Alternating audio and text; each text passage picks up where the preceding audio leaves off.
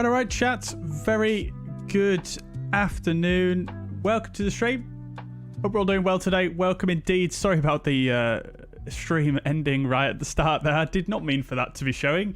So, yeah, apologies for that. As you guys saw... Oh, wait a minute. Look at this chat right here. Oh, look at that in the background there. Oh, yes. Plane taking off into the clouds there. Love to see it. Very, very nice. Right. Well, welcome, guys. Welcome to the stream. Hope we're all doing well today. Hope we've all had a good weekend so far. Very, very excited today to bring this absolutely stunning airport scenery to you guys today. Yeah, so the plan today, we're going to be flying from East Midlands in the UK, big cargo hub in the UK, as well as obviously a passenger operation as well, over to Liège, which you guys are familiar with. We flew there not too long ago now.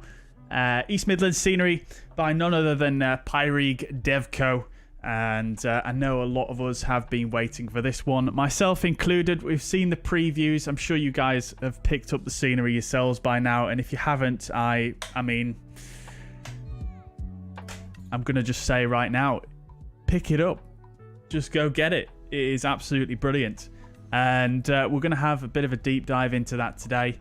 Pyreegue has very, very kindly sent me the scenery to share with you guys here on stream, so I'm very excited to do that, and thank you so much to Pyreegue Devco for doing that. And of course, like I said, we're flying over to Liège, provided by our channel partner Simulations, which of course always excited to fly to Liège. It's a really, really cool little airport, isn't it? So yeah, that's the plan for today. We're going to be flying fuzzair cargo. So, yeah, looking forward to getting back in the cargo variant, the BDSF 737-800 today. So, very much looking forward to that also. And, yeah, that is the plan for today. As you guys probably caught in the sort of intro there, I have been doing some setup on the aircraft already, just to give us a bit of extra time to have a look around East Midlands here. I think because there's so much detail here, we're going to split up the sort of the scenery tour into two sections. We're going to have a look at sort of the southwest side of the airport initially, and then we'll look at the more eastern side of the airport once we arrive back here after going to Liège. As I said, well, I don't know if I've mentioned yet, but it is going to be a return flight, so we'll be coming back here to East Midlands. So yeah, we'll have a good look at the airport. And yeah, very, very much looking forward to having a look around this. I have had a bit of a look around myself already, and I'm sure you guys have seen the preview videos out there. So yeah, I'm very impressed with what I've seen so far, but I'm looking forward to just sort of digging in with you guys and just seeing what there is to uncover. There's absolutely stunning night lighting here as well, so we'll have to make sure we try and remember to switch to nighttime here and there. But yeah, that is the plan for today. Righto, so who have we got in the chat? Welcome, Jetty Flies. Can I send the route? I can. I did see your message earlier on, but for whatever reason, I neglected to send the route. So I'm just going to pop the route here in the chat. I'll put the ICAO flight plan as I have done in the past, just so you guys have got the full information there. And let me just have a look here. Bear with me one moment.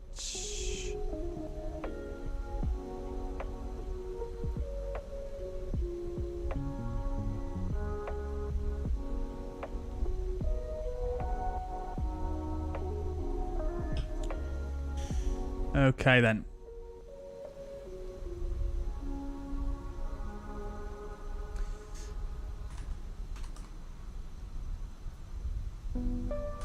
Right, so there's the ICAO flight plan. I'll stick that in the chat and I'll pin it as well if you guys are looking to fly along. I'd love to see some of you guys alongside me, as always. So, Jetty, welcome to the chat. I hope you're doing well. MPS, welcome indeed. Liana, welcome to the chat. Swedish Sim Pilot, welcome indeed. Good to see you. It has been a little while, hasn't it? Yeah, well, welcome back. Glad to have you again. That was a fast stream to the end. It was indeed, wasn't it? Yeah, I do apologise about that, guys. Biggles, welcome to the chat. Hope you're doing well. Soren, welcome. Roy, welcome indeed. Wrong button, indeed. Welcome. Hope you're doing well.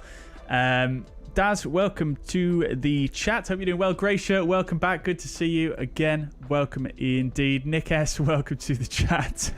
Glad you enjoyed the stream, my friend. Welcome indeed.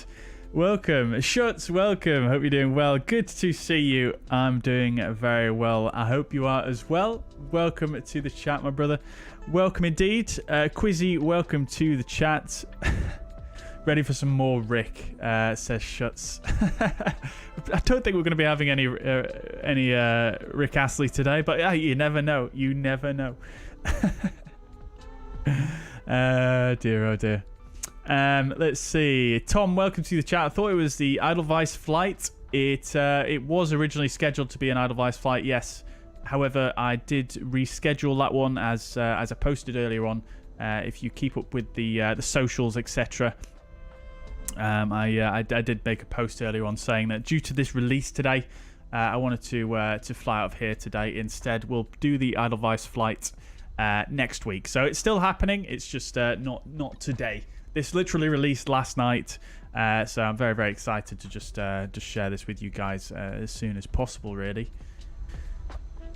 Alrighty, landed the ATR in the storm, says Jetty Flies. Very good. Well, at least you got down. At least you got down. And as long as you can walk away from it, that's what we always say. Stephen, welcome to the chat. Brendan, welcome. Hope you're doing well. Mikal, welcome to the chat. Where can you buy it? It's available from Contrail web shop, or through the Contrail app. Either of those. We have some amazing designed airport before, but this is on its own league. It absolutely is MPS gaming. Yeah, I will say that right out the gate. I've never seen so much detail in a single airport scenery. It's just absolutely insane. Yeah, we're gonna have a look at that though in a few moments. Grey Shirt says there's no chance I escape the stream without buying it. I mean, yeah. I mean, I'm gonna be completely honest with you. I think you'll pretty much. Yeah, you'll be hitting the purchase button in no time. Hakon, welcome to the chat. I'm having a good Sunday. Yeah, thank you. I hope you are as well. Welcome to the chat. Good to see you again. The commentator, welcome. Welcome. Hope you're doing well. It's out now. It is. Yes, it came out about 11 p.m. UK time, actually, last night. So it came out quite late. But it is out now. Yeah, ready for you to get through, like I say, Contrail web shop. FPS hit or decent performance. It is decent performance, yes. I mean, bear in mind for these clips that I'm going to show you right here, we're actually on VATSIM at the moment, so that is going to drop the FPS a little bit. VATSIM does tend to knock about 5 to 10 frames off usually, but I think for the level of detail and performance and the texture quality and things like that, the performance is just really incredible, to be quite honest with you. I was zooming around here earlier on without being connected to VATSIM, and the performance was really good on my settings and my hardware. I think I was somewhere around 50 to 60 FPS, so really insanely good for the detail here. It's actually quite unbelievable, to be honest with you. Considering we've got some other sceneries which are notably less detail but notably worse performance as well. So yeah. Craig's flying along. Great. Glad to have you, dude. Stand 101. Good stuff. I see you next to me. Well, at least I did when I logged in. Flight Sim Simon, welcome to the chat. Hope you're doing well. Drone Hipster, welcome indeed. Yes, indeed, Drone. I agree. All of Pyreegue's sceneries are absolutely stellar. Really, really good. Alrighty. Good. Dave, welcome. Good afternoon. I hope you managed to get the scenery working okay. All right, so I've had a few questions about how to buy it. So just before we actually go into this, let me just show you how to do that real quick, guys, because some of you may not necessarily be familiar with Contrail. But yeah, let's just quickly go into that, shall we? So we'll come over to the fuzz pad, and let's just open up Chrome here, and basically what we're going to do is go to Contrail Web Store. You can just Google Contrail Web Store. It's contrail.shop. I'll paste it in the chat as well. There we go. In fact, that's not really posted a proper link, has it? So let me do that one again. Apologies. There we go. So that's the link to Contrail. Now, if you're not familiar with Contrail, What I would advise you to do is just click Get Contrail here. And that's going to download the Contrail client for you. It's basically the same thing as Orbex Direct, except, you know, it's Contrail's version. It's very, very similar. It's quite cool, actually. You can sort of link in a bunch of different stores and things like that. So it's quite cool. And yeah, you can download it through there. You can actually purchase it through the website as well here, so like this. But you will need Contrail to actually download it and install it to the sim. So once you've done that, open the Contrail app. Give it a second to launch up here.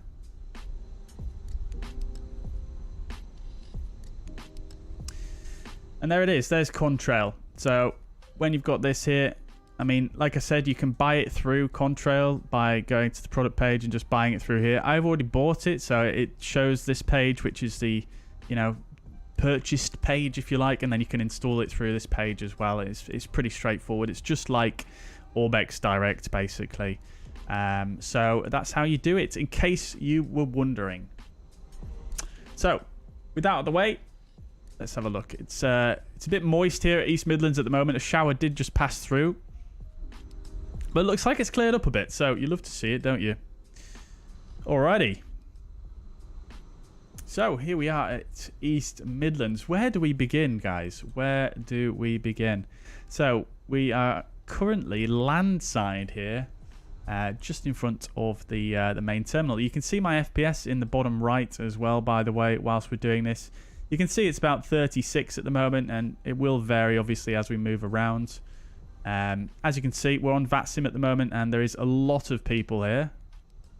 These are all VATSIM planes, so obviously they're going to take up quite a few CPU cycles. So that's going to be dropping my FPS. But just for a little preview, why not? I'll just quickly show you guys. If I disconnect from VATSIM real quick and just let the FPS come back to normal.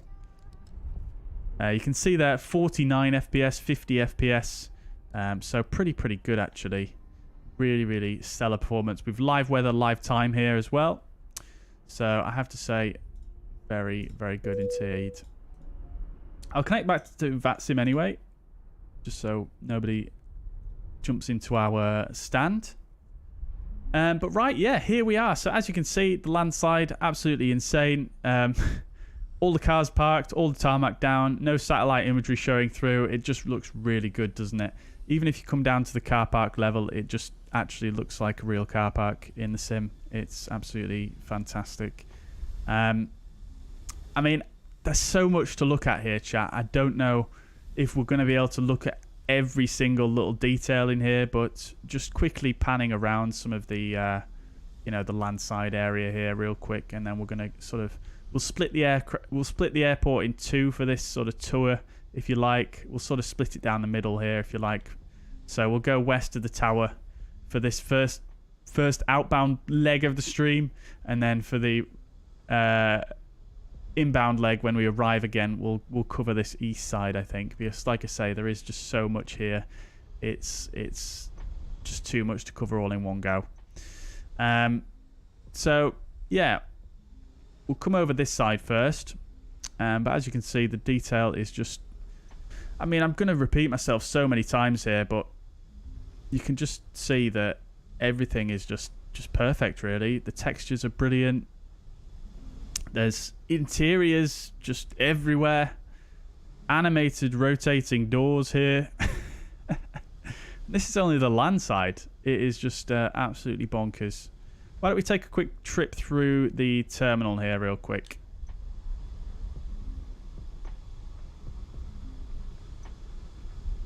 Make sure we don't walk ourselves into the glass here. And there we go. Lovely stuff. Oh, beautiful. Right, there we go.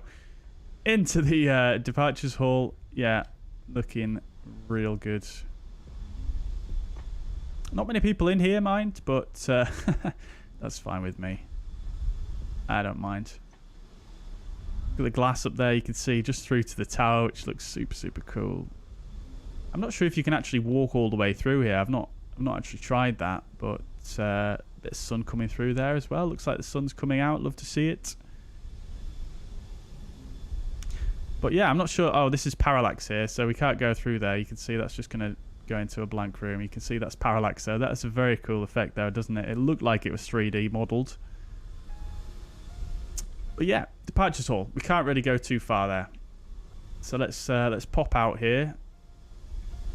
And one thing I really noticed about this as well, I was zooming around earlier, is look at the roof detail here. This is just absolutely crazy. Like the amount of objects and different pieces of detail on the roof here, and the texturing is a bit lower resolution there, but it gives a very good effect, very nice sort of weathered look to it, and it just looks insane, doesn't it? The detail, it just looks so realistic. Looks like this is an old control tower, I guess. This has been this is one of the few areas that actually has that doesn't have internal modeling. I also found this area really interesting as well, just mainly because it just kind of shows the sort of level of frame rate's chugging a little bit here. But yeah, bearing in mind I am on VATSIM, so yeah, bear that in mind. But yeah, it really kind of shows the ethos behind this scenery, I suppose, because this is just very much a very nondescript part of the airport. You know, a very boring area with not much aviation activity going on at all. But you can see the level of detail here is just it's crazy for such a small hidden away part of the airport. You've got PBR on the walls there. You've got really nice textures. You've got super nice textures on here. Even this fencing and this pipe here, that didn't need to be there, but it is. You've got air conditioning units that are running. But yeah, I think, like I say, just looking down here, no satellite imagery on the ground either. It's all, you know, textured up with the sort of ground markings placed as well. Really cool. But yeah, I just wanted to just dwell on that for a minute, because like I say, I think it kind of just shows the labor of love that has gone into this, and it's just crazy. Like I say, we're going to sort of split the airport down. We're going to go west of the tower, so I'm not going to go through all of the passenger terminal, but just a quick sneak peek. You can see, you know, it's there. There's a lot to look at, but we're going to split it down the middle here, and we're going to start on this side and just have a bit of a browse around. I don't want to be too late. We are on Newsky, so I don't want to be too late for my departure and get more marked down. So we'll have to try and bear that in mind. I did do some of the flight setup before the stream here, just so that yeah, just so that I can spend a bit longer looking around here. I'm just going to disable the overlay as well for Newsky.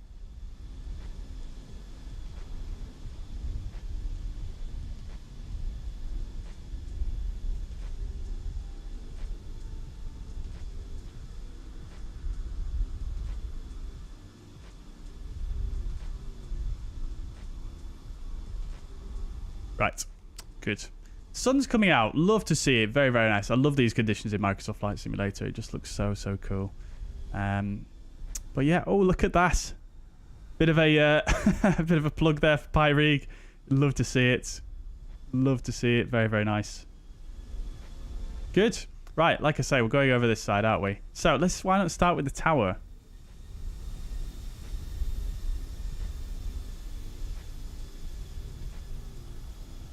As you might have thought, fully modelled in here. You've got all the detail going on. You've even got the monitor stands there. And you've got the correct sort of charts and things up here as well, which is very cool. And you've got the right tables here with the Daventry 1 Echo arrival and the Hemel 1 Echo arrival there as well. Very cool indeed. Got the weather up there and all sorts. Really cool. Animated person in here, and the glass is visible from the inside, which you always love to see. And the tower itself, it just looks really stunning, doesn't it? Just look at that.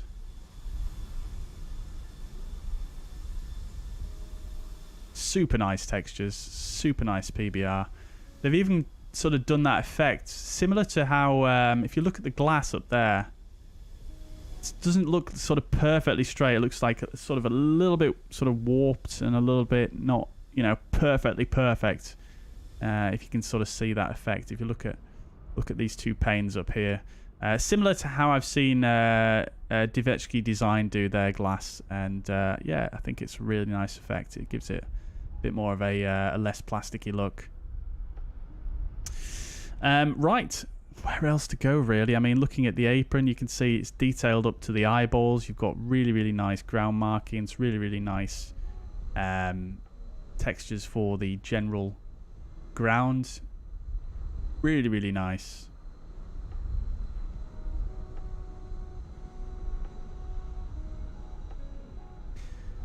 Details like this as well. I mean, come on now, this didn't really need to be modeled in. You've even got the lighting up there as well, and the glass in the roof. But you know, again, like I say, this is just clearly a labor of love. Absolutely detail everywhere, man. It's just ridiculous. I think this is parallax. Oh no, it's not. It's 3D modeled. Okay, wow. So yeah, you've got this full corridor modeled in. What's this down here? You've even got some of the artwork as well. I assume that's accurate to the real airports. And then just zooming down, let's just have a look down here real quick. Oh yes, lovely. No blue screens, no MPS, fortunately, at the ATC control tower. Oh, does the lift work? Oh, it doesn't work. I want a refund. No. I wouldn't be surprised, though, if it did work, to be quite honest with you. And look at this pier here. That's very nice. Look at the Jet 2. A van out there cruising around. It's got a nice light on top of it as well. Very cool. Very cool. That is a very cool picture, isn't it, right here? All these planes on VATSIM. Oh, baby. That is just fantastic, isn't it?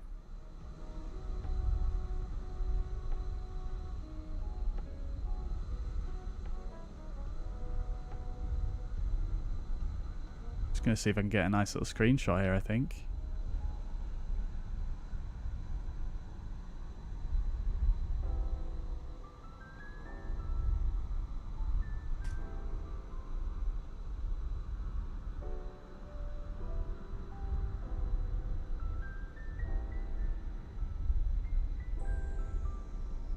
Lovely, right. So, yeah, as you can see, just, I mean, I should really just shut up here and just fly around, because I think it just speaks for itself, doesn't it? Like, look at this, the text, just perfectly sharp on there. Super cool. Even got the proper branding as well for Jet 2 and whatnot. Oh, so good. What's going to be next, chat? What's going to be next? Are we going to be able to have these signs link up to our actual flight number? And then those change dynamically. Who knows? Who knows? I mean, this does have a GSX profile, which if you use GSX, I believe it links up with all the doors as well. So these doors will open when the passengers come out to board on GSX, which is very nice. We've seen that with the Pyreegue Dev Co's Scenery. And then just popping out here, I mean, you can just look across here from sort of a passenger level. It just looks excellent, doesn't it? Little rainbow over there as well. Oof, yeah, look at this. That looks super cool, doesn't it?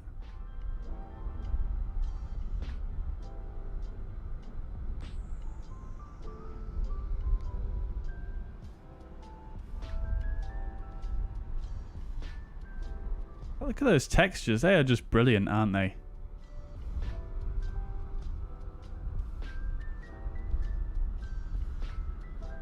Maybe for the next update. We'll see, won't we, MPS?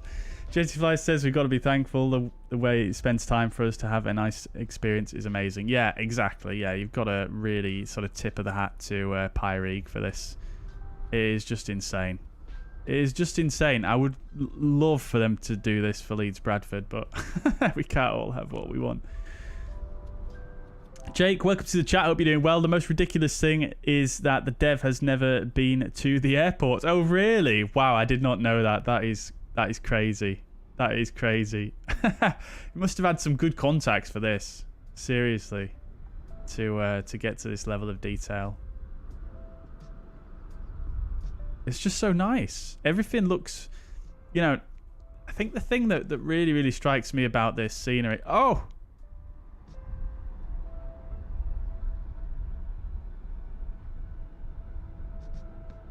Is that gate going to go up there? I just saw the other one behind. That one went up. Hang on.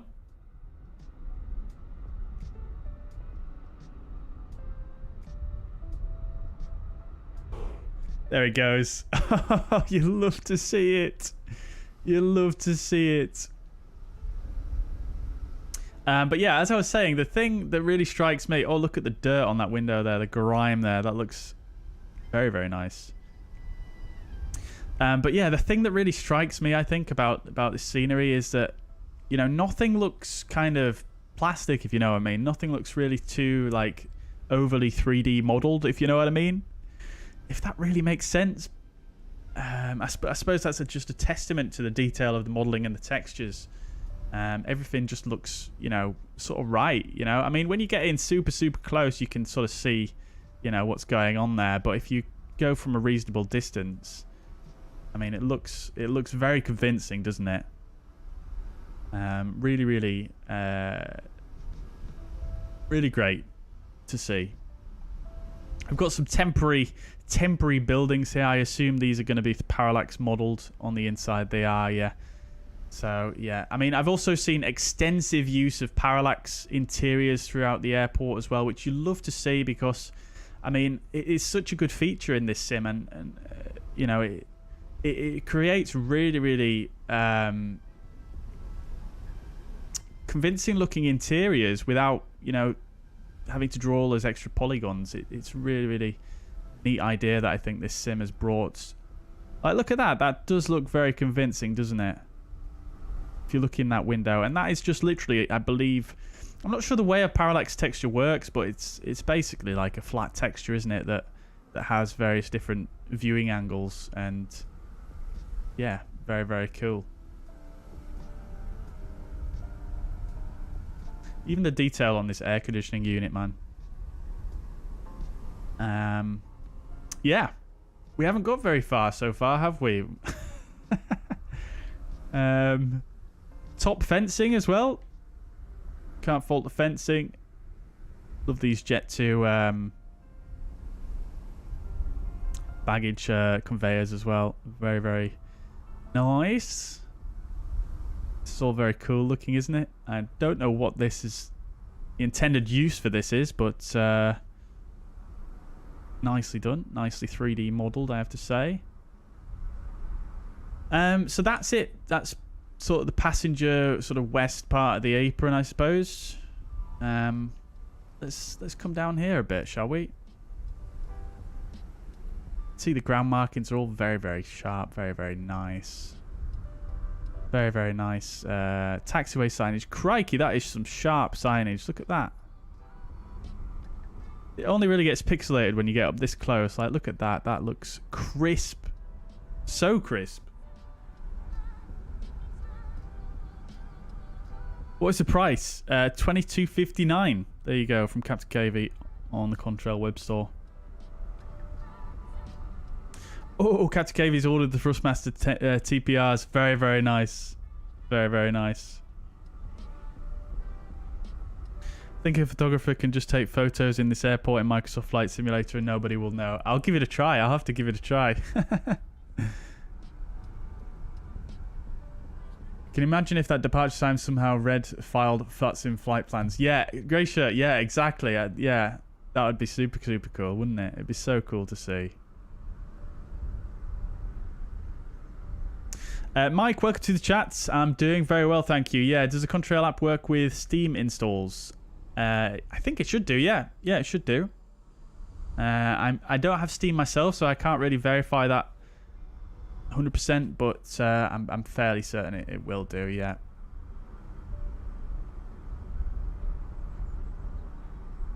Liana's just put the display behind the front facade. That's I just CNC cut for my FCU. It looks fabulous and already not even painted. Amazing, Liana. Amazing. You have to post some pictures once you get it painted. Looking forward to seeing it. Very nice. Right, so where to next? Let's. I'm going to try and speed this up just a little bit here, chat. But I'll give you some more sort of overall general views of the thing here. Really, really nice. I mean, even look at these pipes here. That is just some serious attention to detail right there. These won't be textures that have been used throughout the airport. These will be custom textures that he did specifically for these pipes, which is just really, really nice.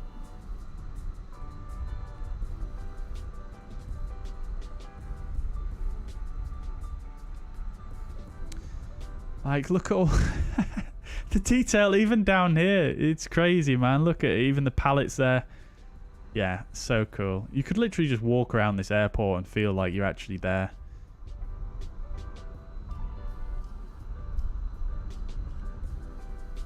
That's a parallax texture in there, I think. Can't get in there.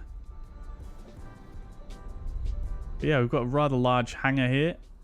And some more over this way yonder. Oh, we've got someone doing some GA. Love to see it. Very, very nice.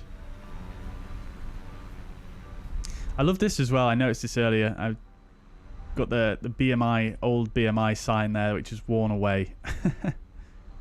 Love to see it. The West Atlantic sign up there as well. Right. I mean, there's so much. I'm getting a bit overwhelmed. I can't lie, chat. I don't know where to go. Signature flight support. I mean, it's all just fantastic, isn't it? It's all just fantastic. Hunger Hangar. Cafe. There's parallax in there as well, I think. Right. More landside goodness over here as well. You've got the wind windmills there as well.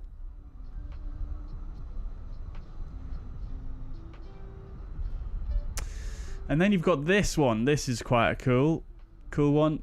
Oh, look at this bus stop. Crikey. What's that QR? Oh, look, it's a Pyreegue QR code. Scan it. Scan it, guys. Get it scanned. Oop.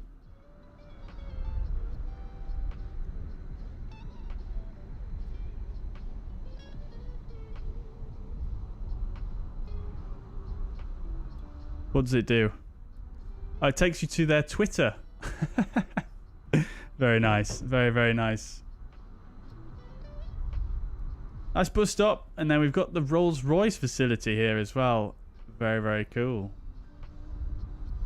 I have to just say, these cars as well, very nicely modeled. Look very realistic, don't they?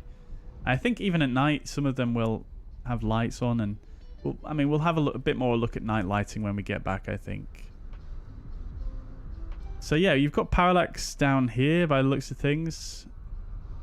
But the building itself looking very, very nice. And you can actually come right into this reception area here. Look at the detail, man. Got the Rolls-Royce cushion. And all this little detail on the wall as well, which is very typical for a UK sort of office with the health and safety and all that jazz. Defibrillator. Receptionist here, very, very busy. What is he looking at? Oh, he's looking at security cameras. Someone must be doing something wrong. Nice Rolls-Royce pillows there on the chair. And then, yeah, I mean, come on now. Come on now. Through this door. Not much. Storeroom, perhaps. Oh! Oh my days! I did not realise that this building was so so detailed. Let's go through one of these, shall we?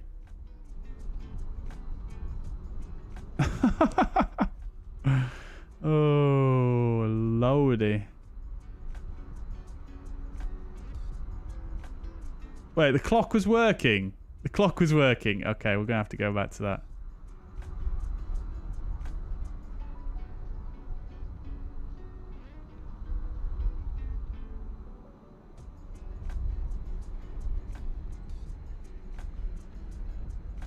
Let's mosey on back down here.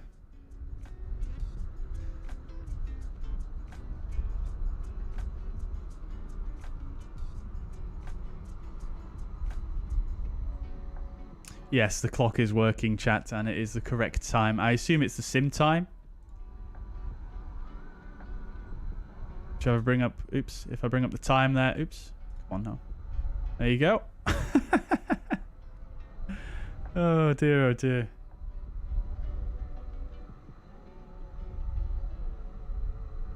What's the time of my departure? Captain KV, I was aiming for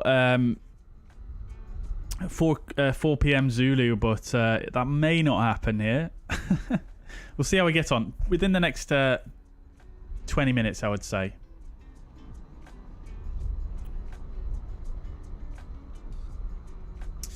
Alrighty, well, let's pop down here. There was a hangar that we didn't go into yet. Through here. Oh, beautiful. Oh, beautiful. Got this monstrous engine here. What is this? The GE9X? Chat?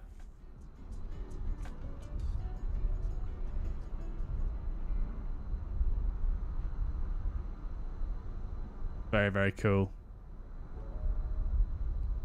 And we've got this rather experimental looking aircraft here. I'm not sure what this is either. I don't know if you guys... Oh, yeah, sorry. Rolls-Royce, of course. Yeah, GE9X is not Rolls-Royce. Oh, my days. Look at this.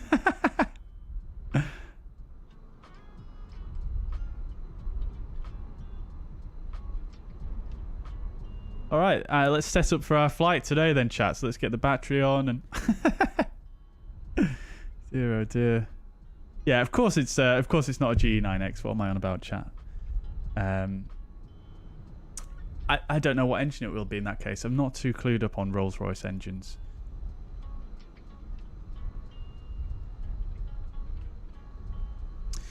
All right, yeah. I mean, as you can see, the detail continues. What have we got on here? We've got advice. What have we got down here? We've got a receipt. Can't quite make out what's on that. Got some aircraft instrument panels there and various other paraphernalia. Just trying to see if there's any little Easter eggs here or something like that. Got some WT04. Interesting. Is that a real thing, chat? Or is that just, you know, copyright issues with WD-40?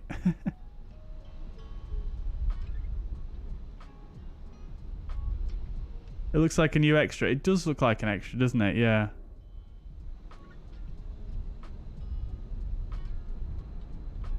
Look at the spray paint cans. Come on now.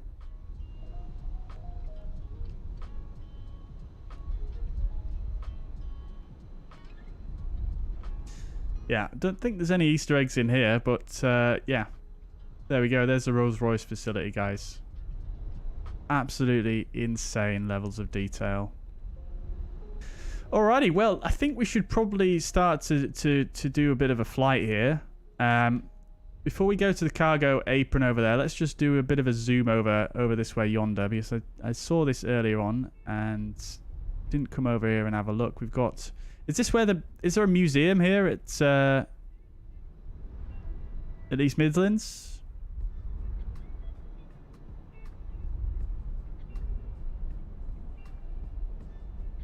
Looks like some kind of museum attraction type thing, isn't it? With various vintage aircraft, including a Vulcan and many other aircraft I'm not that familiar with personally, but yeah, very, very nice. Nice models, beautiful Vulcan.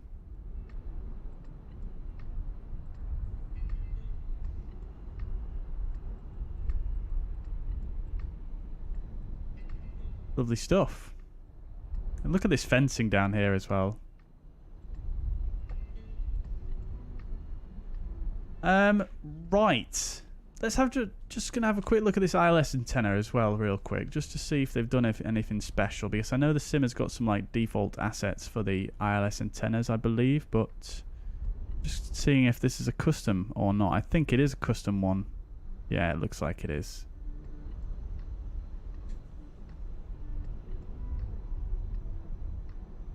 Well, I shouldn't say ILS antenna. I should say glide slope antenna, shouldn't I? But yeah, beautiful. Captain Mumbles, welcome to the chat. This is the East Midlands Aeropark. Good to know. Good to know. Rolls-Royce Ultra Fan. Yes, that does sound familiar. Yeah, I imagine that it will be what it is. Amazing Maze, welcome to the chat. Hope you do well. You can push the Comanche. Yeah, I suppose you could do. Yeah, I mean, there's quite a few hangars here which are open by the looks of things where you could have your Comanche in.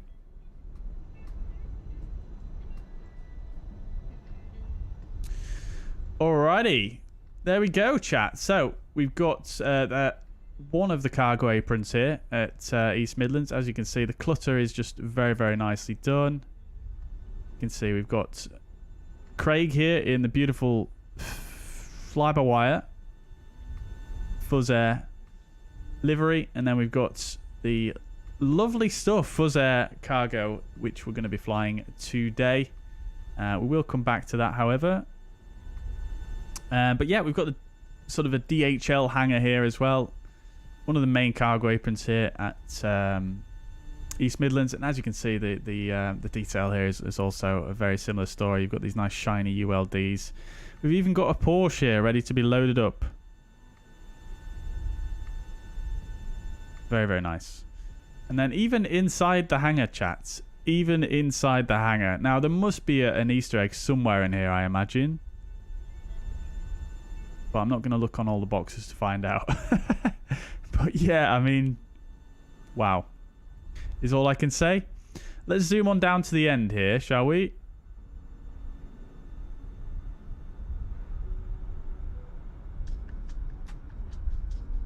And I believe, if I remember correctly, we can go through one of these. Maybe not. Alright, let's just pop out this side. And then, as you can see, even this sort of landside area is just incredibly well detailed again. Absolutely ridiculous.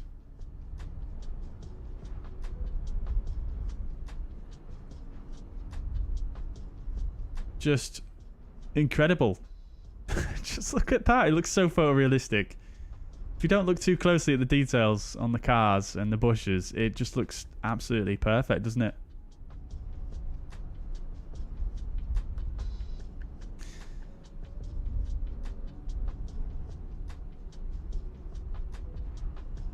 You've got all the little lights on here as well, which is very, very cool. And if you take it to nighttime as well.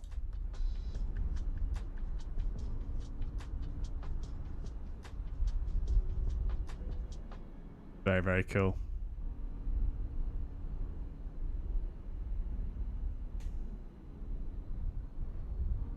Alrighty, and I think that's probably most of the main detail from this west side of the airport covered. But yeah, as you can see, it's all there. Literally everything. It's so good.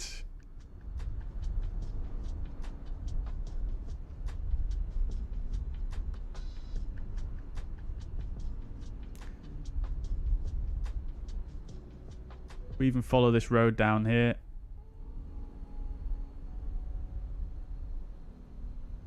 To the main entrance. You can see it's all just very well modelled.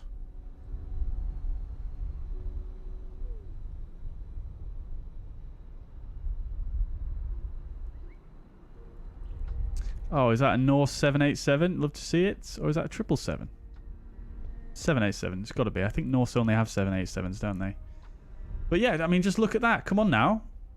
Ridiculous.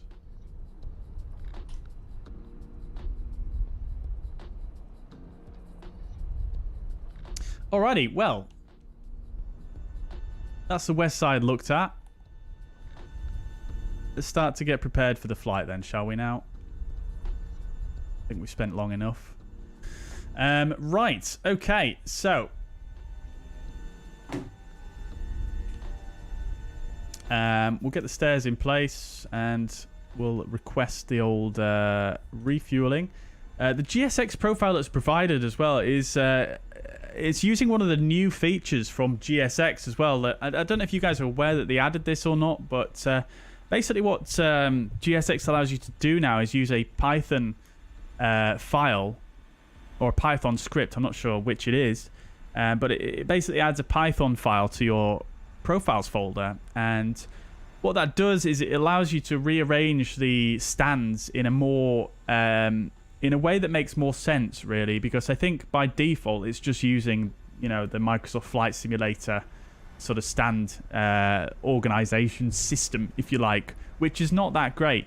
So if I click on reposition aircraft here, you can see all the stands are very nicely listed: central apron remote, central west apron, and they're all very, very nicely sort of laid out in a way that makes a lot of sense, which is super, super nice, because I know with some airports it's just got like all of the stands just lumped into one, and yeah, this is much, much better. And it's the first profile that I've downloaded that I've seen that does that. So really, really impressed with that actually as well.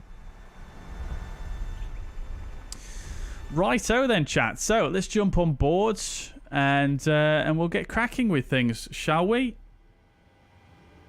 So we are obviously running a bit late here, so I'm going to try and step on the gas a bit before we get underway. Right. Am I using TAA? Bo, welcome to the chat. I am indeed using TAA, yes. I wonder if he did any work to Donington Park Racecourse, as it's right beside the airport. He did actually, yes, Captain Mumbles. Actually, let's just have a quick look at that as well real quick, because that is an area that I forgot. And that is technically on the west side. So let's just zoom over there real quick. And there it is. There's the race course. And there's some cars on it as well, driving around. Of course there is, chat. So it looks like what he's done here is modelled in a few of the buildings in comparably lower detail to the rest of the airport. But it's modelled in, and he's modelled in the race course, so it's not just satellite imagery. And then there's actually cars that drive around it as well, which is just insane. With lights on and PBR, and it's just insane. Really, really cool. And there goes another aircraft. Beautiful. Right. There's a PMDG update. When did a PMDG update come out? Is it recent? It wasn't today, was it? I don't think. I think I checked earlier. Let me just check real quick.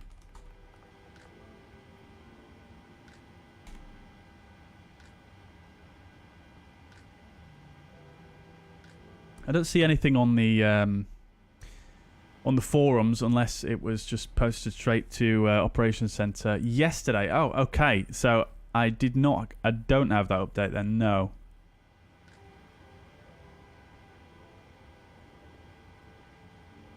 Friday. Okay. Looks like I missed an update then, I guess. Okay. Well, I don't have that one. I don't see any patch notes for it. I'd be interested to see what's on there. Right, so whilst we're gonna run through the OFP, but whilst we do that, let's get the aircraft fueled up. 7665 on the fuel. Lovely stuff. Right, okay, so let's jump over to the fuzz pad and we'll run through the OFP. Okie dokie. So today we're going to be fuzzair 902 Lima. We're going from East Midlands to Liège. We're in the Delta Boeing 738, the cargo variant. And we're going to be fuzzy 92 Lima on the call sign. Target off blocks is now. So we are late. And then on blocks estimated 1733. Cost index of 5. And distance over the ground 366 miles. I'm probably going to bump that cost index up, by the way, chat, because we are running behind. We've got a slight tailwind, though, which is quite nice. 24 knots on average, and our takeoff weight expected is 68.5 tons. So pretty heavy. Alternate's going to be Berlin, and we're going to be initially cruising at flight level 290, stepping down to 230 after Fabic. An hour and 5 minutes is the trip time, and an hour and 6 minutes to get to Berlin if we need it. And then coming further down, block fuel, which we've just been through, it's 7665 on the kilograms. And then we're expecting 27 here at East Midlands on the Daventry 3 November departure. And then expecting arrivals on Coxie 6 Delta 22 left at Liège. We've got 18.8 tons of cargo on board, and coming further down, looking at the weather now. This should be a little bit out of date now, but we do have no AMX signets and tropical cyclone signets, as well as volcanic ash signets in place. The current weather at East Midlands, we're looking at winds at 220 at 14 knots. With some rain and broken clouds at 3,600 with 20 degrees temperature. So not too bad at all, really. Not the worst weather in the world. With a QNH 1001. Just going to make a note of that, because we will need to contact ATC momentarily. And then looking at the arrival weather for Liège. Let's see. So we can possibly expect some reduced visibility. Winds from the southeast, west-southwest, or southwest even. Visibility 7,000 meters with light rain and drizzle. Scatter clouds at 800. So yeah, potential for a low ceiling at Liège on the arrival, but nothing too crazy, nothing that we can't handle. And then weather at Berlin, our alternate is. It's looking pretty windy, but other than that, visibility very good. I actually chose Berlin as an alternate myself here because it did look like it had relatively decent weather compared to where we're flying at the moment. So that's the OFP. Looking at the routing, initially out to the south and then across the channel from the west and then into Belgium from the northwest and then into Liège from the southwest. Looking at the significant weather charts, we do have quite a bit of weather dotted about here. We've got an area just up to this area here. We've got some moderate icing and moderate turbulence expected. I'm not going to brief that too much because it's most likely not going to affect us for this flight. And then arriving into Belgium, we do have an area of isolated embedded CBs here up to flight level 320. And then in this area here around our destination, we've got some moderate turbulence expected below flight level 100 up to flight level 220, and some moderate icing expected as well. In fact, I believe that is actually severe icing, that symbol, I think, if I remember correctly. No, that's moderate icing. I think it's 3 lines down for severe icing. So moderate icing would be like this. And severe would be like this. Yeah.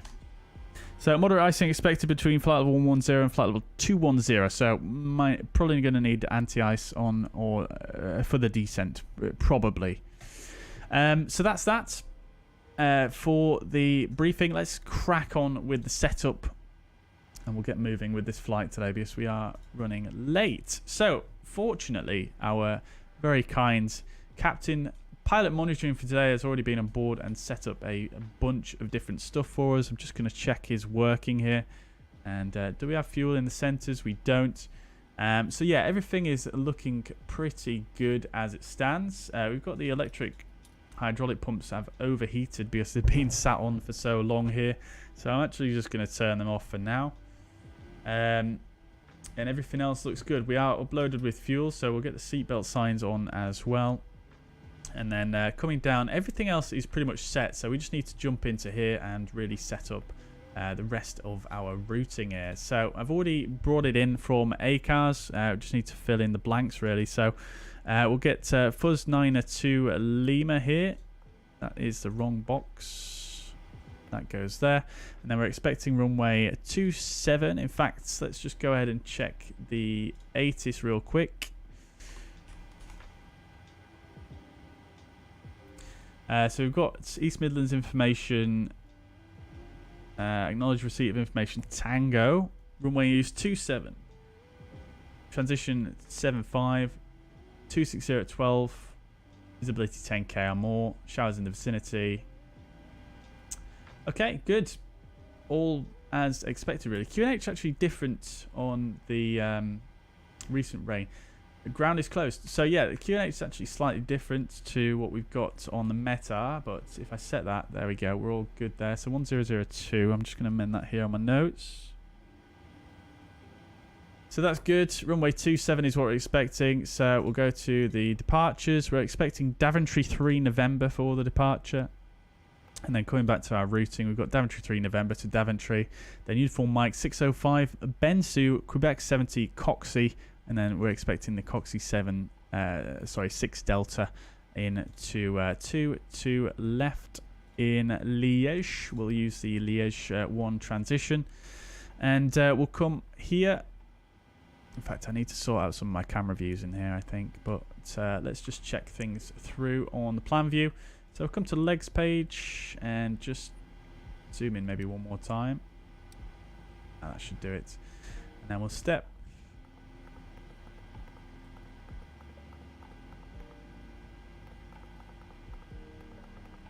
That all looks correct, and then we'll come back down here and just check the restrictions on here as well. We've got a stop altitude of flight level 90 for the departure. Daventry 37 should be above 3000, that's correct, and above 55 at 31, so that's all correct there as well. And then flight level 90 at 23 miles. So that's all good. Great, so that's all set and fine. We can go back to our route, activate and execute. Alternate is going to be EDDB, which is all good. That's fine. We'll go to our perf init page. We're going to bump our cost index up to 50. The reserve fuel we're taking today. In fact, let's just go ahead and start with the boarding as well. So reserve fuel we're taking is 3.9, and the zero fuel weight, we've not actually set that yet. So it's going to be 61. So we'll stick that in there. Cruising is flight level 290 initially, and the cruise wind is going to be 240 050. And the temperature minus 41 degrees, and the transition altitude here is going to be 6,000. Put that to 6,001, so that's fine. We'll execute that. That's all looking good. Grand. And then for the departure, we'll just do a 24k D rate today, and climb 1. We'll do 45 degrees of assumed temperature. And we'll go to the takeoff page. Flaps 5, the CG. We haven't actually loaded the aircraft yet, so I'm not going to trust that figure. But we will put the V speeds in. 444548. Do need to remember to change that. And the runway is wet. Oops. Okay, let's do that again. So V2 of 148, which we'll set up here. Oops.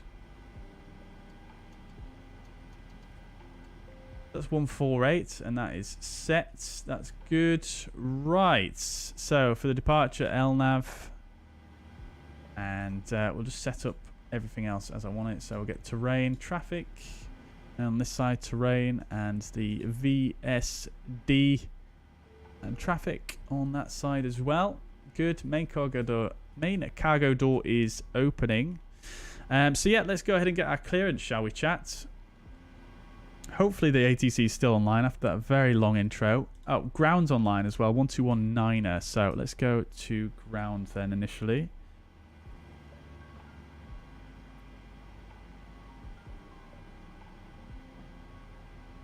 Good.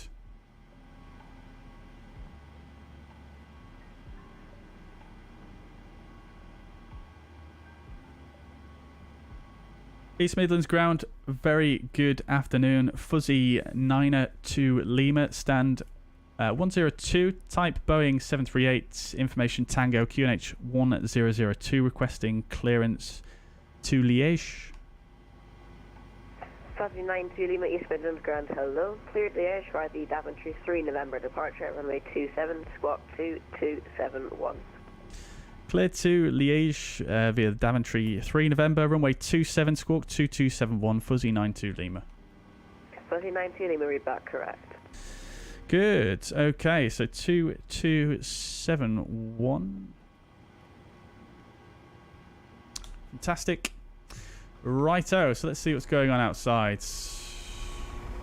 Oh, Craig's still here. Crikey.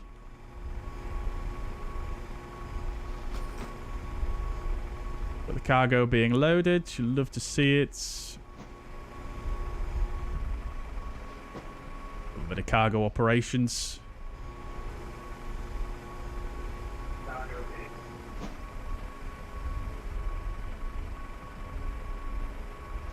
Lovely stuff, chats. Not sure necessarily on a normal cargo operations how often they're using these cargo holds down here at the bottom and whether they're actually loading briefcases on it, but hey ho, that's GSX for you.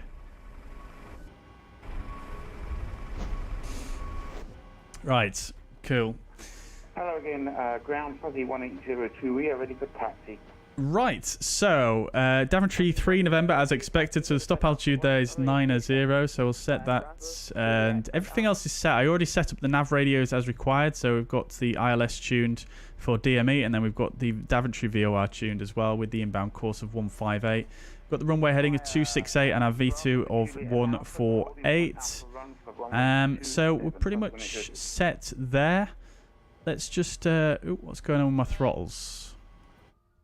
Let's just fix that real quick.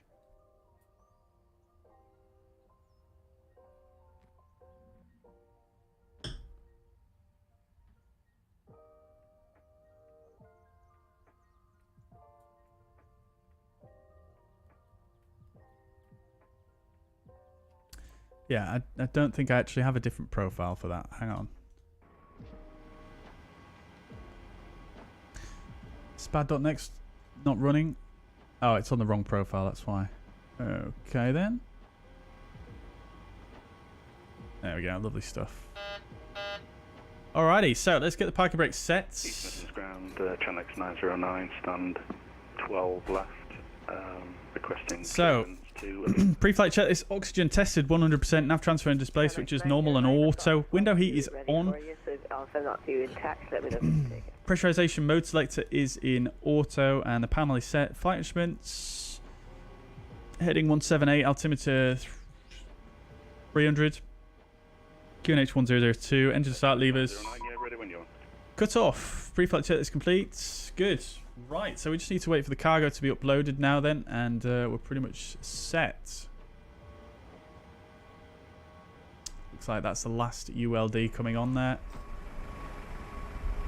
Lovely stuff. Right, so let's come down to the FMC here. We'll go to our payloads, and what we're wanting, we're wanting 61 as the zero fuel weight.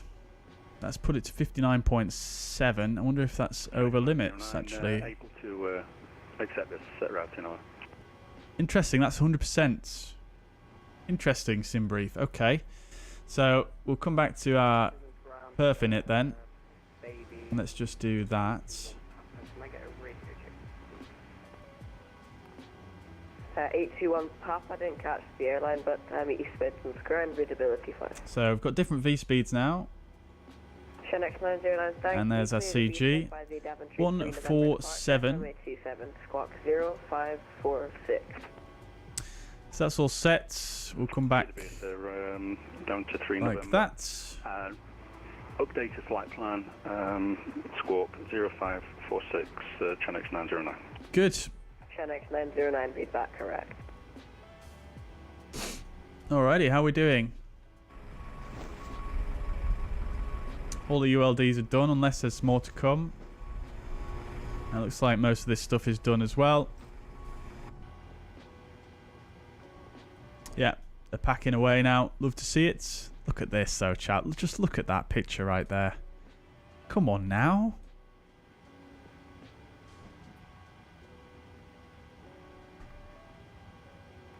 British Midlands 821 Papa radio check. Lovely stuff. Baby 821 Papa, East Midlands ground visibility. Why not double click on CG and change, set the trim? Oh, I didn't know you could do that. Is that how it works? On my code is short alpha. Doesn't seem to be doing anything. Papa on this area, East Midlands ground hello, stand by. If you're wondering why I didn't click that earlier on, it's because because I've not loaded the aircraft through the FMC yet, so that's why. It'll probably give me a wrong CG. Swedish Sim Pilot says, how do you fix max reverse on the PMDG with the Airbus throttle? I'm using spad.next. And it doesn't actually work when you're stationary, does it? But I'm using spad.next. So the way I've got it set up is like this. So I've got throttle with reverser, engine 1, and I've just got it set up like that basically.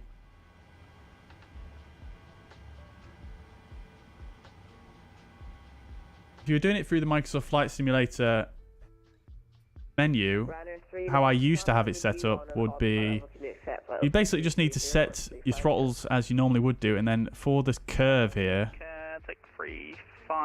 for the curve here, you want to just set it like that, basically.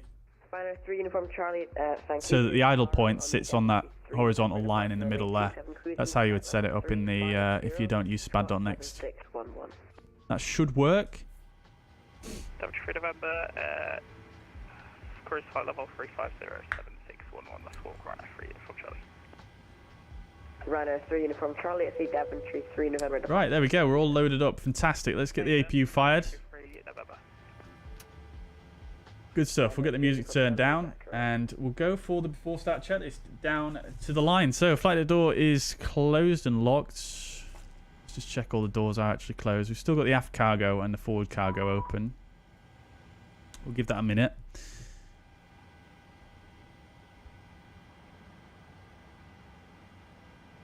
No worries at all, Craig. No worries. I'm going to be penalised as well, aren't I? It's all good. It's all good. No worries. Yeah, so before start, down to the line. Flight door is closed and locked. Those doors are closed as well now. Fuel is 7.7 tons and the pumps are indeed on. Doors and windows are locked. MCP is 147268 and, sorry. Yeah, 147268 and flight level 90. Takeoff speeds are going to be 136, 144, 147. CDU pre-flight is completed. Parking brake is set. Rudder nail and trim 3 and 0. And the taxi and takeoff briefing we're going to do now. That's before start. Down to the line. We'll get the APU gens on. And we'll come here as well. Fantastic. We're going to go to tower there, Fuzzy 1832. Thanks for the and we'll just get the ground power and the chocks removed whilst we are doing the briefing here. So, departure briefing. Jumping over to the fuzz pads. We're currently here on the ground at East Midlands. In the UK, this is a 10-9 and the airport elevation 306 feet. We're currently here on the west apron, which we can have a bit of a closer look at in a moment. We're here at stand 102, so we'll most likely get asked to push to the west on Bravo, and then we'll probably taxi Bravo and then Alpha, like so.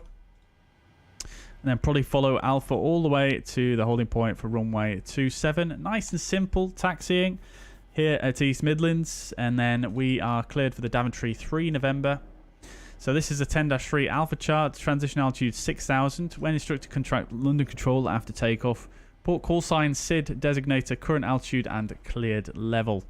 So make sure we've got all that information in front of us, which we do. Are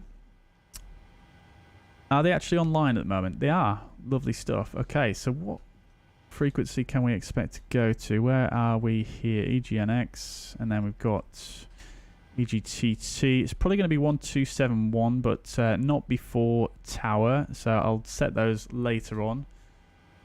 Right, so Daventry 3 November. We're initially going to climb out to 1 mile from the localizer DME IEME. And then we take a left turn 223 track to 7 miles to from the localizer, which is why we've got it tuned. We take a left turn. We need to be between altitude 3000 and flight level 90 at that point. Then take a left turn to 158 inbound course to the Daventry VOR. 31 miles, we want to be between 5,500 and flight level 90, which is all tuned and coded in the box. We already checked that. And at 23 miles, we want to be at flight level 90. Required altitude. We may get cleared higher, though, somewhere before that point. Do not climb above 90 before instructed, and no turns below 810.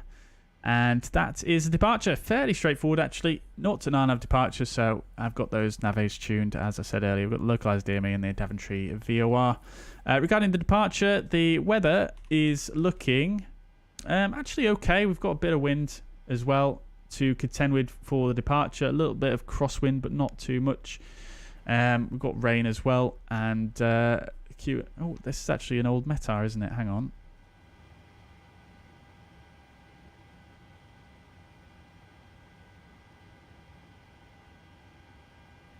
Yeah, so it's not raining currently, as we can see out the window anyway. But yeah, a little bit of wind. Nothing too crazy regarding the wind. Aircraft's in good condition, and we are fairly heavily loaded. Other than that, yeah, let's crack on, shall we? Right, so APU is online. Look at that, the recirculation fan on the right is in-op. I've never noticed that before in this aircraft. Okay, good stuff. We might have to leave those electric hydraulic pumps off for now.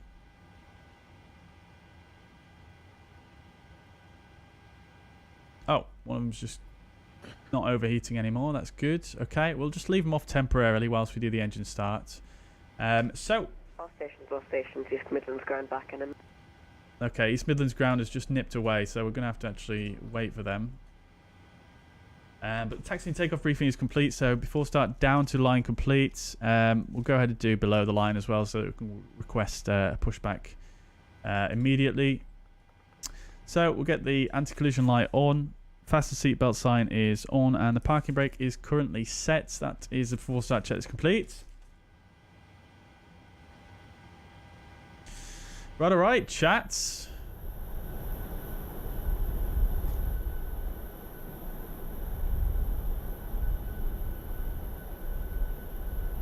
Hello, Captain. We are ready for pushback.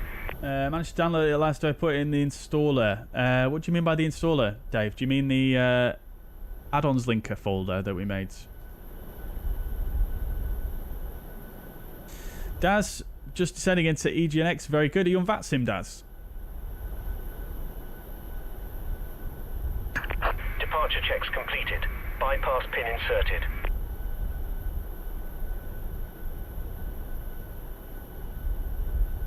Yes, you can do, Dave. Yeah. You could just make what I do. I have a Contrail library set up, so you can set up a Contrail library through Contrail, similar to how we did on Orbex Central. Ryanair 3 unit control, mission start approved.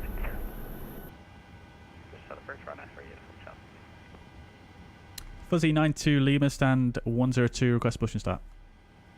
Fuzzy 92 Lima stand 102 push and start approved face east. Push and start approved face east Fuzzy 92 Lima. Right. So face east on Bravo. We've got the properly set up pushbacks as well for the GSX profile. Okay, so parking brake is released. All engines clear. Packs are off. Isolation valve is open. We'll go for a start on engine number 2.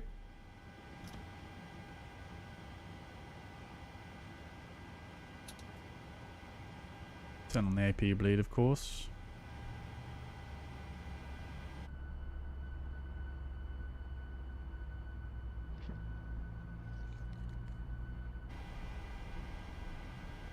There's 20%.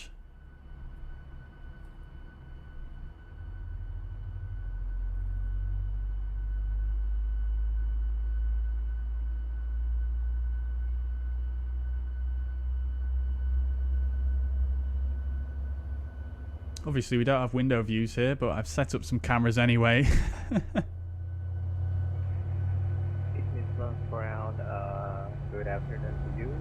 Channel 79er Golf Zulu. Okay, there's a starter cutout. We'll go for number 1. Golf Zulu, East Midlands ground, pass your message. Channel 79er Golf Zulu with information tango on board. Request ACC clearance to Ibiza. Flight level 350. That's 20%. Chinook 79 Golf Zulu, report your aircraft type and stand number, please. Yes, my apologies. Aircraft type Boeing 737-800. Central apron, stand 14. Chinook 79 Golf Zulu, thank you very much. I'm going to send you a rewritten text. Let me know if you can take it, just a small one.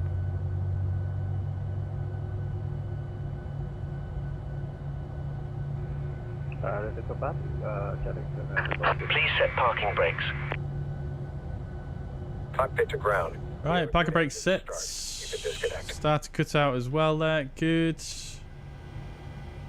Okie dokie. Let's get both the engine gens on the bus. Everything looking good there. We'll try these hydraulics now. We'll just go for elect 2 for now, and we'll just leave this one off. I'm not sure if you could dispatch with this inoperative, to be honest, chap, but I don't have the MEL to hand, and we've already taken long enough, so I'm not going to check it. And we're going to keep coming down here.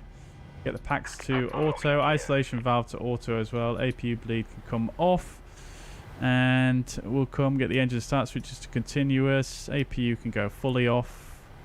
We'll come down here and fuel flow reset. Yeah, I think I did that earlier on, so I'm going to leave that as it is.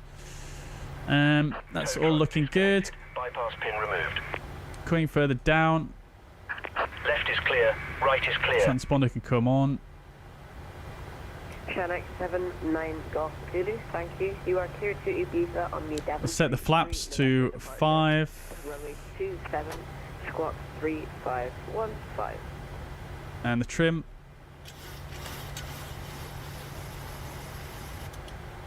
.02.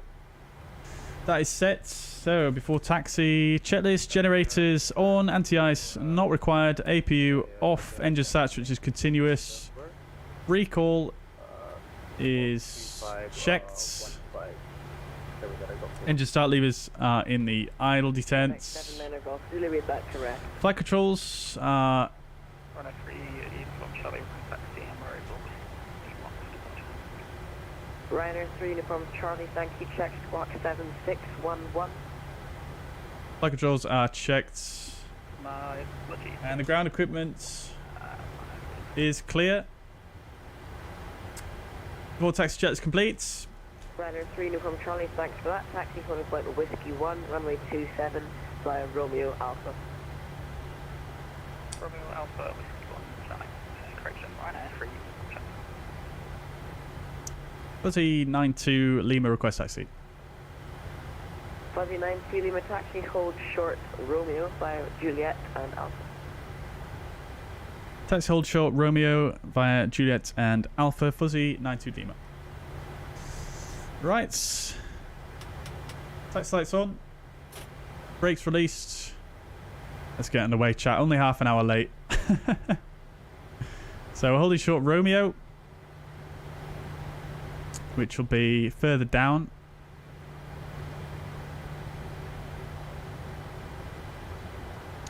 Basically just near the passenger apron.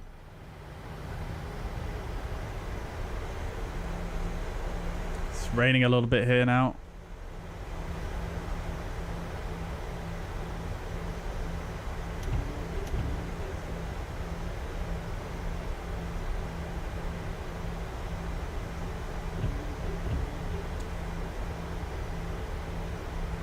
Rachel says that's weird. I just loaded into EGNX and it's downright unpleasant on my weather. Yeah, I mean,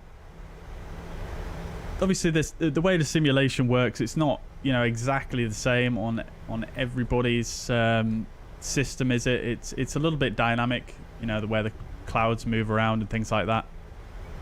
So it doesn't necessarily always match up, I've found.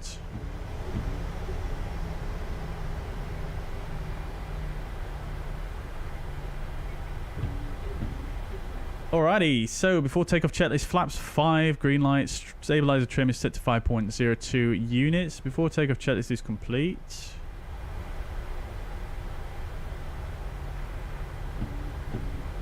Contact 9 Bravo Charlie. Contact 9 Bravo Charlie, go ahead. I think you got a stuck mic. Ryanair 3 Uniform Charlie, contact East Midlands Tower 124 decimal meter.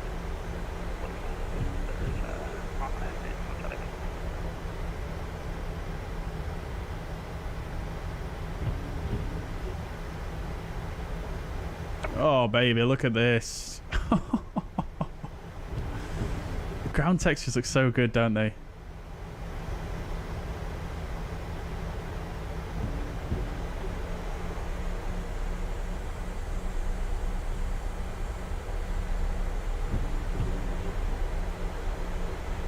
There's a Rolls-Royce facility and that beastie engine in there.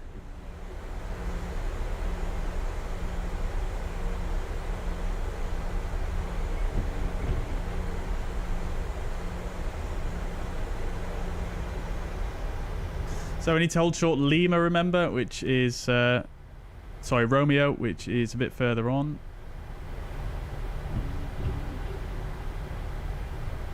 Look at the spray.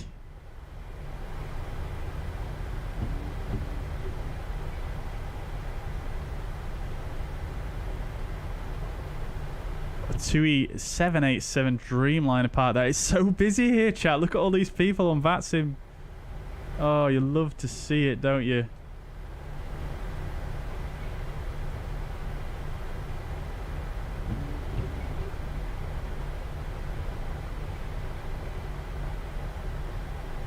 Fuzzy92 Lima, continue taxi holding point Alpha 1, runway 27 by Alpha. Continue taxi, holding point Alpha 1 via Alpha Fuzzy92 Lima. Right, clear to continue taxi, no need to hold at Romeo.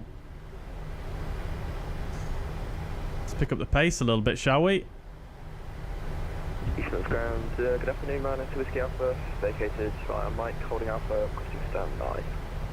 LSU2, LSYT, welcome to the chat, hope you're doing well. Wipers, yes, they don't really do much, do they? But it's nice to use them now and again.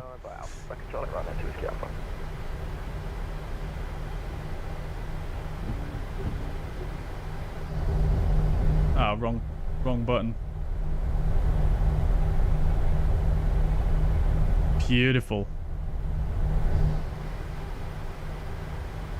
Oh, it's ages since I've flown out of East Midlands, chat. We always used to fly out of, well, not always, but we used to fly out of East Midlands a lot when we were doing X-Plane 11 a bit more, flying in the A310 with ASL. Oh, no, it wasn't ASL, was it? It was European Air Transport, was it? We had DHL A300s. In X-Plane 11, and yeah, I mean, this Orbex have a scenery for East Midlands in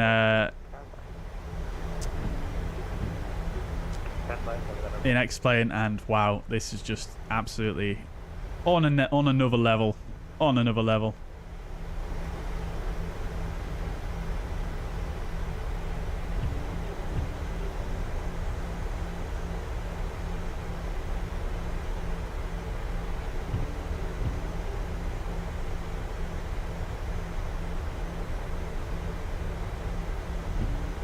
Got the UPS facility here as well.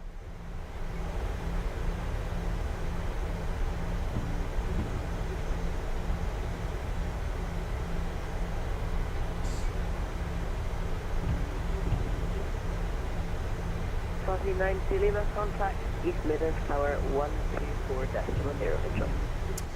1240 Fuzzy92 Lima, thank you, you two.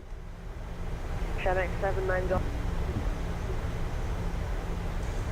East Midlands Tower, very good afternoon. Fuzzy92 Lima, we're on Alpha for runway 27. Fuzzy92 Lima, roger by Alpha, line up and wait, runway 27. By Alpha, line up and wait, runway 27, Fuzzy92 Lima. Could I ask what's the next frequency for London will be for Fuzzy 92 Lima?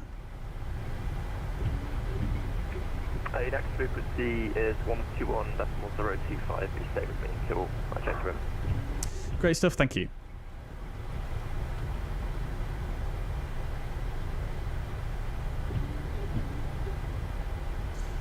Right, so checklists are all done. Get the strobes on now.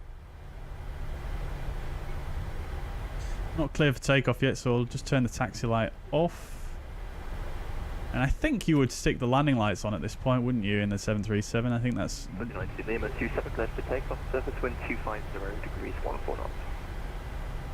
27 clear for takeoff, Fuzzy 90 Lima. Look at the big cargo facility over there, big industrial estate. Brilliant. Right, so we'll get those taxi lights back on now. And we're good to go. We've done all the checklists. Let's just arm the auto throttle, which I always forget. Alrighty, let's get some fuzz togas in the chat, shall we?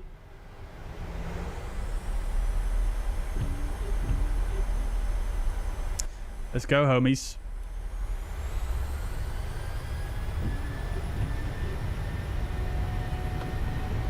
Airspeed's alive. N1 toga. 3 knots.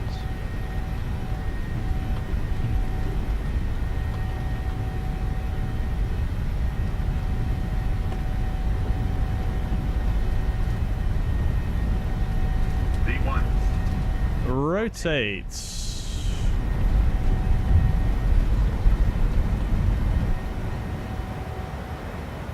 Positive rate of climb. Gear up, LNAV. Bit quick on the rotation there. Just didn't want to seem to rotate.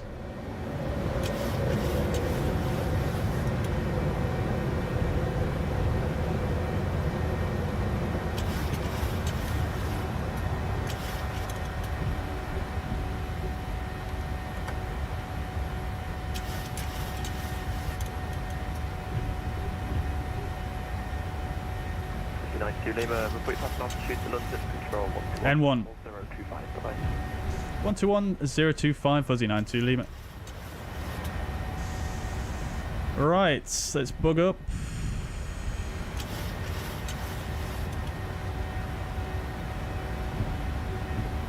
We'll go flaps to 1.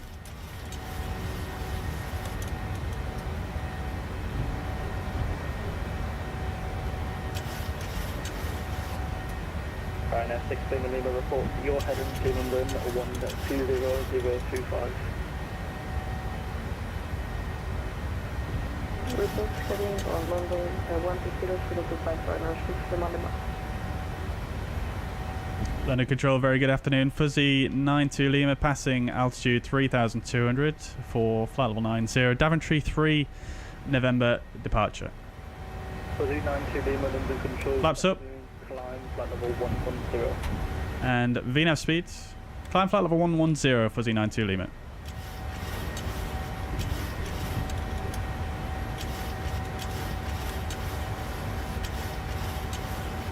This flight director is all over the shop, man. Alright, we'll get command B. And we'll go 110. And we'll make sure we clear out those restrictions. Control, Ryanair 44 Tango Whiskey, passing 4,000 for 8,000. Ryanair 4 Tango Whiskey, London Control, good afternoon, Roger. Forgot the TCAS. Right, so after takeoff checklist, engine bleeds are on. Isolation valve is in auto. Packs auto. Landing gear up and off. Flaps are up. And no lights. After takeoff checklist complete, and we are pressurizing. Let's get the wipers off now as well. I'm going to just stick the engine anti-ice on at the moment. Actually, we really don't need that, do we? Good. Right. Oh, beautiful.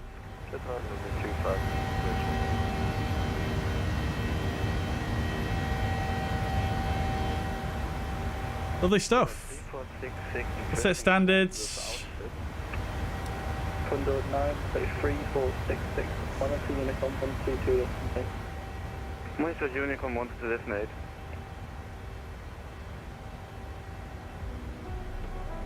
Okie dokie, chat. That was not too bad, that departure. Not too bad. I don't think Newsky is going to penalise us for anything there, really. The only thing that I think they'll penalise us for is for being late so far, which is good.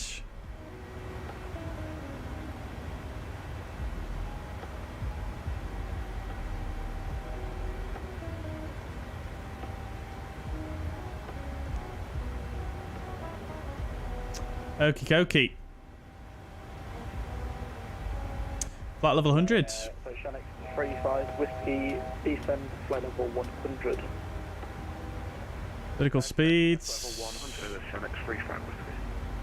Fuzz 92 Lima, climb flight level 190. Flight 190, Fuzzy 92 Lima.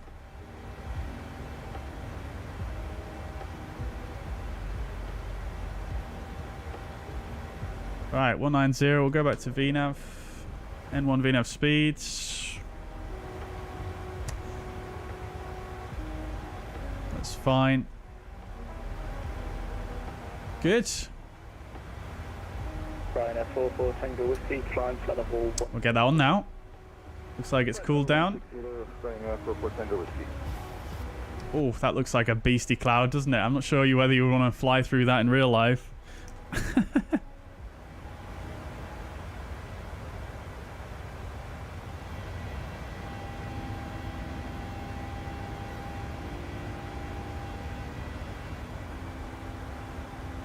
Right, so we've done all our checklist. Let's scroll this down. Good. Off we go then, chat.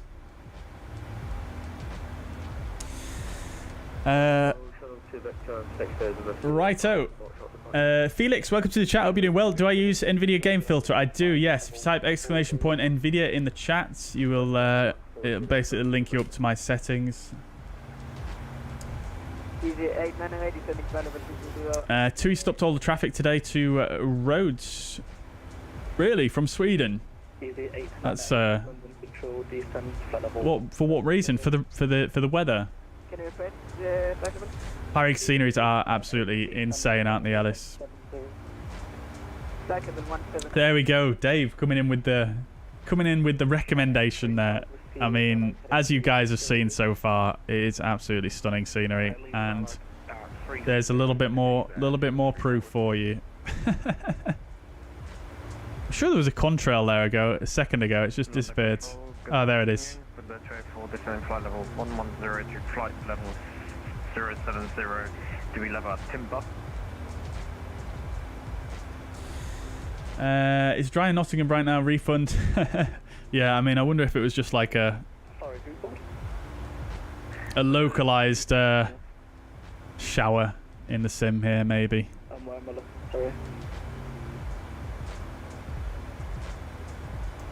Where are you calling from? Descending via Tebra to Golf arrival to Gatwick. With that H4 outside of my airspace, 122.8. It's a fire burning down hotel. Really? Crikey. Forest fires and more. I see MPS, yeah. Wow. I hope it's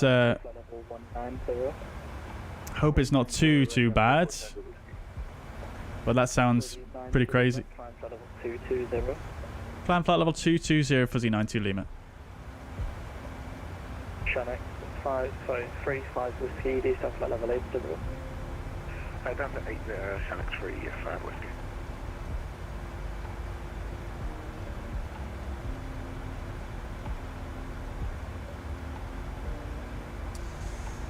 Alrighty. Only problem with Amazing Des is it shows some of the others up. Yeah, it does, doesn't it, Dave? Yeah, it can do. Yeah. It's crazy. It's crazy how much they've done. And, I mean, to be honest, comparably as well, it doesn't seem like it's taken them that long either.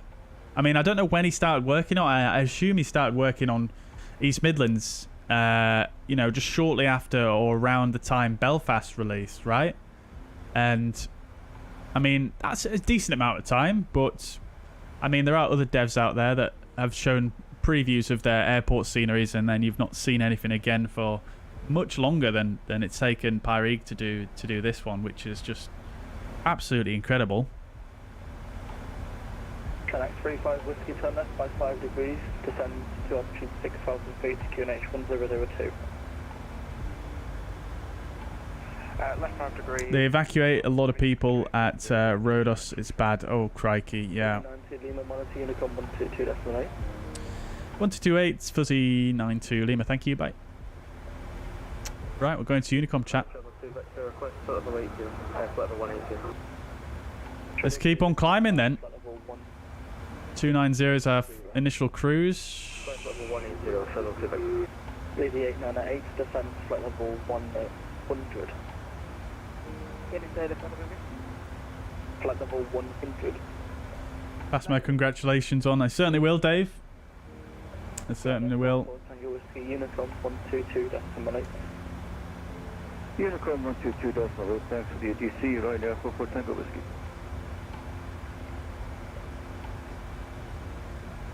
Right, we're on Unicom now.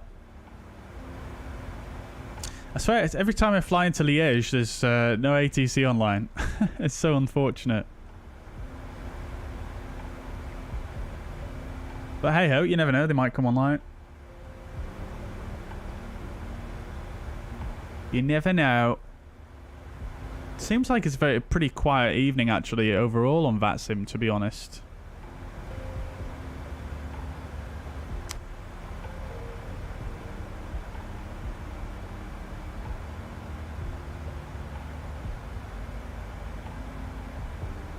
What's everyone's thoughts on the Aerosoft A330? Is it going to be a day one purchase?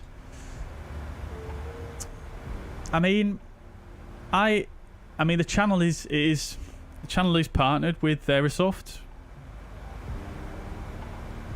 so I'll be streaming it for you guys day one, that's for sure. But in terms of day one purchase, now perhaps if I wasn't partnered with Aerosoft, I'm not.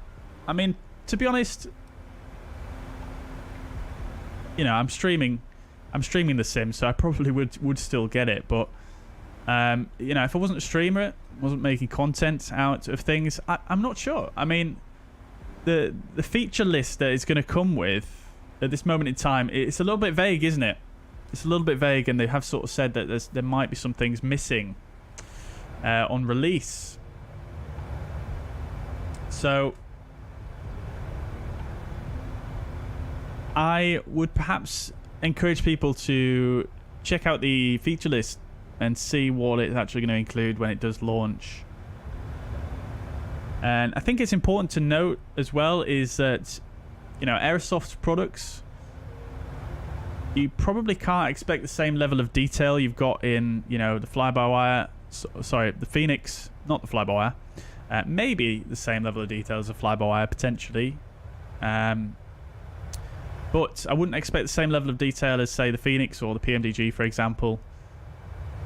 Aerosoft obviously do aircraft add-ons that are high visual quality, and the operation of them is more of a, you know, within the normal operational envelope. So nothing really outside of that. Which is fine for most people, and probably fine for, you know, me for the most part. But with that in mind, there are, you know, probably some functions in there that, you know, may not be in there. So something to consider. But it certainly does look fantastic from the screenshots, from what I've seen so far. It looks like the EFB is really nice. It looks like they've got a really innovative pushback system, which I haven't seen in any of the add-ons so far, which I'm very intrigued to have a look at.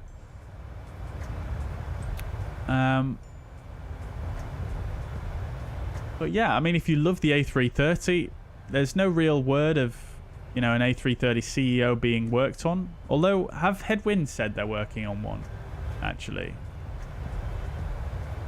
I mean, I do certainly think it will be a little bit higher fidelity than, you know, the current headwind, I would imagine. But the thing you've got to remember with the headwind as well is that it's a freeware project. It's going to continue improving over time, and, you know, potentially over time, it may become more detailed than the Aerosoft. So, yeah, things to consider there for sure. Jack, good evening. I hope you're doing well. Welcome indeed. You got EGNX last night. Flying right now on VATSIM from LFML. Where is that? Is that Marseille? To East Midlands in a Ryanair 738. Very good. Very good. Well, happy landings to you, Jack. I hope you enjoy it. It's absolutely stunning scenery, as we've seen so far. Absolutely blown away.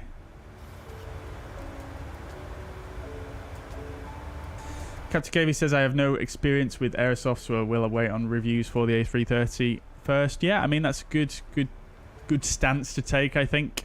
I mean, if you've flown the ATR or the ATR and the CRJ, probably not the greatest comparison because they're both done by Hans Hartmann, which does work for Aerosoft, but at the same time, the A330 is not going to be affiliated with Hans at all, so probably not the best comparison. But it'll be a similar sort of level of fidelity, I think.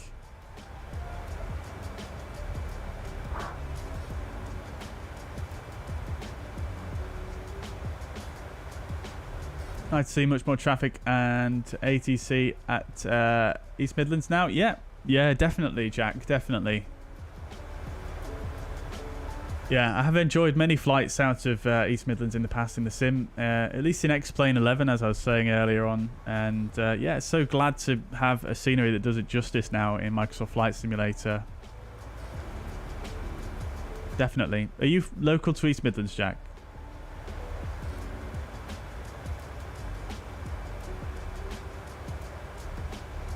MPS says they do like on Steam a lot of games be early access. Yeah, they do have a lot of early access games out, don't they, Aerosoft? But they're all different sort of niches, aren't they, really? Captain KV says I want to buy it as I love the A330, but watch your stream before purchasing. Yeah, why not? I mean, that's the reason why we've got these partnerships in place, so we can, you know, show what the things are like before you buy it. Yeah, I mean, I'm looking forward to streaming it for you guys. Let's put it that way. I do personally really like the A330 CEO. I just think the look of it is really cool.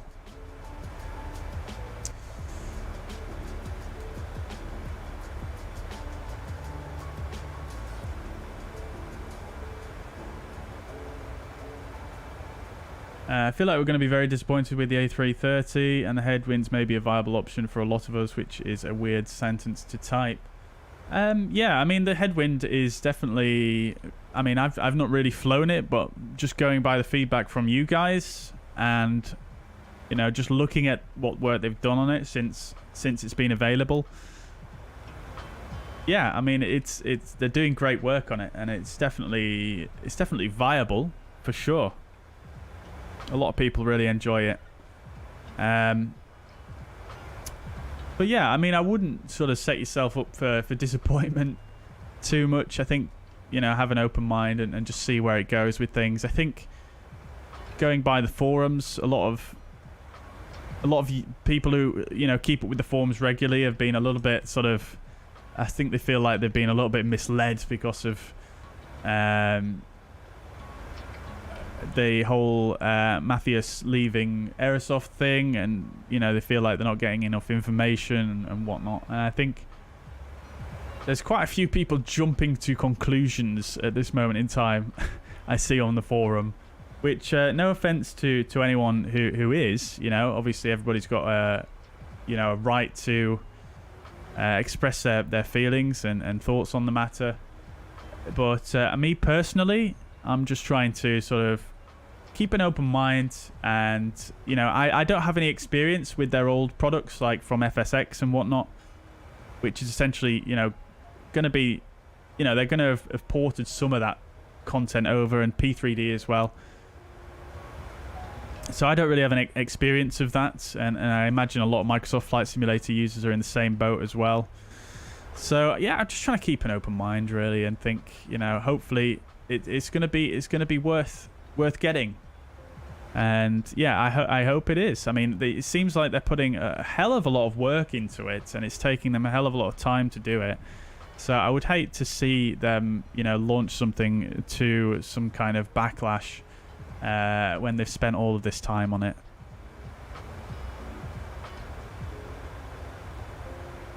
It was the same as the time with FSX. Aerosoft was nowhere near PMDG or level D quality. Yeah, exactly. Yeah, exactly. MPS. Yeah. So that's sort of what what I was saying earlier. I mean, it's not going to be. I don't think you need to expect the same level of quality, but I think, you know, with Aerosoft, I think they will probably price it accordingly as well. You know, I imagine it probably won't be quite close to the cost of the PMDG, or hopefully not the cost of the Fenix either. I would imagine Aerosoft would be doing themselves a bit of a disservice if it was priced at somewhere over maybe £40 I would say. Potentially, I mean 45. Again, it depends on what final feature set they come out with, but you know, obviously the price is really going to be, the price is always going to be, you know, one of the first points of comparison that people make, and then they'll drill down and sort of see the comparisons. So I think it might be a little bit, based on what they've said so far, a bit hard for them to justify anything above £50, I don't think. But again, we don't know what's going to be in it, so hopefully maybe we're surprised.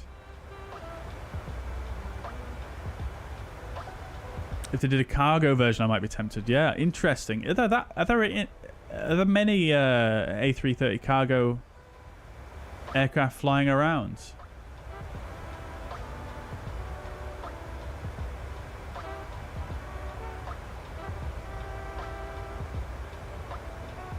Dave Shothead will do the return. No worries at all, my friends. No worries.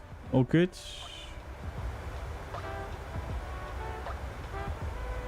Captain KV agrees with Headwind. They'll keep improving. Yeah, exactly. Yeah, exactly. Excuse me. I mean, it's just like fly-by-wire, isn't it? It's all just gonna keep getting better and better. You know, I think I mentioned in a previous stream as well. You know, obviously we've got projects like Zebo, you know, which started out in a similar way to fly-by-wire and Headwind, and now look at it. It's one of the best add-ons for X-Plane, and it's free. So yeah. Obviously it takes more time though, doesn't it? And the thing is with freeware projects as well is that freeware projects have, you know, an unlimited amount of time they can work on something for. You know, they can continue and improve stuff and work on all the little bits and make everything perfect over time. But I suppose one thing that you have to remember about commercial projects like what Aerosoft are doing is, you know, they need to pay their employees. So, you know, eventually they're going to have to say, you know, right, we've got to stop here, we've got to start selling it.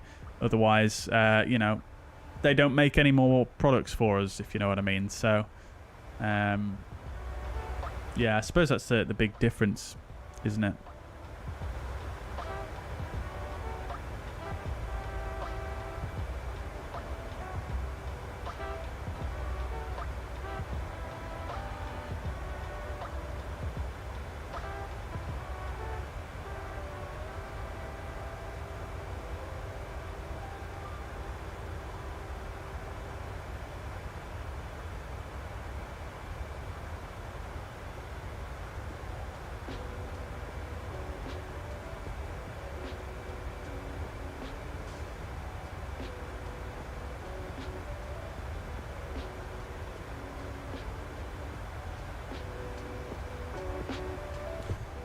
Jack just lives 30 minutes away from East Midlands. Oh, very good.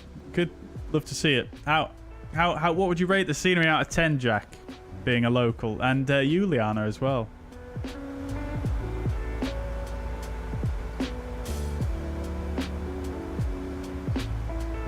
Grey Shirt says I need to suck up learning the A310 once the any builds come out with the A300. Cargo, I'll be in heaven. Yeah, I'm looking forward to that. I'm really looking forward to the old cargo A300s. Definitely. Yeah, I mean, it's still quite widely used, isn't it, in cargo ops? So, yeah, really cool. Yeah, I think I mean, the A300, I much prefer the look of it to the A310, I have to say. It's a very cool looking aircraft with the longer fuselage. But yeah, I mean, get into it, Grey Shirt. Yeah, I mean, it's quite straightforward once you've flown it once or twice. It's got that same sort of Airbus, you know, sort of cockpit language, if you like, which is pretty easy to learn, as we all are probably fairly familiar with. And yeah, once you just get down the sort of the quirks with the, you know, the throttle management system and the sort of different terminology used in the autopilot, you'll be absolutely smooth sailing.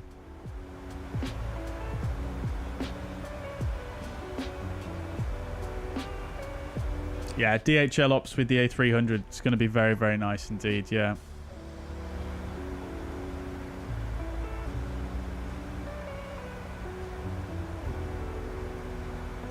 Like the Aerosoft CRJ 500 1000, it's a good aircraft, buy them, worth it, so they don't do bad aircraft. No, I agree, MPS, I agree, yeah, 100%.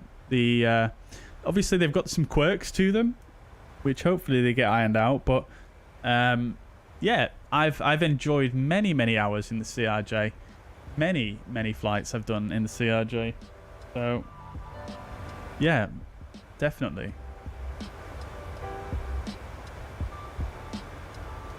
The 330, 300 and 600 see some use with passenger conversion. Interesting. Very good, yeah. I've not really seen too many of them personally, but that's just my personal experience. I know it's quite widely used as well in the military, isn't it? The 330.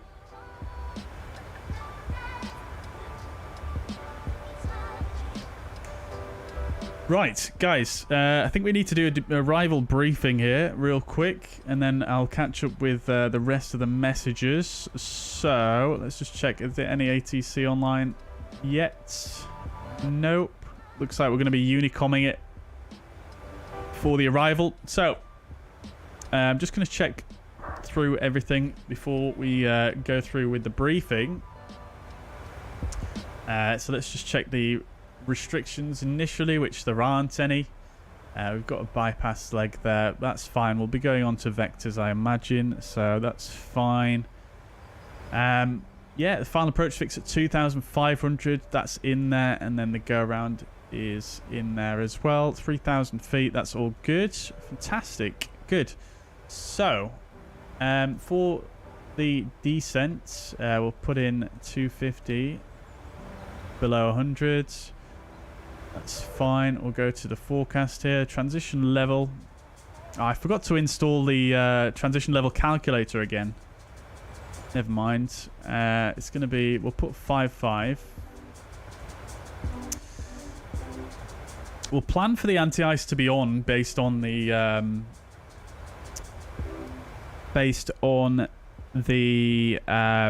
significant weather forecast. So that's between 210 and 110.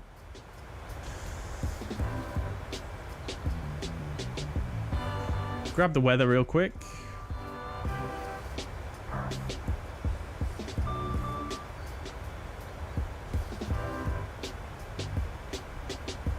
So we've got 1008 and the temperature is 19. So I'll put in 4 and 1008.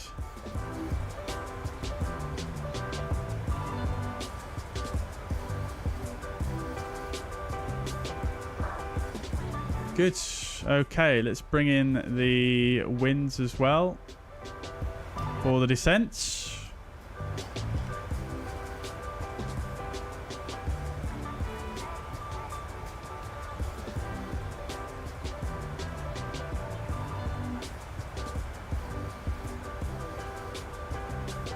Alrighty, crikey, there's 50 people in here. Welcome, everybody. I hope you're enjoying the stream so far. If you are, do consider hitting the thumbs up button. It does really help out the channel. I can see we've currently got 29 likes and 49 people here, so I'm sure we can get another few likes there. But I appreciate you all. Thank you very much for being here. I hope you're enjoying. Right, okie dokies. Just waiting for the winds to come in here.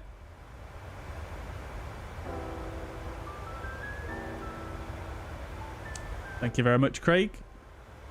Much appreciated.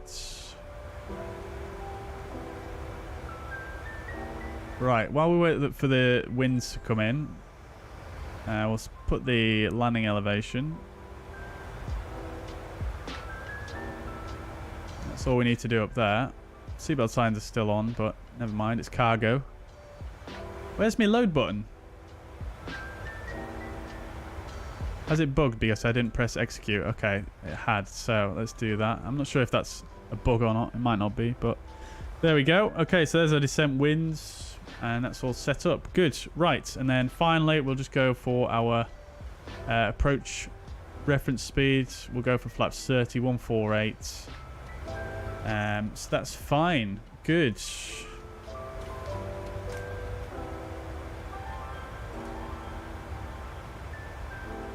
Check the METAR one more time. We've got quite a lot of wind there. We might need to put a bit more wind correction in. Right, I'll come back to that though. Good, and then whilst we're here, let's put in our ILS 22 left 10935. Oh wow, look at that. It's got the same ILS frequency as East Midlands, 10935. And then 223 on the course.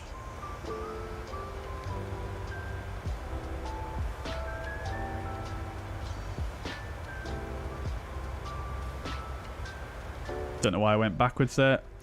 There we go. Good. So that's set. Oh, I've got someone who's just about to fly above us.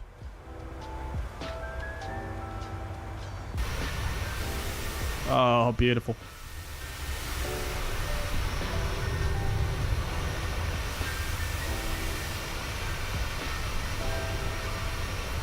Don't see them.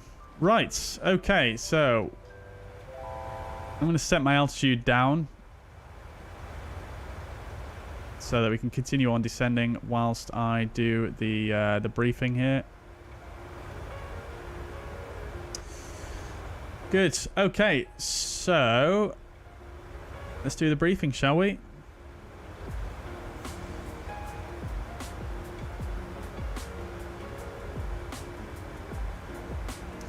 Okay, doke. So over to the fuzz pad. So we're arriving into Liège, Belgium. This is a 10. Oops, daisies. This is a 10-2 Bravo chart. Airport elevation 651. Which we've set already in the pressurization panel. Transition level, no ATC online, so we're going to take it as 1,000 foot above the transition altitude. Flight level 55. So the arrival we're going to be flying is the Coxie 6 Delta arrival. This is an RNAV arrival. It is an overlay for 10-2, but we'll brief the RNAV overlay parts. So we're going to come in at Coxie max 250 knots, which we have seen the FMC flash up a couple of times, unable. However, again, ATC not online, so I don't think it's going to be too much of a deal breaker if we don't make that speed restriction. I don't think there's many arrivals due into Liège as well, so yeah, just two, which one of them is ahead of me. So we're going to go via Coxie. Down to Gosley, max 250 knots there as well. And then from Gosley, take a left turn to Rudix, max 250 knots there as well. And then from Rudix, we are going to take a left turn towards the Liège VOR, max 250 knots there as well. Now, what we'll probably do is, rather than flying directly over the airfield here, is, as we checked last time on Flight Radar 24, is the normal procedure.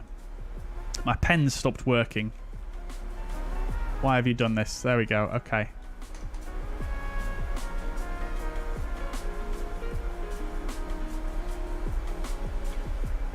There we go. Okay, it's being weird. Right. Okay. Yeah, so what we'll probably do is we'll probably veer off a little bit and we'll basically just come on to vectors, on to final after Rudix. And then we can expect to fly the ILS 22 left, which we've already checked the weather. The weather is favouring this runway. It's actually straight down the runway, which is lovely to see. If we zoom in a little bit on the META here, you can see we've got good visibility, wind straight down the runway. Quite a lot of wind, 14 knots, light rain, and some fairly low ceilings. But other than that, not too bad. We've got temporary 4,000 as well, visibility with showers and rain. But nevertheless, we're going to be flying the ILS for runway 22. This is the 11-3. Localizer, India Lima Golf, 109.35, same as East Midlands. Final approach course 223 degrees, and the final approach fix is 2,500 feet at 5.3 miles from Lima Golf Echo, which is the Liège VOA. Runway elevation slightly lower than the airport itself, 595 feet, and the MSA highest in the north, highest in the southeast at 3,500 feet. So we're going to expect coming onto vectors, onto final here. And the platform altitude here, 2,500 feet. Glide slope, descent angle, 3 degrees, and pappies to both sides of the runway. Minimum 7.9 and if we need to go around, it's straight ahead, max 215 knots, and at 7 miles take a right turn towards the Liège VOA, climb to 3,000. If we do need to go around though, it will probably just be vectors around, to be honest, back for another approach rather than flying in towards the VOA. That'll just save us a little bit of hassle. Again, uncontrolled airspace at the moment, so that is what we'll do. So that is it for that one. And then looking at our taxi in, so we're going to come on 22 left here, and we'll want to taxi up.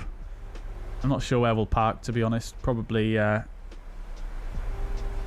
don't know, somewhere around here probably. So we'll come in 22 left and probably vacate here at Sierra 2.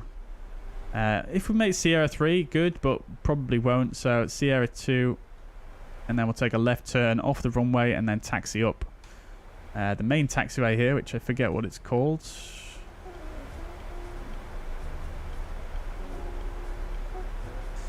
Alpha. So yeah, we'll basically just take a left turn and taxi on up Alpha to a stand somewhere in, you know, Apron Papa 2. Let's go for that one.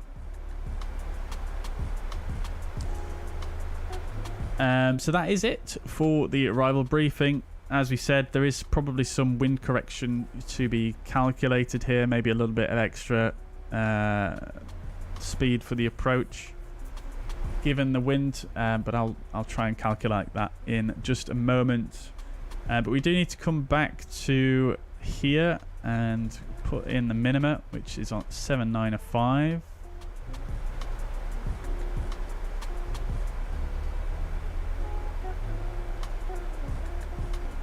And by the way, I'll catch up with the chat messages momentarily, chat. I'm just trying to get established here in the descent and get all of the briefing and things like that out of the way. So that's good.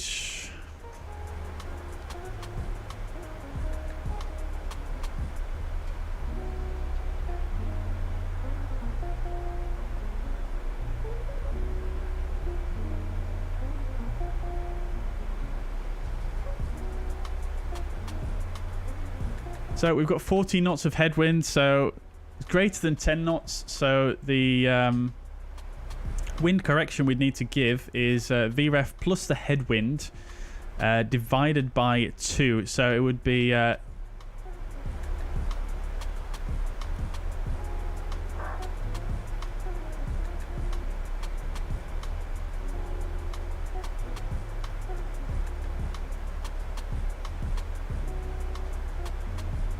7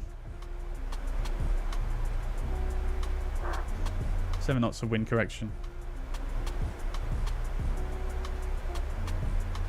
Pretty straightforward. Good. So let's get the engine anti-ice on, as we said.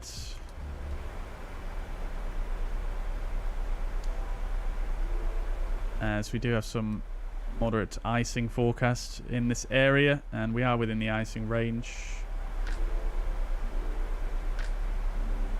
So descent checklist, pressurization, landing altitude is set 650. Recall is checked. Auto brake, we'll go for 3. Landing data, VREF is 148, minimums 795, and the approach briefing is complete. Descent checklist complete. Good. Right, so that's all done. Lovely stuff. Lovely stuff. George, welcome to the chat. Hope you're doing well. You have £15 to spend on Microsoft Flight Simulator. What should I get? Sorry that Nightbot silenced you there. To be honest, I can't remember off the top of my head what sceneries or what add-ons are coming in at that price off the top of my head. I mean, if you can spend a little bit more, I would highly recommend the airport scenery we looked at earlier on, EGNX, East Midlands. It comes to around £19, I think, on Contrail. But I can't think of what sceneries would come in that price bracket off the very top of my head. I don't think you should base your purchasing decision though on just purely on price. I would base it on whether you're going to fly there and whether it's actually a useful purchase for you. Because personally, I have bought airports before on sale or whatever, and I've practically never flown there. Like for example, the last stream where we flew into San Jose. That was the first time I've flown into that airport scenery, but I actually bought it. I don't know, maybe about eight or 9 months ago in a sale. So I would look at airports that you think are going to be useful to you first of all. Oh yeah, Belfast is a good one. Weather looks bad in Liège too. Yeah, it doesn't look the greatest, does it? Doesn't look the greatest.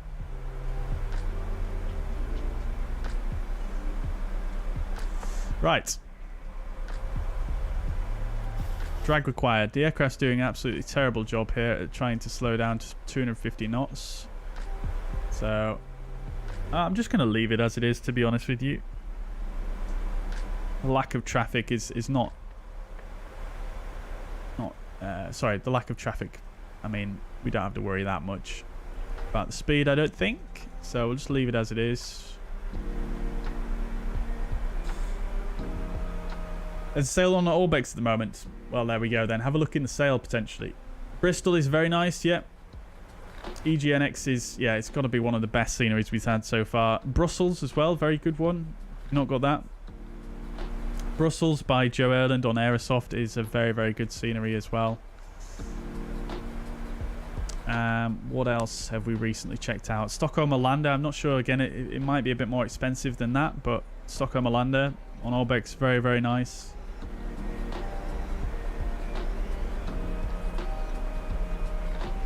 Right, let's get the music down as we're coming up to flight level 100 here.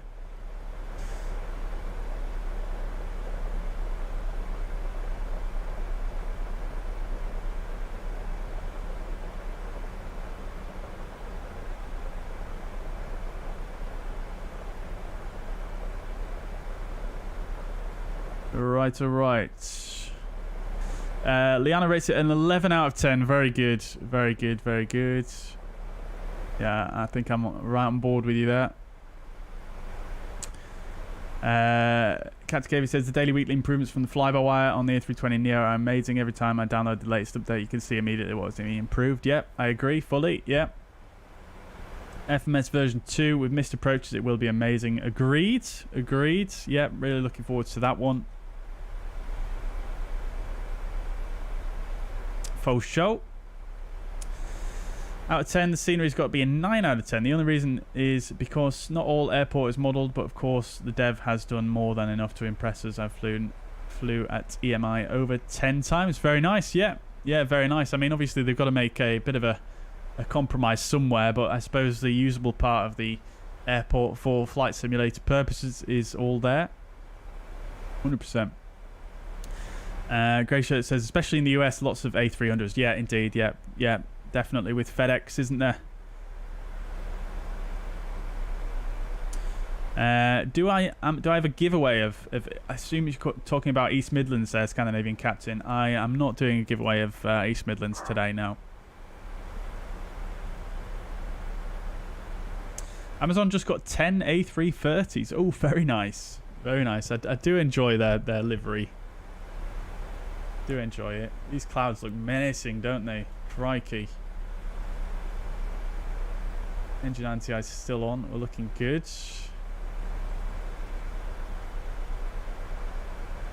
Does anyone know if East Midlands will be available through Orbex, or is it just Contrail? I don't know the answer to that question, actually. I would assume because it's released initially on Contrail, I would assume it's not going to be on Orbex, potentially. I mean, historically, Pyreegue has done their releases on Orbex, but yeah, I'm not actually sure on this one. It might be worth pinging a message on Instagram or somewhere. Right, let's keep going down.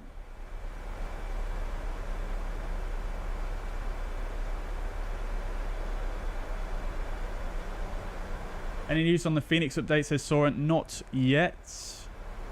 Not yet.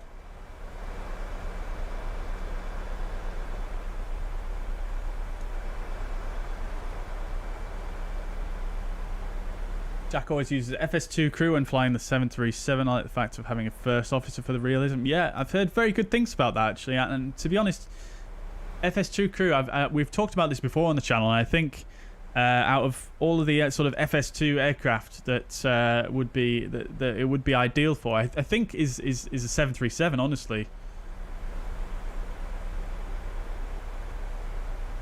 Oh, Pyreegue did send it to Orbex, waiting for them to release it. Okay, great. Thank you very much for that, Jack. Appreciate that.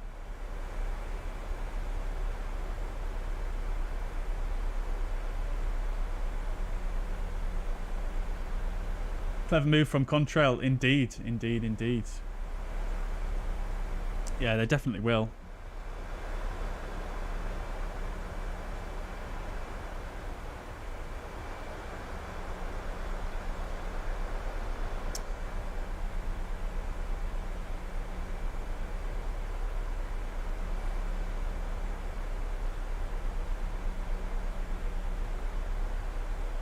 Contrail is a German company, if I remember, so less taxes than Orbex. Interesting. I did not know that. This weather looks pretty gnarly, doesn't it? We are coming up to flight level 100 anyway, so we'll get the lights on. And the seatbelt signs can come on as well. We'll get engine start switches to continuous, because I will forget that otherwise. UK aviators signing up and purchasing from them as we speak. Very good. Yeah, I mean, I do enjoy Contrail, I have to say, because you can link a lot of other stores that you might have purchased from to Contrail as well, like Mako Simulations and I think Flightbeam and various other stores, and you can basically check for updates for all of these other sceneries that you've got through different stores through Contrail, which I think is a really nice feature. Righto.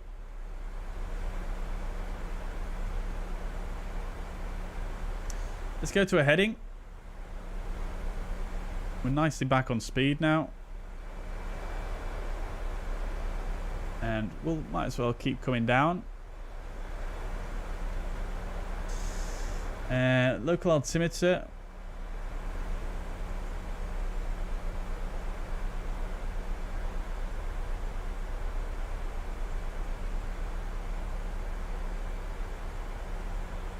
Is 1008,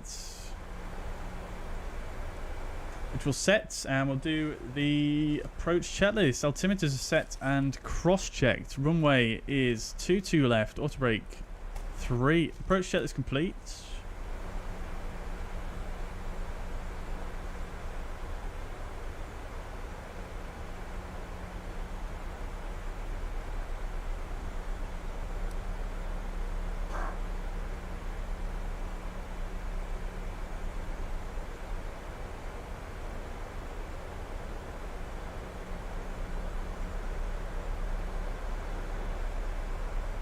Let's see. Craig looks like he's on final now, so it doesn't look like we're going to have too many issues regarding traffic.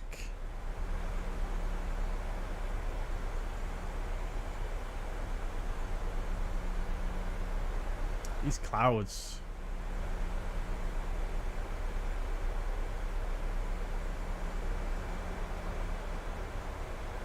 60% of the income from East Midlands is from cargo. Crikey. I did not know that. That is a big percentage, isn't it?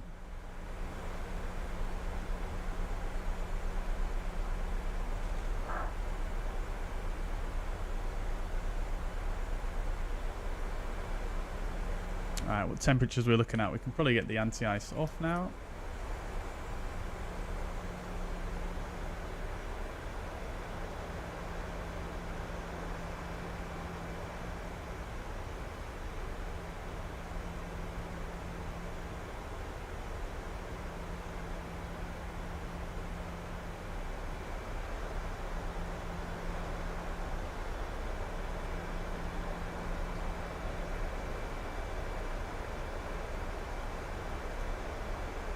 Go to level change.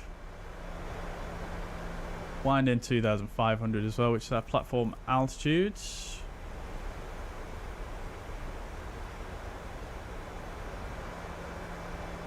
Come back on speed.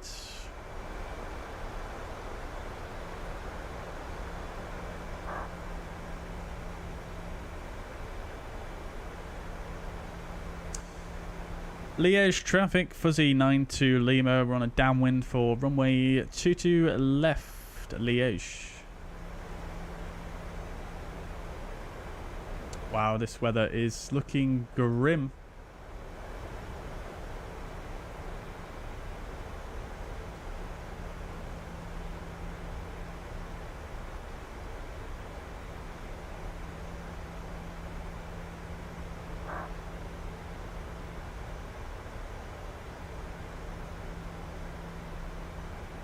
Traffic, Let's take some flap. We'll go flap 1.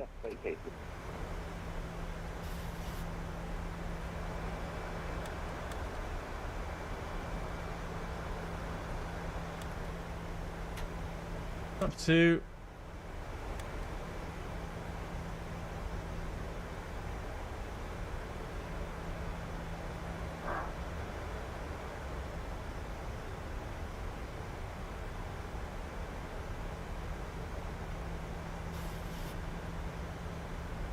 Come to the up speed.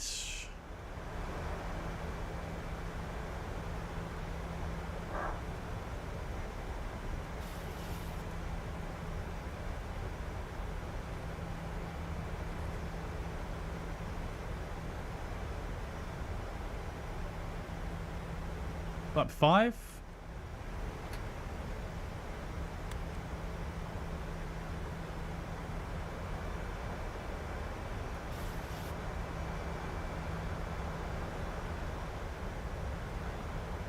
Right, let's turn in a little bit.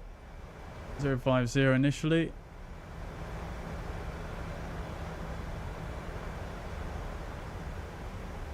Come back a bit on speed for this turn, 180 knots.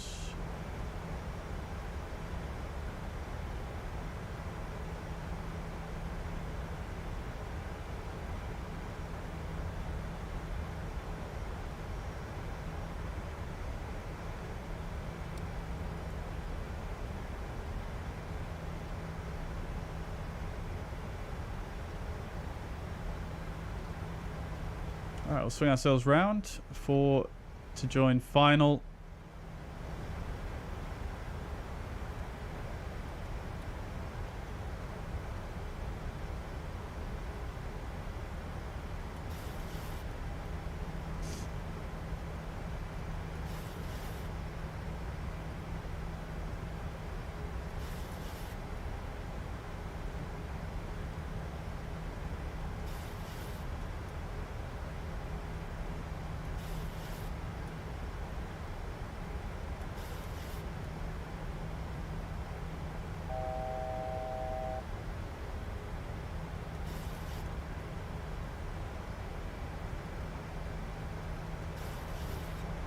BS 500. Took that turn way wider than I wanted to there, but hey ho.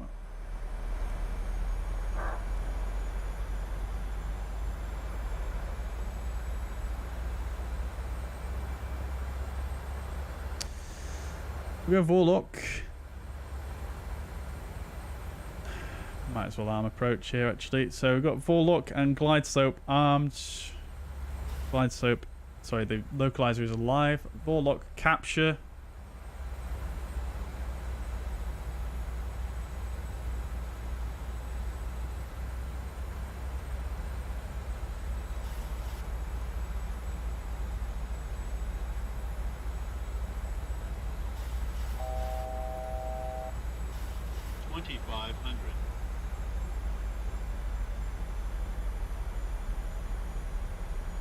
Liège traffic, Fuzzy 92 Lima established 22 left on the ILS, Liège.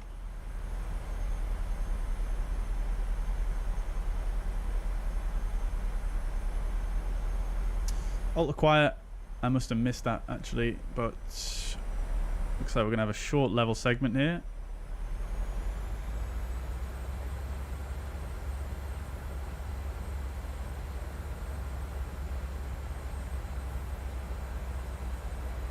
Okie dokie.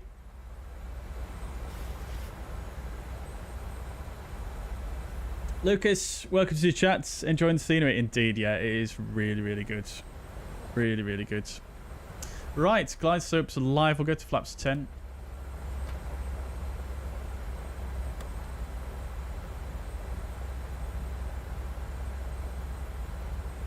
Drop the gear.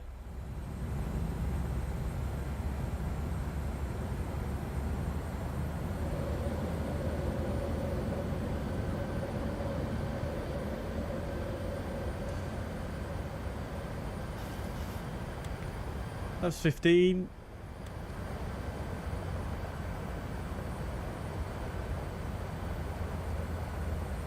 We'll go VREF of 155.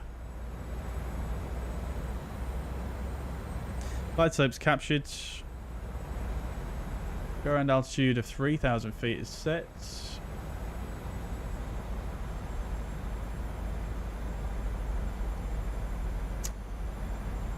Go to flaps 25.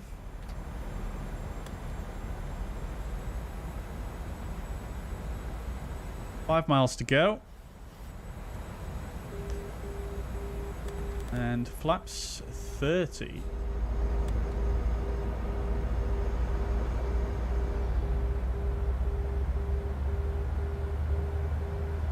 Very murky here.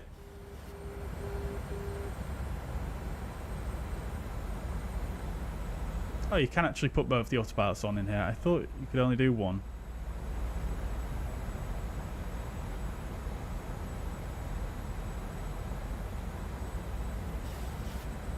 We're not going to be doing an auto land here anyway. We've got contact with the runway. Alrighty, chats, let's do this thing. So, landing checklist, engine sight switch is continuous. Altimeter set and cross checked. Speed brake is armed. Landing gear is down, 3 greens. Flaps are 30 green lights. Let's do this thing, chat.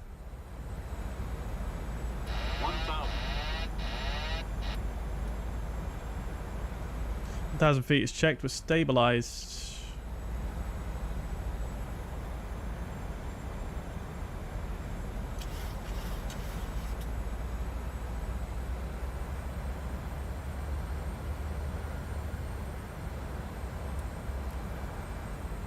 Auto thrust is disconnected.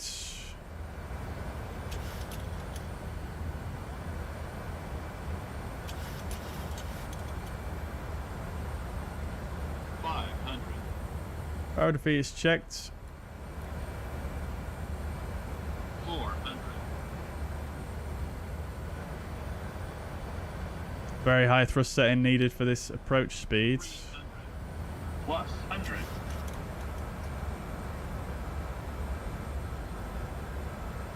200.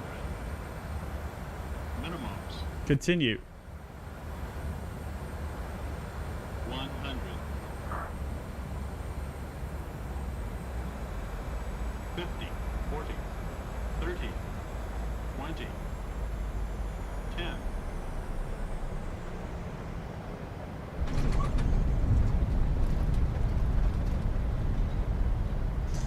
Speed brakes up. Versus normal, although we're not getting full reverse here for some reason.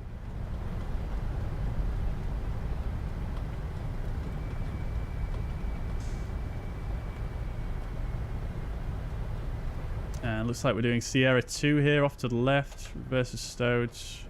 Auto brake disarmed. Welcome to Liège. Oh, I've forgotten to record it. God damn. We'll record the landing back in East Midlands.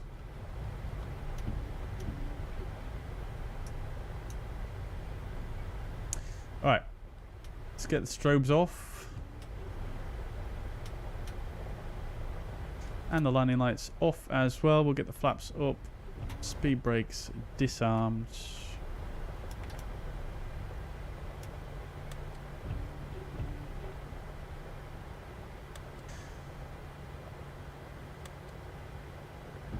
Very moist here in Liège, isn't it, chats? Very moist indeed.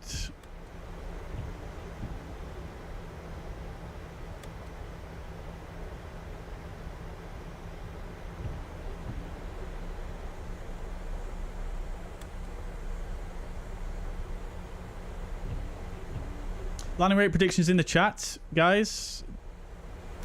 I felt like it was fairly decent. If a little bit long, maybe.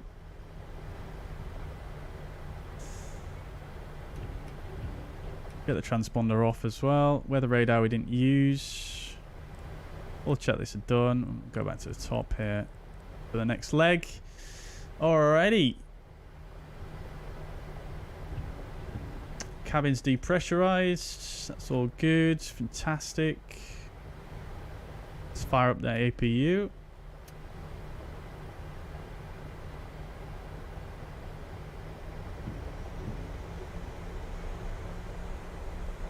Oh, did the landing rate pop up? Did it pop up? Oh, god damn it, chat. I didn't even... I forgot I had that on, actually. I wanted to turn that off because we're using... I only really have this on for when we're doing... for when we're not on Newsky, but... Never mind. I wonder how much it differs then. I wonder if it'll differ too much from what Newsky says.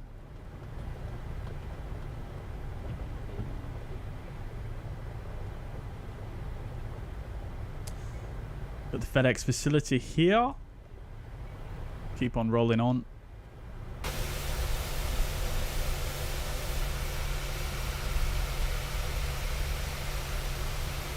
Lovely stuff, chats. Lovely stuff.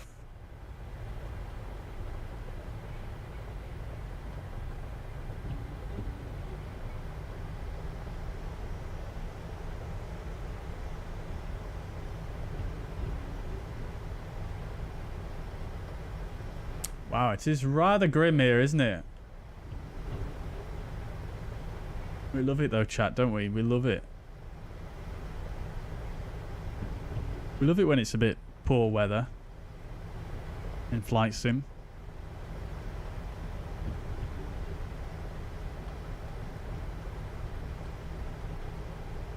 Let's crack that dome light on.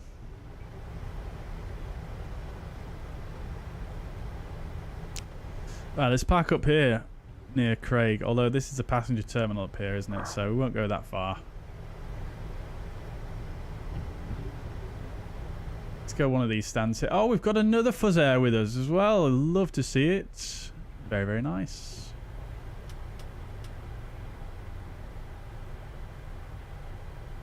Slow the heck down, and we'll come in on stand 5-6 here.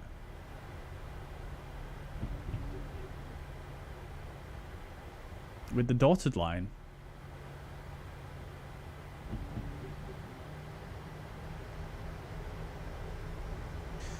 Very interesting handling in Microsoft Flight Simulator when it's rainy.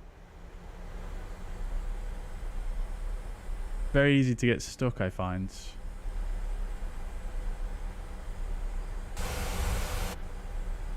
So this is Simulations Liège.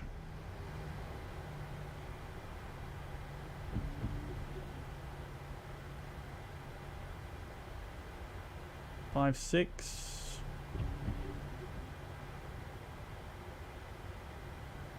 I don't know who to go for. Have we got a marshal? We do. Just in time.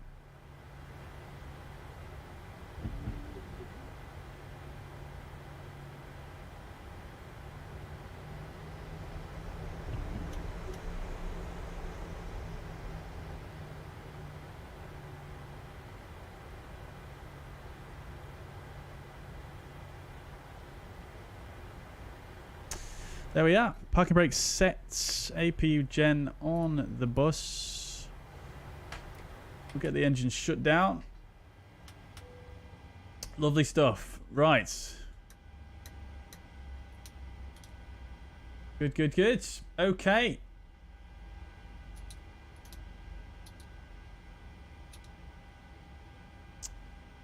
Anti-collision light off. Okie dokie, guys. Welcome to Liège. We'll get the ground crew to connect the... Get the chocks in and the ground power connected. And we'll do a bit of a deboard, shall we? Get that cargo offloaded. Ground power is here.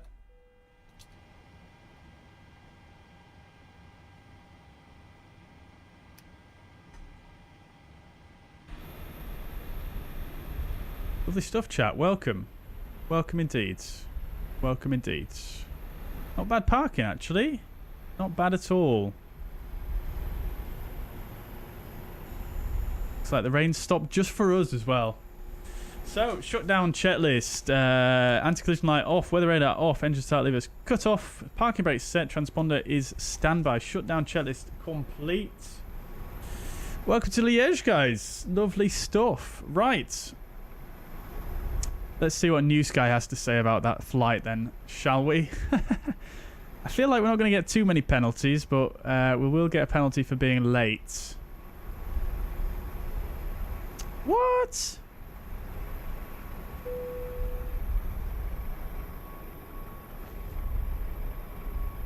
Wait, what? Let's have a look at this chat.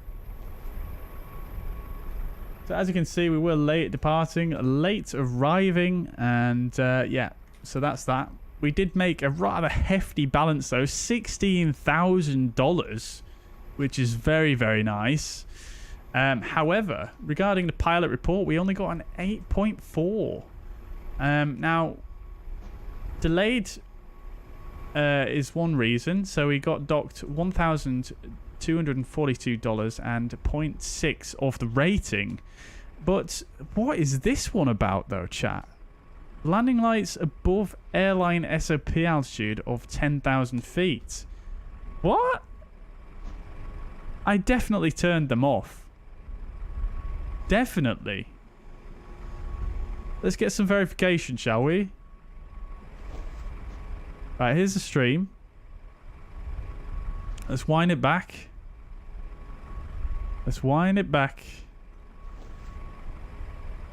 Where are we here? We're at 23. Okay, so let's go back a bit further.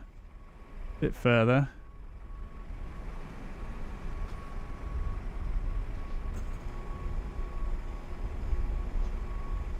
Here we are, just passing flight level 100. There you go. Landing lights. What? Oh, hey, off.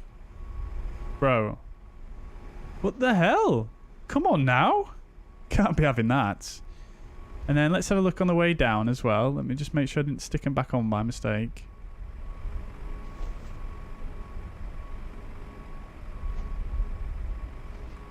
Here we are.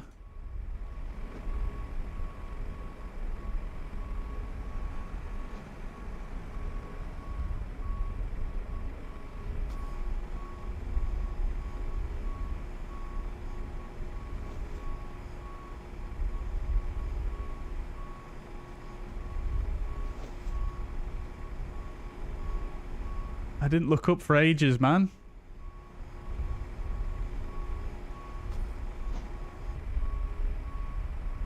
Let's see, I turned on the anti-ice around this time here, so maybe we'll look up now.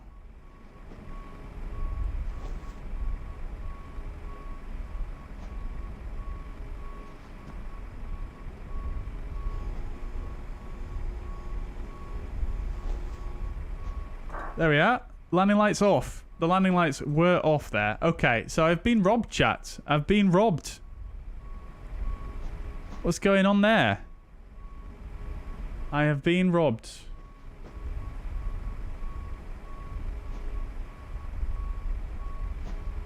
Wounded, man. I wonder if that's a bug. Shall we just turn that off, chat? Shall we just turn that off? Let's turn that off temporarily. If it's bugged, it's bugged. Where's my SOPs? Landing lights, altitude. Oh, you can't actually turn it off. You can just change the altitude. Alright, well, I guess we won't turn that off then. Never mind. Nevertheless, we got robbed there. That should have realistically been a 9.4. But, looking at the touchdown, 215 feet per minute, 1.26 G. So not too bad, actually. We were a little bit long, almost. 726 meters. But the center line, we absolutely nailed that. So I'm pretty happy with that. Let's have a bit of a closer look, shall we? Yeah, there we are. So, yeah, not too bad, though, honestly. I mean, on the longer side, but still not bad at all, I don't think. Just under 2,000 feet down. Yeah, Liège has that savage downslope, doesn't it? Just straight after the touchdown zone. So, yeah, I was really scared of overflaring there. But, yeah, I'm pretty happy with that landing, honestly. I think that was quite nice. Considering the high approach speed as well, because of that wind, you know, I'm quite happy with that, actually. So I'll take that. I'm not sure why we didn't get full reverse, but maybe that's something I'll look at whilst we're just having a break here. Right, there we go. Rob's been robbed, indeed, Lucas, indeed. Indeed. Who's directing the stream? Christopher Nolan. Well, the director of this stream shall remain unnamed.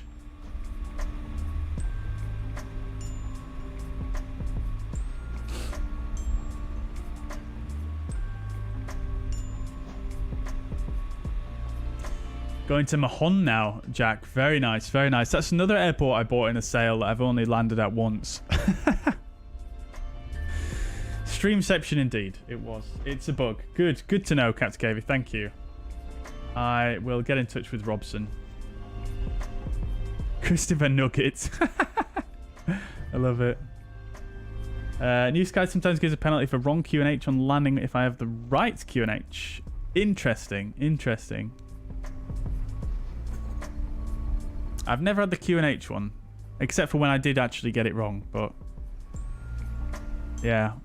I feel like I had a landing lights one last time we flew the 737, to be honest.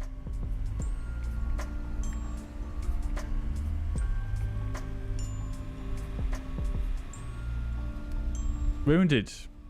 Mo, welcome to the chat. Hope you're doing well. LFMN to Gatwick. Very nice, my friend. Very nice, yeah. Nice, very nice departure there.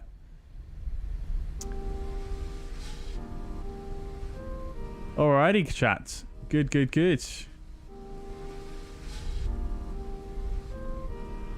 Cargo is what got East Midlands through COVID. Yeah, it makes sense, doesn't it? Yeah. Right then, guys. Lovely stuff. That was a fantastic flight. We're going to fly back to East Midlands. And, yeah, we'll fly back to East Midlands. I'm going to take a quick break, 5 minutes or so, just to get things sorted and rearranged. And I'll be back with you for the return leg. So don't go anywhere. hit the like button if you enjoyed that flight, and I'll catch you very, very shortly.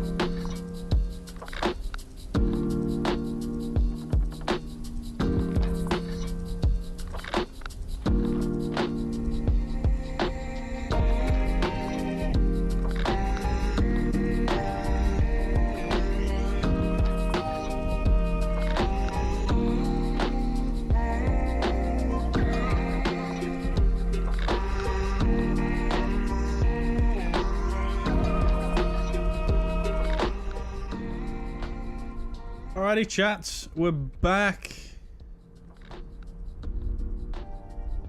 We're back. Okay. Welcome back, guys. Hope we're doing well. We had a nice break. Hope you got a glass of water. Some snacks like me.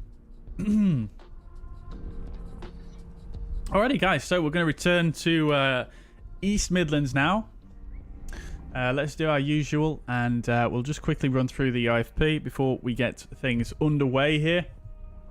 And I'd love to see all these fuzzairs flying with us. I'd love to see it. Very, very nice indeed. It looks like the weather's clearing up here as well, which is also very, very nice. Right. Let's go ahead to the fuzz pad and just have a look then. So, guys. We're going to be fuzzair 93 Lima for this flight. We're going from Liège to East Midlands in the same aircraft. Costinix 5. Call sign Fuzzy 93 Lima. Target off blocks time 18:30, so in half an hour. And expected on blocks at 19:59 Zulu time. Covering 340 miles over the ground with, we should have a bit of a headwind, unfortunately, this time around, 29 knots. And takeoff weight is expected to be much lighter this time, 56.8 tons. Alternate's going to be Heathrow and cruising at flight level 340. Trip time of 1 hour and 1 minute and alternate time of 33 minutes if we require it. And we've got a block fuel of 5,424 kilograms. We're expecting to depart 22 left here on the Brussels 8 Sierra departure. And then for arrivals into East Midlands, actually no star depicted here. We'll have a look at that when we get up in the air. But we're expecting runway 27. I think we do still have ATC online over there as well, which you'd love to see. We have an ATIS, but just London control on at the moment. So that's fine. Okay, good. So coming further down, looking at the weather. Weather is looking no MS Signets, tropical cyclone Signets or volcanic ash Signets in place. We know the weather here at Liège at the moment is quite windy with some rain, light rain passing through. However, weather at East Midlands it's looking okay, slightly windier than when we departed, with some potential for some reduced visibility on the arrival here, but other than that, nothing too crazy. Potential for a dropping wind, but this is not actually applicable for when we arrive. But the wind might decrease a little bit. And the weather at Heathrow, our alternate, is also looking fairly similar to East Midlands. Good. So, quick look at the charts. Basically up to the northwest. Basically the reverse of what we've just flown in here. So fairly straightforward, and then the same significant weather chart we're looking at here again. So for the departure, potential for some moderate icing and moderate turbulence. So we'll need to be looking at that engine anti-ice as well as the seatbelt sign potentially. Right, good. So that should do it for the briefing, I think. Let's jump in to the aircraft then, and we'll get set up for the return leg. So let's come here. We should be able to reload this with our new flight plan. GSX. Sim brief, okay. There we go, good. Right, so let's request a refueling initially.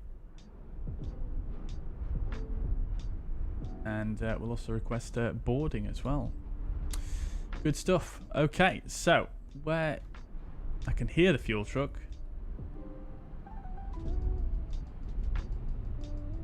Here he comes.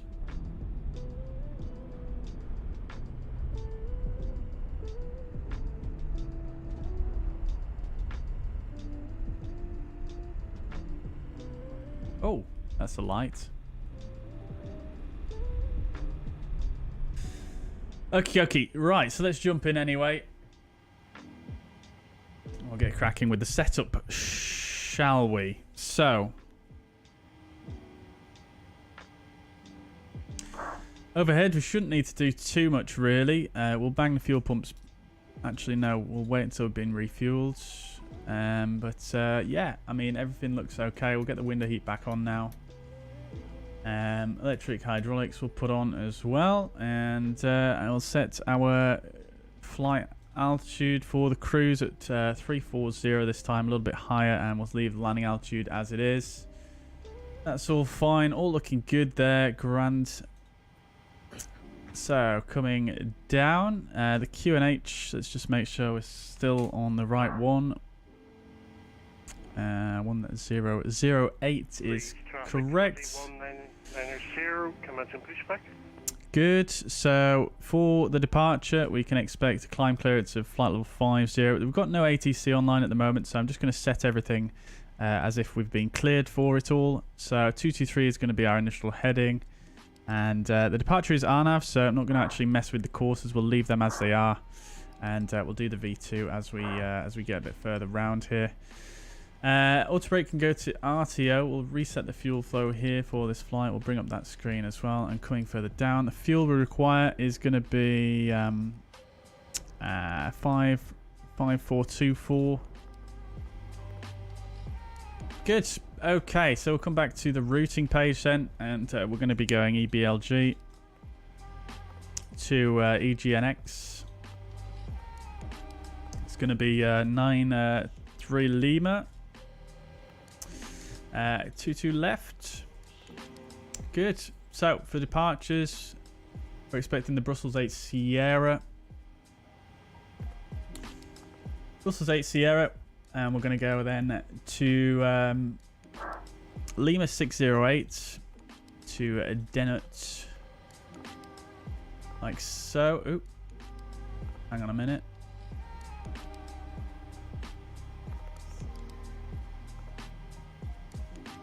Lima 608, and then Lima, we'll just put in the next airway.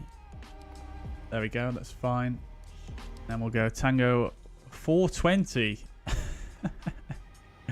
And then Welling is the final fix on our flight plan.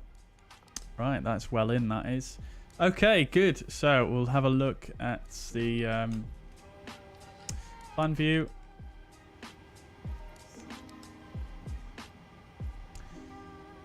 So it's right turn initially, and then en route.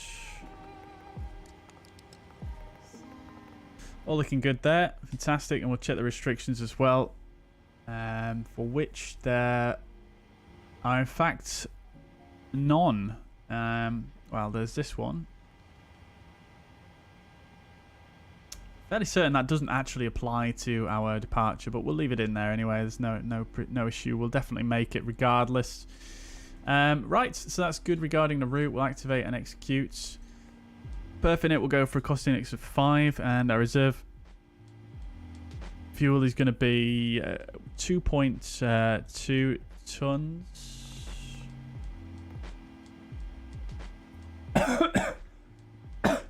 Excuse me. Main cargo doors open, so they've started the loading now. That's good. Which reminds me, we'll come here and just set the zero fuel weight so much lighter than last time. So we'll go like that. Then we'll go like that. We're going to go to flight level 340. Cruise wind, we're expecting 23658. Temperature minus 51, and the transition altitude 4,500 feet here at Liège, which will execute.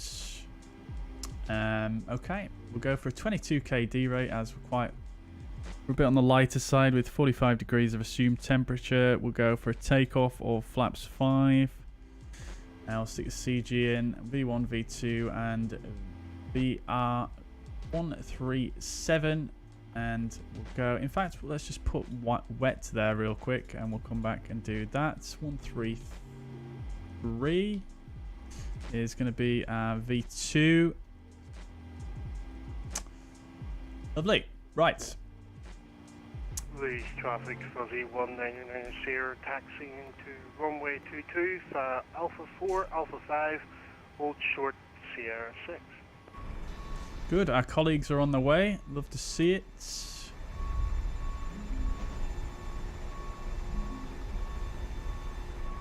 Good, good, good. We're getting loaded up. Very, very nice. Okay, good. So, FMS setup is done. We'll reset our squawk. 2000. And I think we can go ahead and do the pre-flight checklist now. So oxygen is tested 100%, nav transfer into space, which is normal and auto. Window heat is on. We'll get those guys on as well now. Window heat is on. Pressurization mode selector in auto. And flight instruments. Heading 133, altimeter 620. And the engine start levers are indeed in cutoff. That's the pre-flight check is complete. Good. So LNAV for the departure.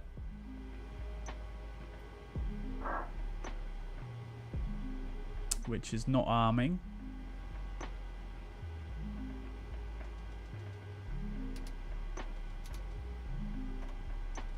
There we go.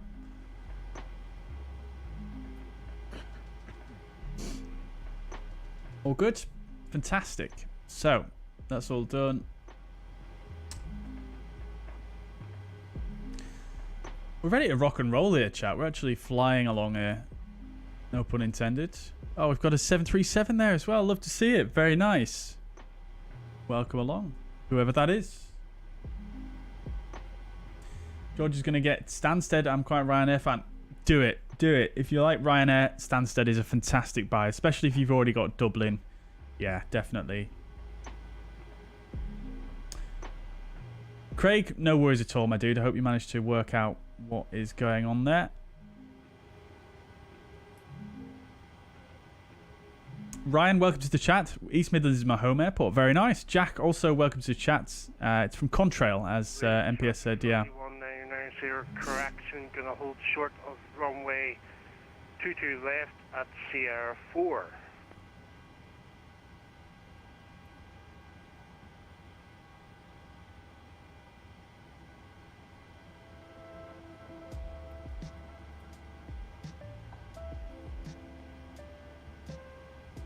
Sierra 5. Right, we're doing good here, chat. We're nearly actually loaded up on cargo, so let's get the APU fired up, shall we? Okay, so we'll do a departure briefing, and then we probably should be ready to go then. Actually running nicely ahead of schedule here. Right, so for departures, we're departing Liège, Belgium. This is a 10-9. So for the taxi out, it should be quite straightforward. We'll push back facing to the northeast, and we'll taxi on down to Sierra 5 via Alpha for runway 22 left. Very straightforward and short taxi. And then for the departure,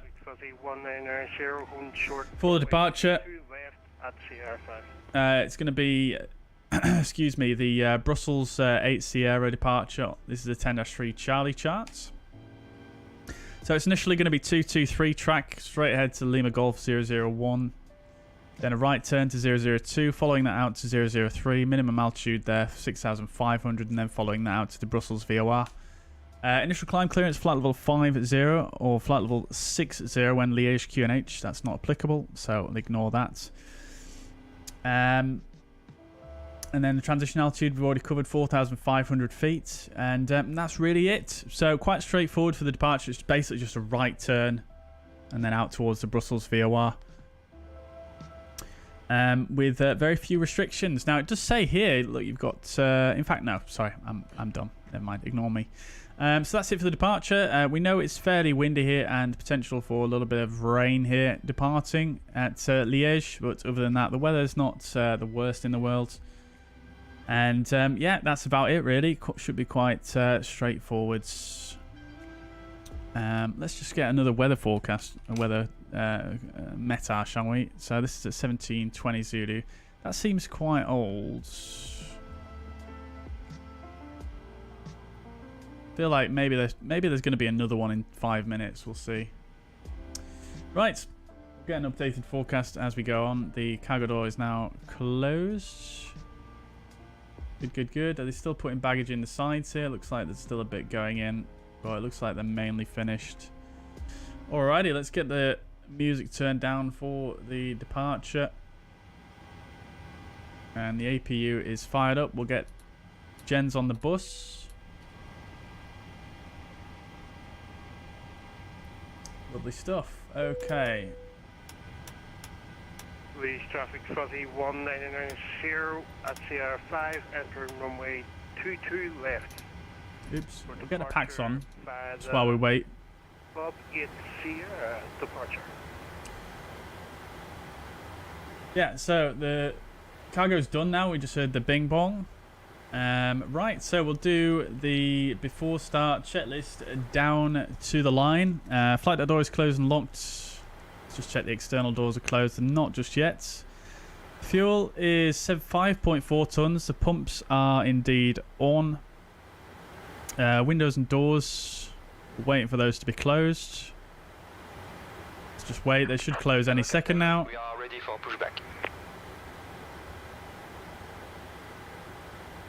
Any second now, champ.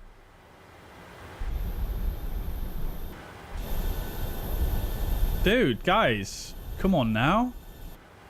You can't be just doing that. Departure check completed. Bypass pin inserted. Right, so they're closed now. Liège traffic fuzzy 1 MCP off runway 22. 133223 and 5,000. Auto brake is RTO. Takeoff speeds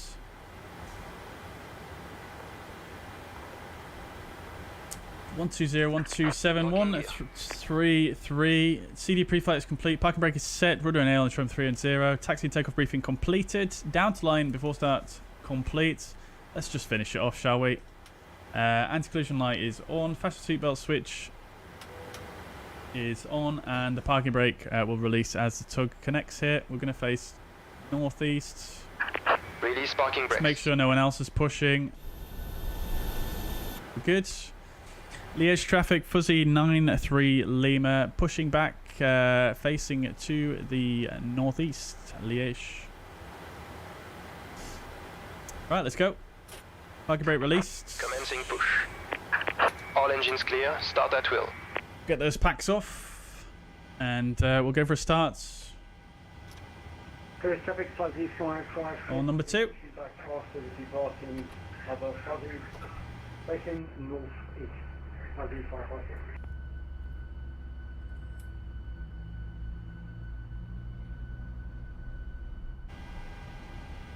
There's 20%.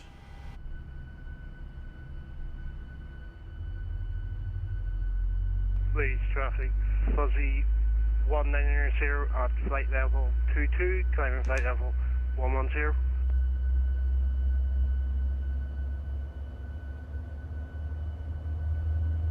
That windsock. Spicy.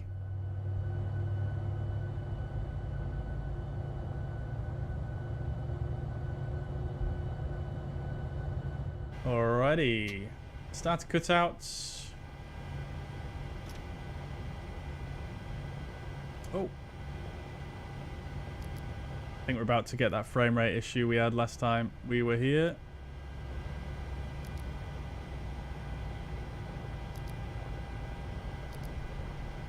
There's 20%. Set parking brakes. Cockpit to ground. Parking brake set. We have a good engine start. You can disconnect. Sounds like it's raining, doesn't it? Oh, it is.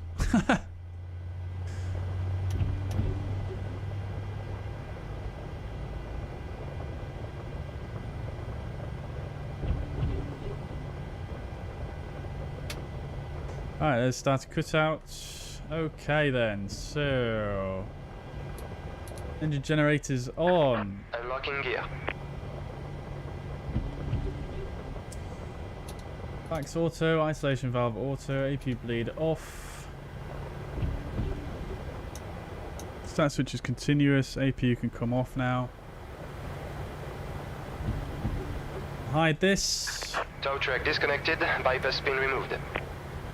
Transponder can come on. I'll put it all the way to TIRA because we've only got a short taxi out. Set the flaps to 5. And the trim wants to go to 5 again.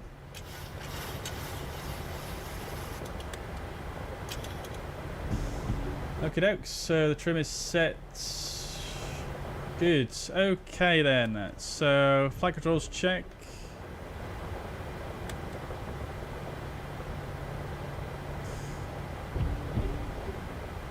There we go. Lovely stuff. And we'll just set this guy as well. Not that we're going to use it. So before taxi, checklist, generators on, anti-ice is not required. APU is off. Engine start, which is continuous. Recall is checked. Engine start levers idle. Flight controls check. Ground equipment is clear. Before taxi jet is complete. Let's go, chats.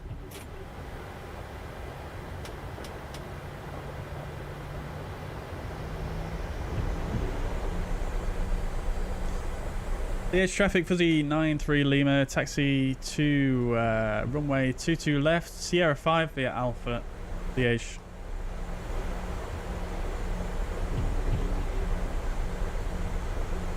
There's the main passenger terminal, looking rather dim in this glum weather.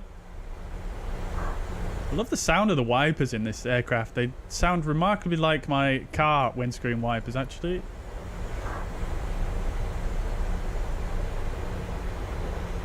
So before takeoff checklist, flaps 5, green light, trim set 5.05 units. Before takeoff checklist complete.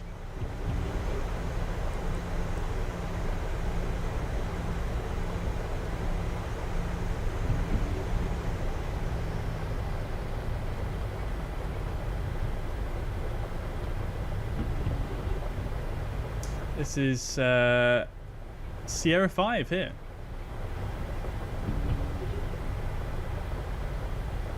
Lovely weather for ducks.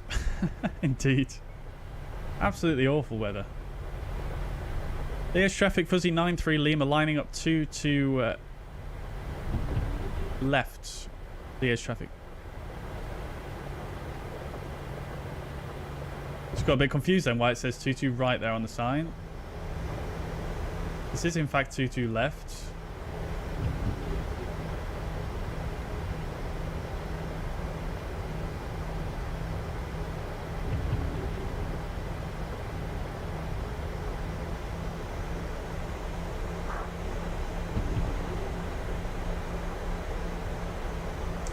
What car do I have? I have a Volkswagen Polo.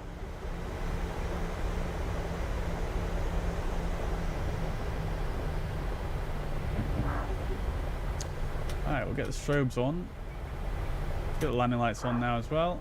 Let's just see if we can confirm it is 22 left indeed. It is. Not sure why it says 22 right on those signs there then.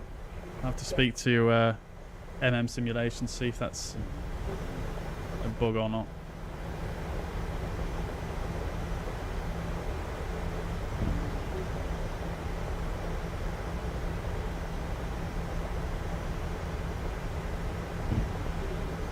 Very strange handling once again in this wet weather.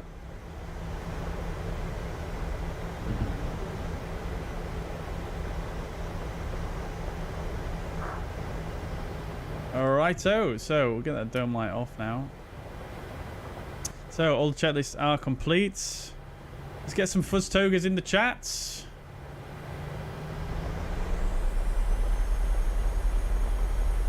Let's go. N1 toga.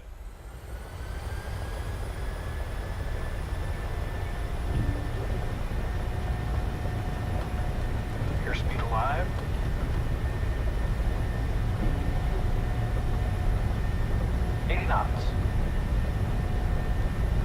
Look at that dip in the runway here. Absolutely wild. V1. Rotate.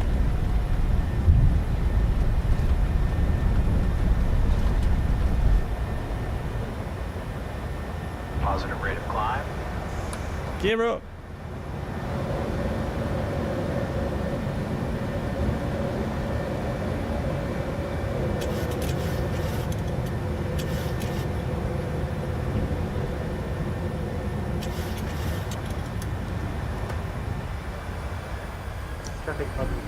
Alt acquire? Why are we getting alt acquire? What?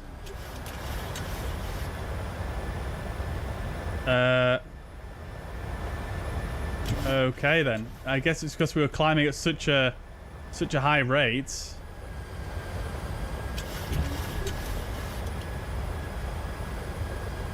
Interesting. Okay.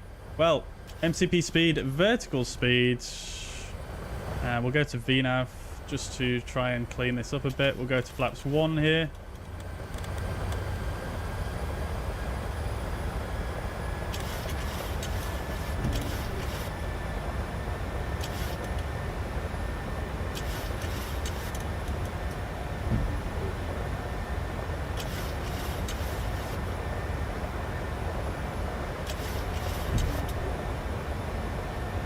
And flaps to 0.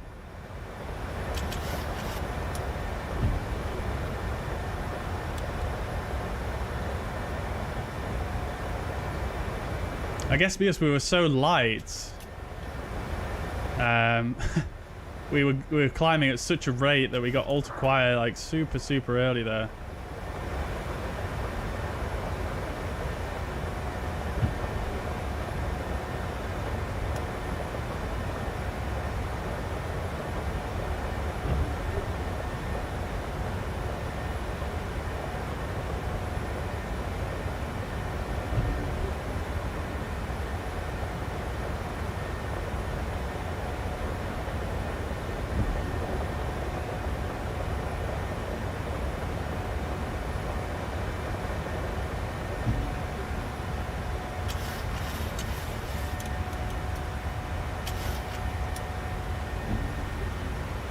Alright, Command B.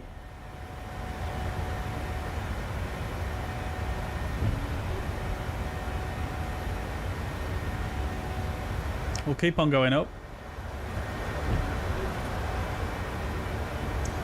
Set standard. Alrighty, so after takeoff checklists, engine bleeds are on, packs auto, landing gear up and off, flaps are up, no lights.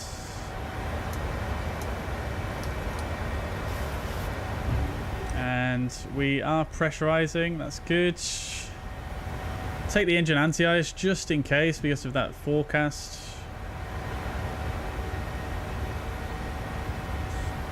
Lovely stuff, chats.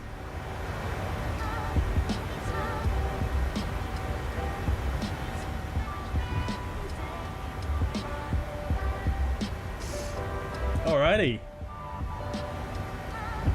Not too bad.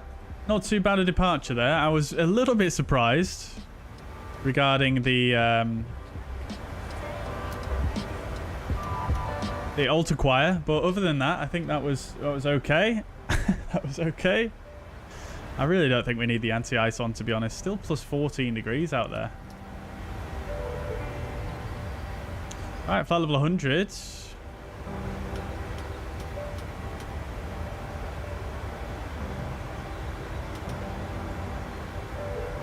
Good stuff.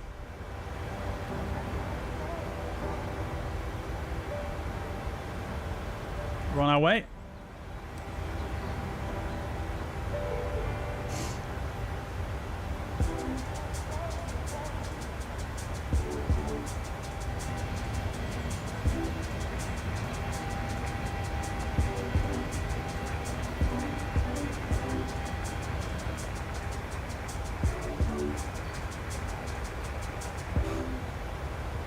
Have I had a look at the Navigraph ice? I haven't actually, no. Let's have a look, shall we?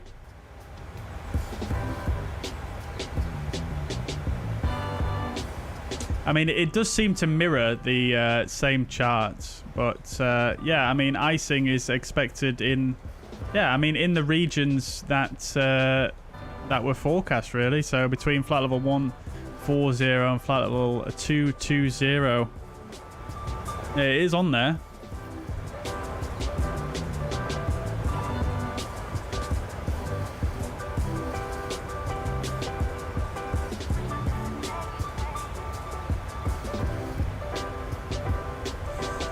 Time for a break. Gonna start turning the next flight around at 8. Time to get back to your stream.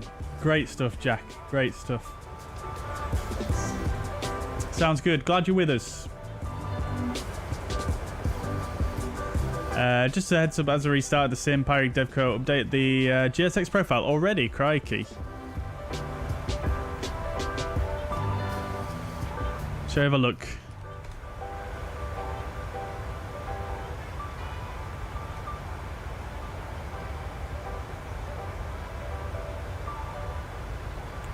There was an update 8 hours ago. I don't see any other updates on flightsim.to at the moment. Oh my days, look at that, chat. Whew. Jack says I have a 3060. I spent over 3 hours in the past week trying to configure my settings. Let's keep going up.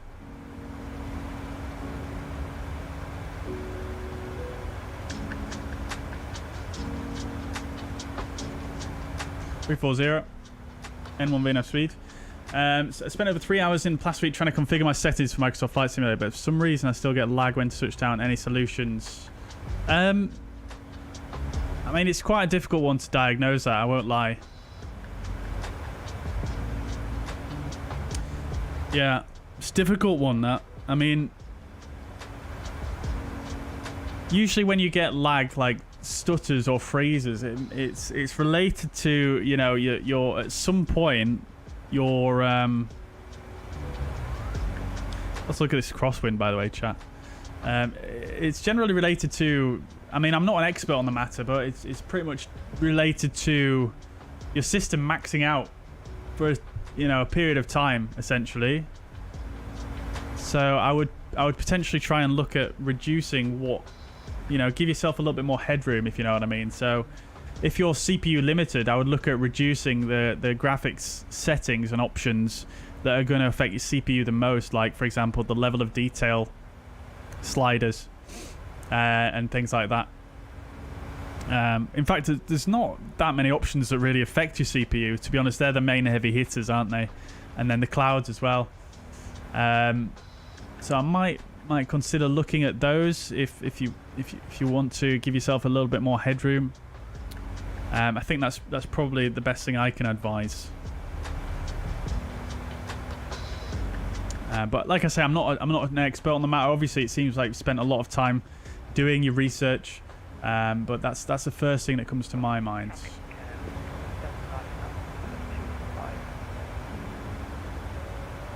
Looks like ATC in the UK have taken a tea break. Oh no, MPS, have they really? Oh no, they have as well. Oh, never mind. We've got tower on at East Midlands, but yeah, no center controllers, which is a shame. There's a lot of aircraft over London airspace at the moment.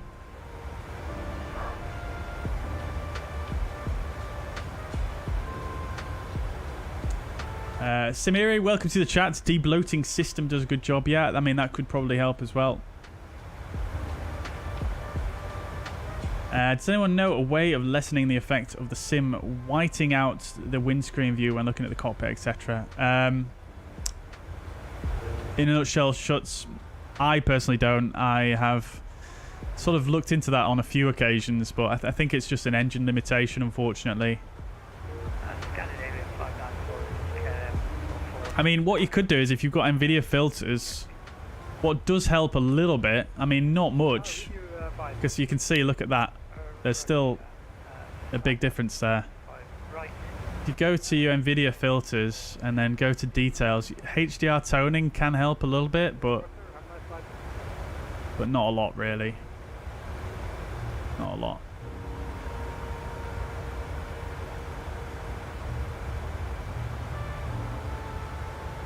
Doesn't really help with the highlights, to be fair. It mainly just helps with the shadow areas. Let's see, can these highlights really help here? Not really, no. Like I say, I think it's an engine thing, unfortunately.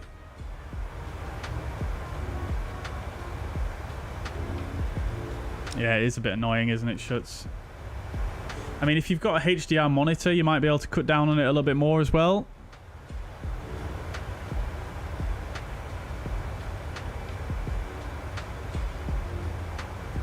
I was shocked that rethermo pasting my 2070 Super reduced my temps by 20 degrees. Crikey, that's mad. That's crazy, Mike. That's a lot. I know Roy in the chat as well. I don't know if he's still with us, but he's repasted his CPU as well with the thermal paste and saw some good results as well, I believe.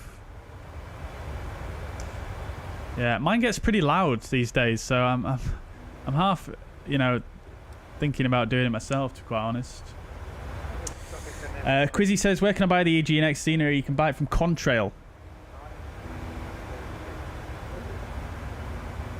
You can do it from Contrail. Yeah.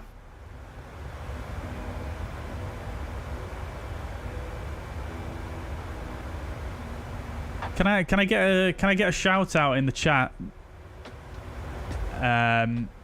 For anyone that doesn't have the East Midlands Scenery at this moment in time.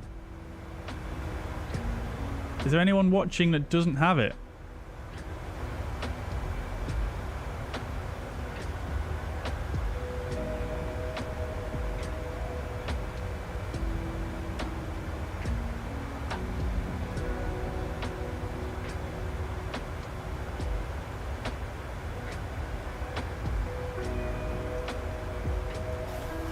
Okay, just a couple.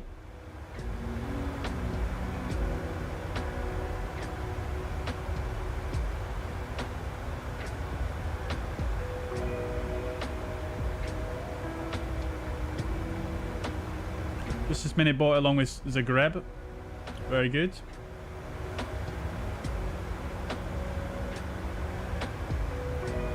Very nice.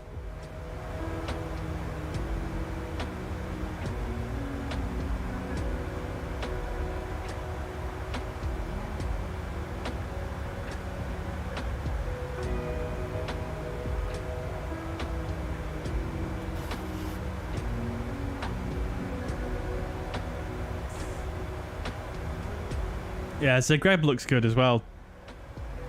Very interesting architecturally.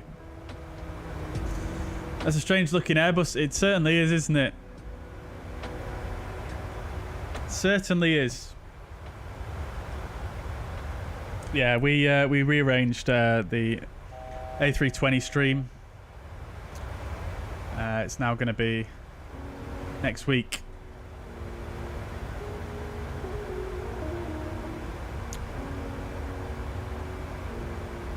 Craig's never purchased or installed any scenery. Assume they'll slow the sim down. Fair enough, dude. Yeah, I mean, it definitely does reduce your loading times if you have loads in your community folder at once. And I mean, obviously, they do have more of an FPS impact than normal scenery. You know, default scenery, as can be expected, really. But I wouldn't say it's a great deal of impact. For the amount of you know, return you get for having the scenery there, especially if you're flying on VATSIM, you know, some of the default airports have really inaccurate taxiways and taxiway signage specifically. So yeah, I think the return on the amount of impact you get is far outweighed. So I would highly recommend it, especially if you're flying VATSIM.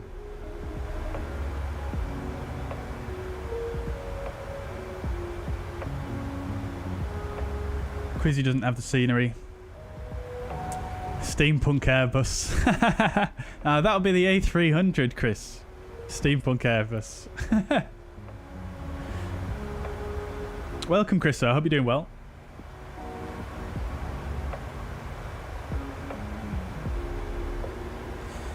Schutz is flying out of Nice for a holiday next weekend, so saving pennies. We'll see when I get back. Very good. Very good.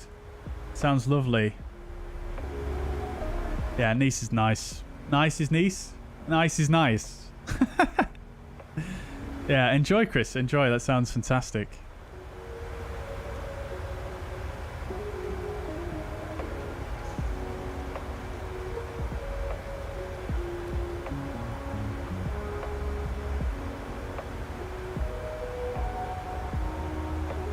Grey Shirt did the first VATSIM flight out of New York, of all places. Crikey. That is daring. Was it busy?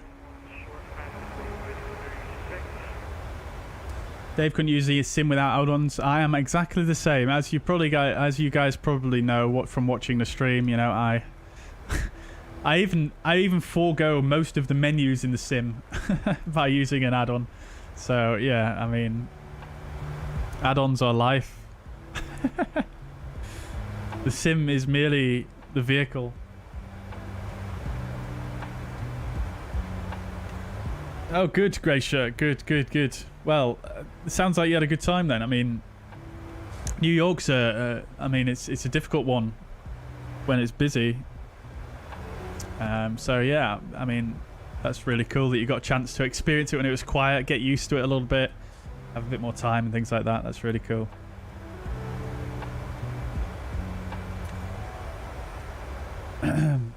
Jack said, for my birthday, my wife said we can have a 5-day break in Munich or she will get me the scenery instead. So I'm in a dilemma. What do you reckon, guys? Oh, that's a bit of a... That's a tough decision, my friend. 5-day break in Munich with your partner or a scenery for Microsoft Flight Simulator? Oh, it's got to be the scenery, really. No, go to Munich, my friend. Go to Munich. That'd be great.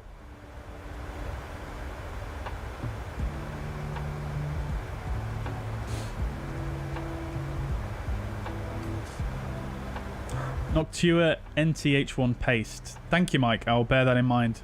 I do have some thermal grizzly paste at the moment, but I'm not sure how much I've got left.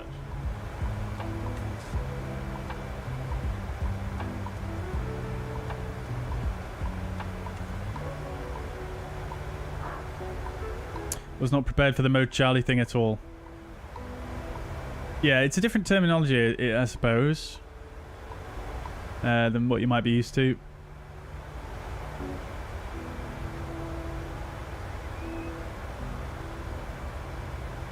Scenery all the way, says Chris and Dave.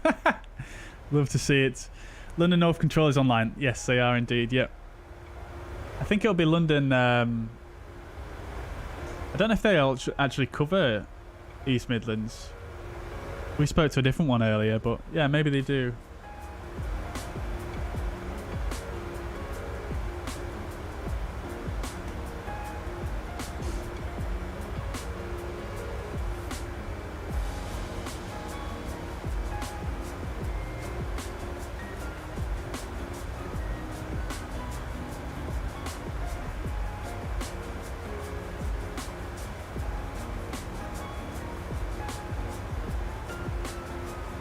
No, they don't cover East Midlands, does London North. They mainly cover, that's more like Manchester radar, so they cover Manchester area and over towards Humberside.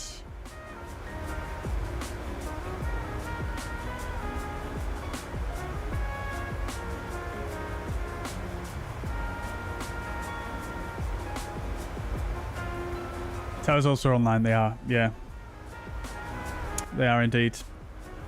Am I flying off stream too? Very rarely these days, to be honest with you, because I, well, just time really for work. So yeah, quite rarely these days.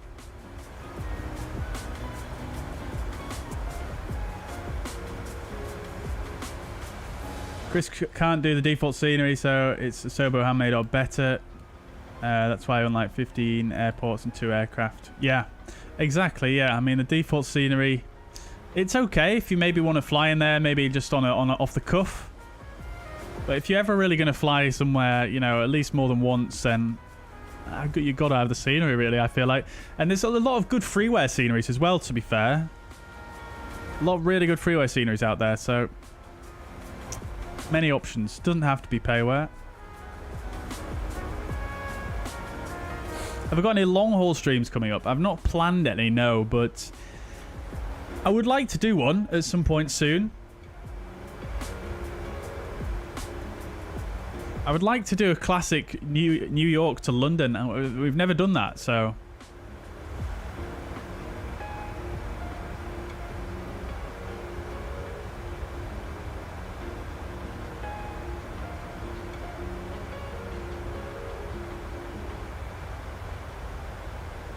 Vapor everywhere behind you. Yeah, my girlfriend just popped in for a minute.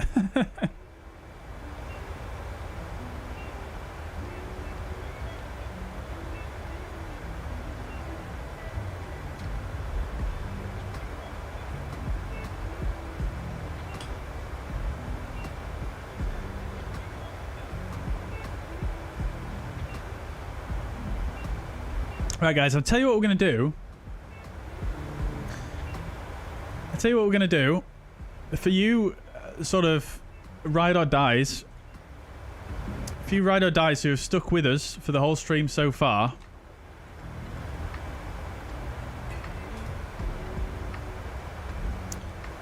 And this is just a very last-minute decision here. I wasn't planning on doing this at all, but shall we just do a little cheeky giveaway of East Midlands, low key? It's not in the title. It's just for you ride or dies who have been here the whole stream so far. Shall we do it? I think we should.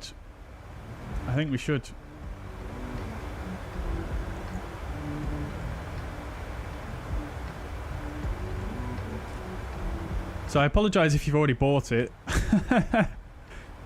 But, hey-ho.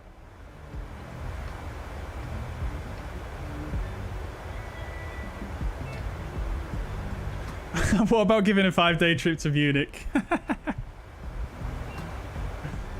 Dear me. Well, if I could, to be fair, I wouldn't mind giving away something like that.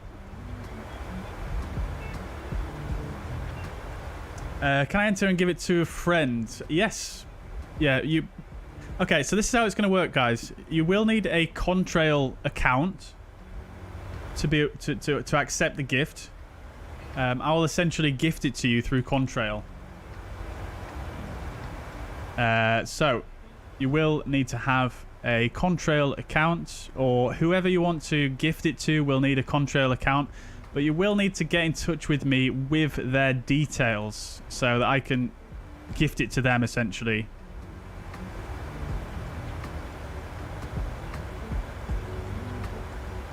Let me just double check I can actually gift on Contrail real quick.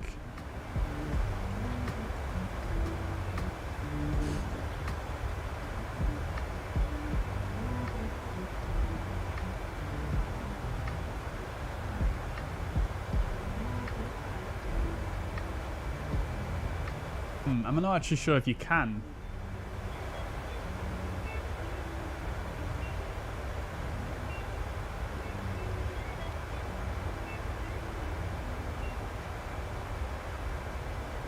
Oh, I can do a gift card.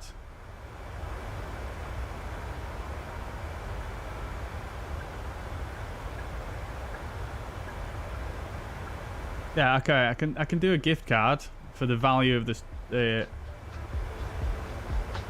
the scenery.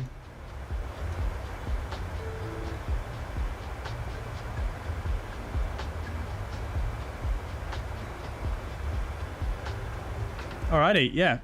So you will need a Contrail account.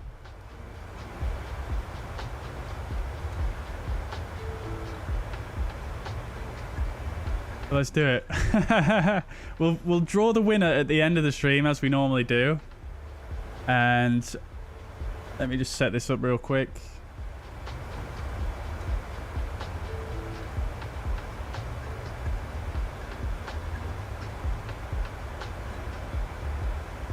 Okay, so if you want to enter, exclamation point, EGNX in the chat.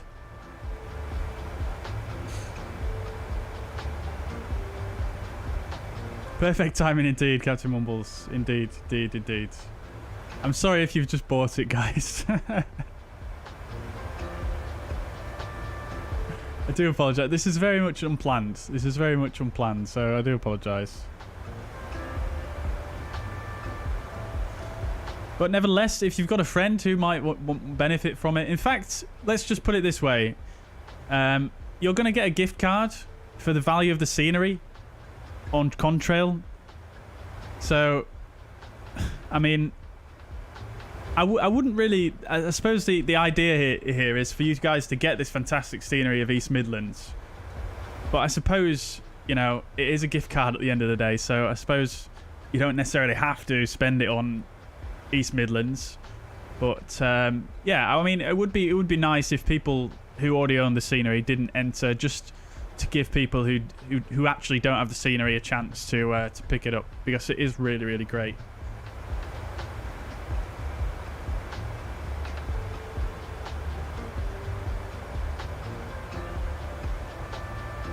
Right, okay then, so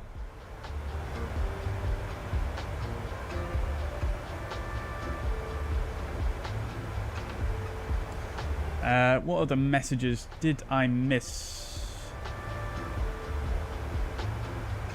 Chris has won 5 airports of the airports you have on streams. Crikey, that's very good going there, Chris. Nicely done there, my friends.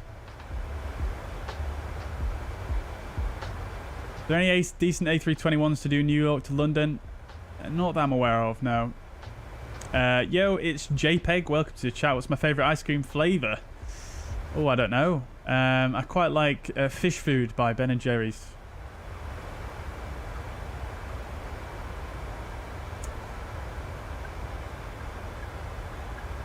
When are we back? Crasher flying the Comanche. Shuts next week at some point, I think. I think what I'm going to plan on doing is we're going to do a ferry flight. I'm going to do a repaint of the Comanche in sort of the fuzzair colours-ish. I'm not going to write fuzzair on it, but I'm going to do it in the fuzzair colours. And we're going to pretend we got it manufactured over the facility in the US. I think it's somewhere on the East Coast. And we're going to ferry fly it. Each week, we're going to ferry fly it from the US back to Leeds, Bradford. So that's going to be pretty interesting, I think. That's my plan anyway.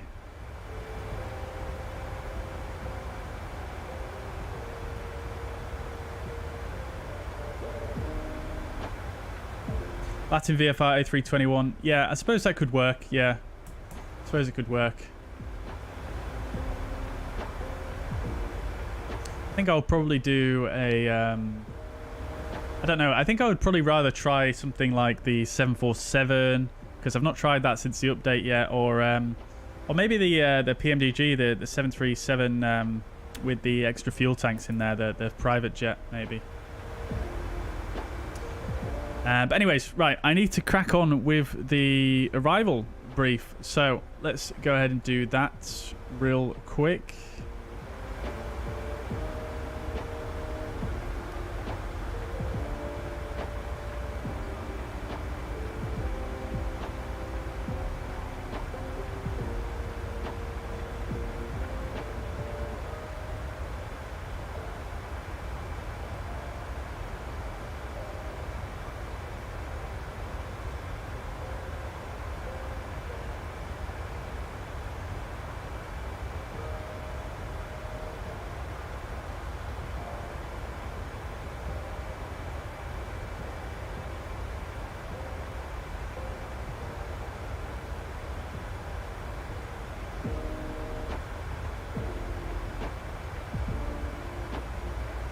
Just looking at what my options are regarding an arrival route here, because we haven't got one by SimBrief, but there are definitely some that could link up with our route. So, for example, we could probably do the Daventry 1 Echo.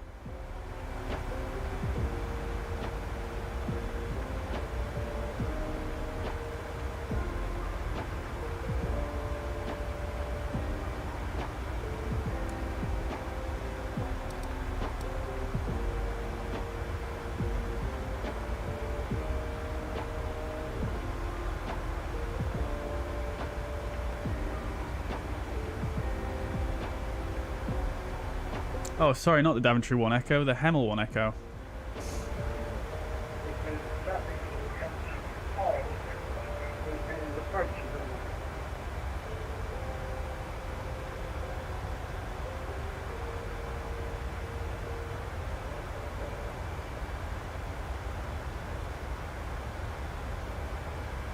And we need to take Velag there and stick it there.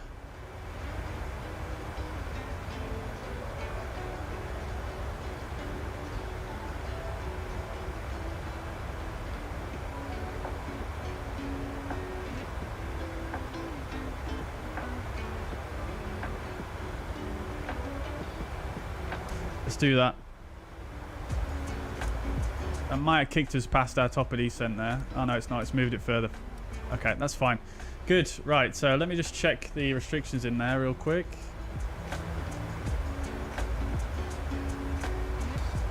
$250 at Velag, 220 at Upduck Bigots, 220 flight level 80, so that's all in there. And correct. The final approach fix is at 2,000 feet. 5.2 miles. That's 2,000 feet. That's checked. Okay, good.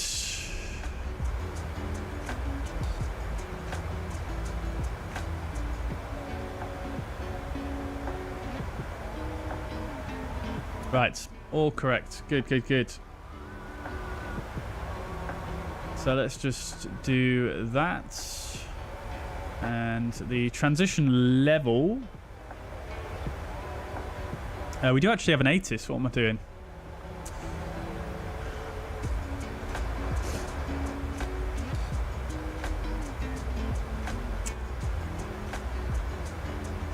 Transition level 110. Really? Crikey. Wait. Yeah. That's pretty high up.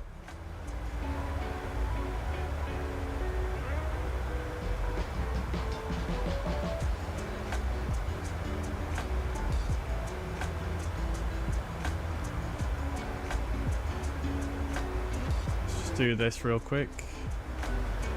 Complaining it can't do our 250 knots of Velag. It still is. Okay.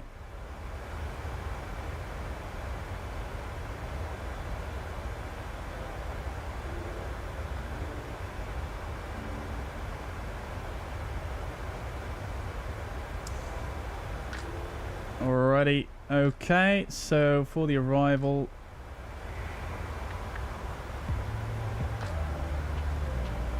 Good.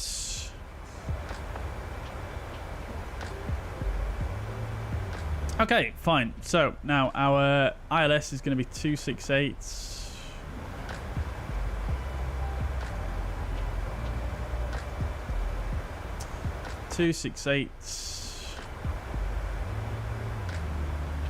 And then 109.35 is already set, same as the Liège ILS. So that's all set, and the landing elevation 300 feet is also set. Good. Right. Fantastic. Okay, so we'll do the arrival briefing then. I'm just going to wind this altitude down.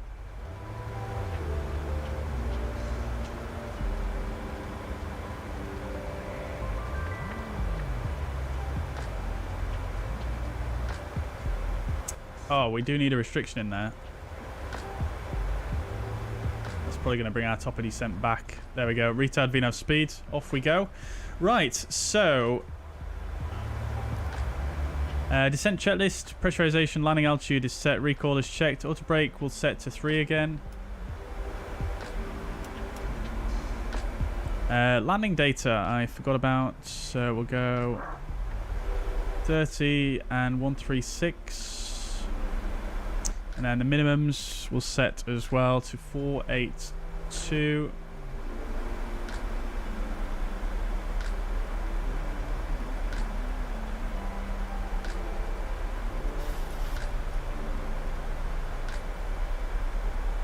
Round up to 490. Okay, good. So that's everything set. And the approach briefing we haven't completed because we're going to do that now. Right, so... Oh, approach is on. So they are. Very good. Okay. 134175.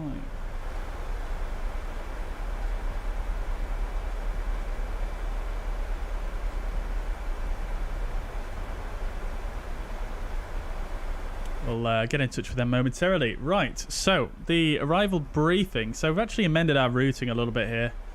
for the Hemel 1 Echo arrival. This is the 10-2 Bravo chart. Oh. Wait, what?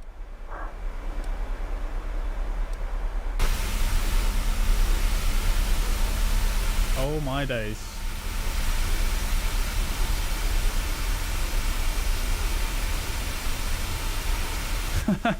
What? It's a good thing I didn't climb there.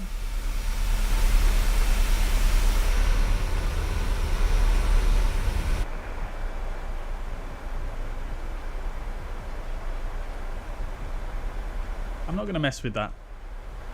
You guys know that TCAS in VATSIM can sometimes be a little bit funky with different altimeter settings.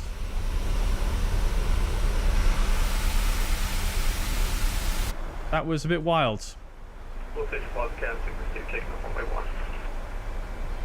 Right, nevertheless. So we've mended our flight plan a little bit to do the Hemel 1 Echo. This is the 10-2 Bravo charts. Airport elevation 306 and the transition level is flat level 110. So the arrival is going to take us, our initial routing already took us to Welling anyway, so I thought I would choose this one. So we're going to come in at Hemel, flight level 220, and then continuing to Welling, and then to Velag, max 250 knots there. Then we're going to go to Upduck, max 220 knots, and then going to take a left turn to Pigot, max 220 knots there, flight level 80 required. There is a hold there which is coded, but we shouldn't really need to fly that. We'll see how we get on. And then from Pigot we are going to transition on to the ILS. There is actually a transition from the arrival there onto the ILS, but let's see, there it is. So this is without radar control via Pigot.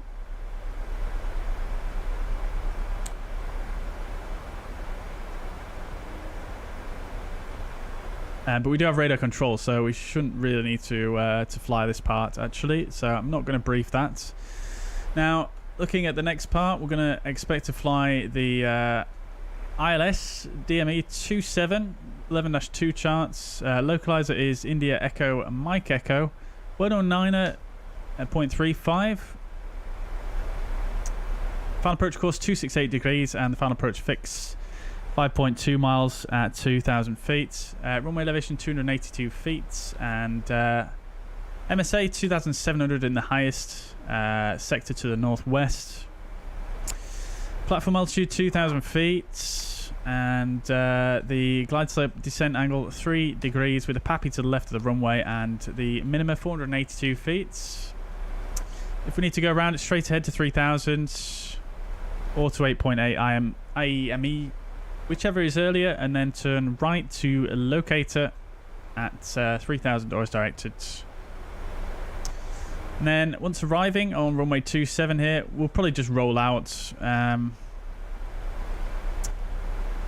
actually going to request the east apron for parking, I think, just so we get a nice good look at the airport again. And the east apron is also cargo, so we can park there as well.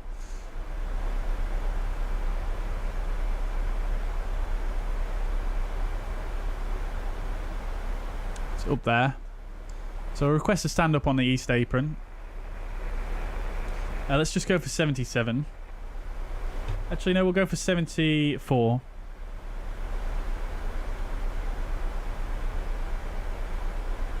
So we'll come off 27. We'll vacate either Sierra if we can, or Mike, and then we can expect a left turn onto Alpha, taxiing to the east apron and entering via uniform.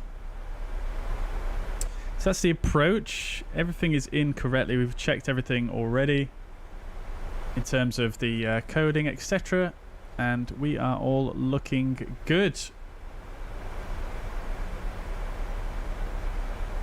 So I think it'd probably be wise now to have a word with the approach controller on 134175. Condor 2029, turn left heading 350 degrees. Left heading 350, Condor 2029.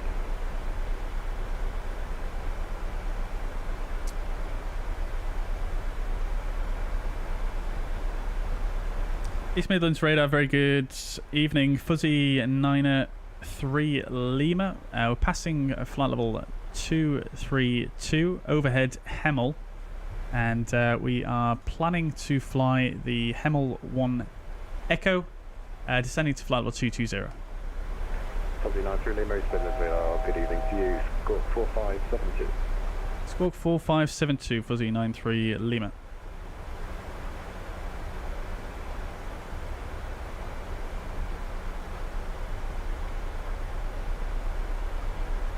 Condor 2029, descent at altitude 3000 feet. 3000, Condor 2029. I should have given him that ATIS and aircraft type as well. That's something you need to do in the UK. I always forget that for some reason.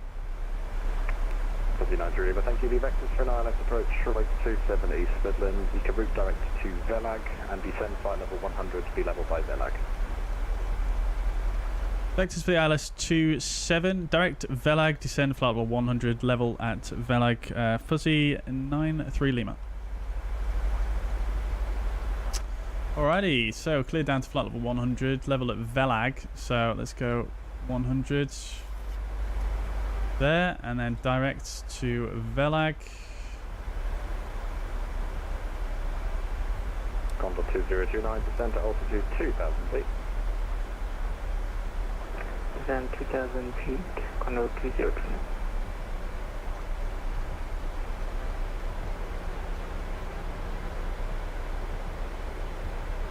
Right, let's just grab the ATIS.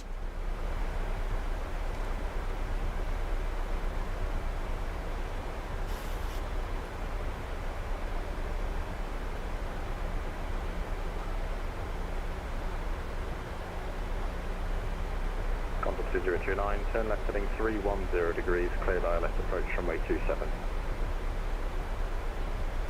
310, cleared ILS 27, Condor 20. Right, all as expected.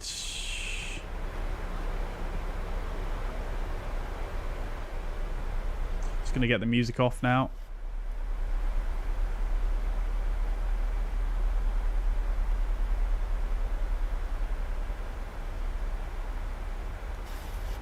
Interesting, the transition altitude is flight level 110, right?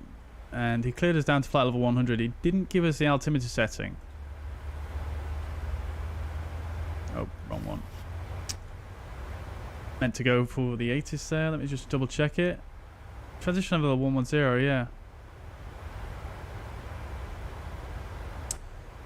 Right. Why are we no longer descending? Oh, we were in VNAV alt. Okay, never mind. Oh, we're going to have a big steep descent to do now.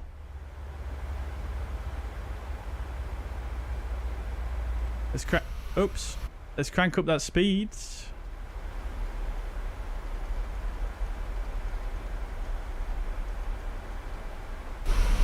Look at that, though. Come on now.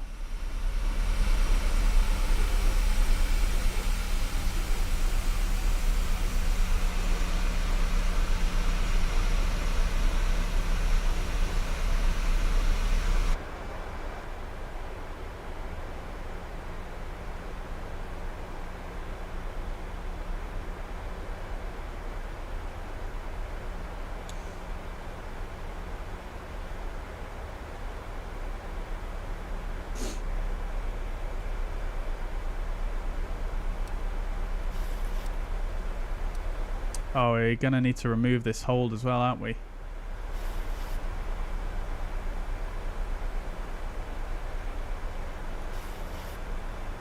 Okay. It doesn't seem like the hold's actually in there. But it looks like it's drawn out.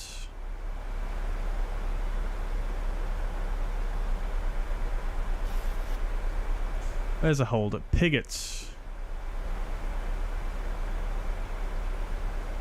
Ha.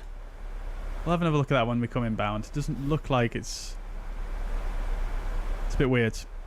Nevertheless, we're going to be getting vectors probably from Velag anyway.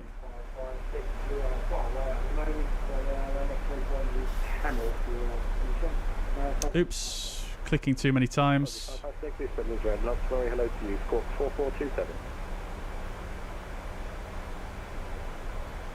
Okay, squawk 4427. Condor 2029, contacting East Midlands Tower, frequency 124.0, bye-bye. 124.0, Condor 029.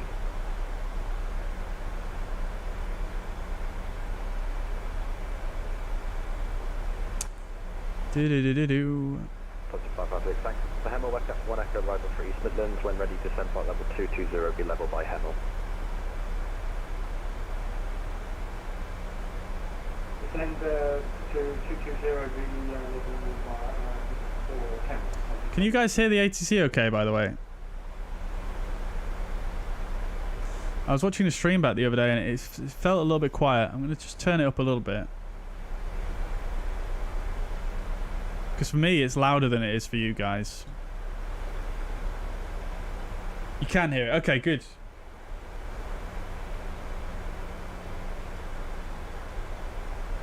Amazing Maze, yes, I should. I didn't realise I was in VNAV Alt, to be honest. I was too busy faffing around with other stuff. But we've recovered the profile. We're back on profile. We're looking good. We just need to be level by Velag, which we are going to be. Is that the terrain radar you have switched on? I do, yes. This is the terrain radar. Christian.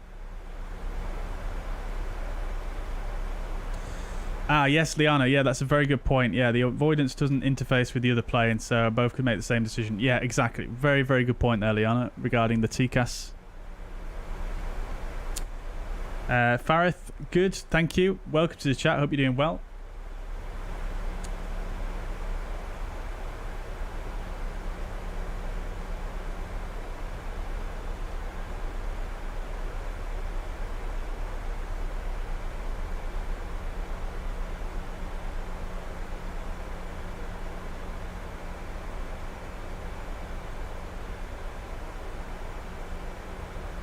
Departure Ryanair 1638, passenger route 3200. Ryanair 1638, hello, NetC, still as radar, climb now, flight level 130. Flight 130, hello, Ryanair 1638.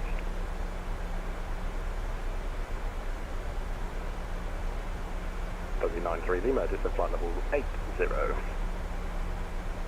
7 flight level 80, Fuzzy 93 Lima. And Fuzzy 93 Lima, you can leave there like heading 005 degrees. Leave Velag 005 degrees, Fuzzy 93 Lima.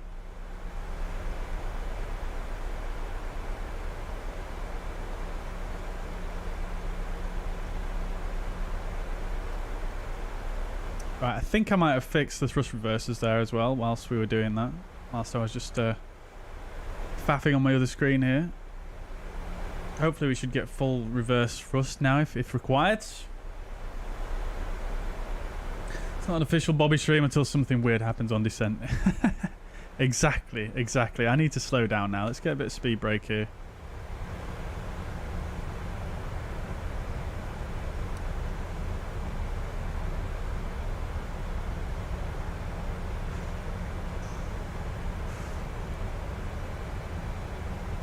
Go to local altimeter 1003.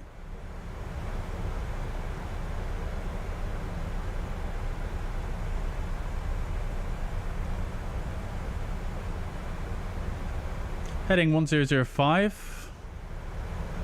Sorry, 005. Fuzzy 556 to some flight level 100. Right, flight level 100.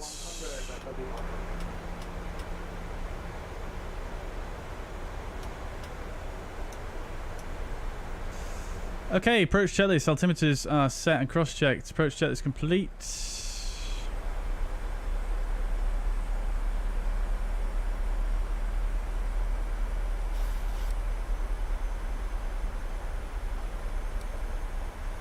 Right, what I'm going to do is I'm just going to actually... I don't know if this would be a done thing in the Boeing, but because we're on vectors, and I know we're going to be on vectors, I'm just going to do that.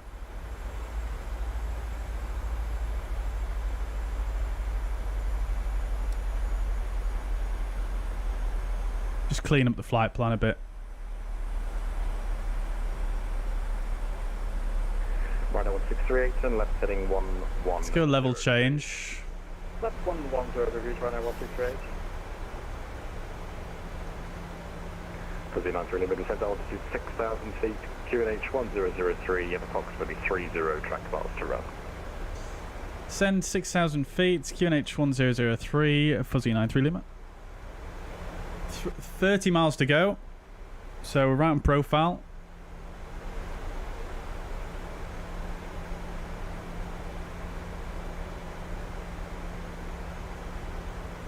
We are going to need to slow down a bit though, so we could do with probably some speed brake here actually. In fact, let's try and get a bit of flap out and see how that fares. So we'll go flaps 1.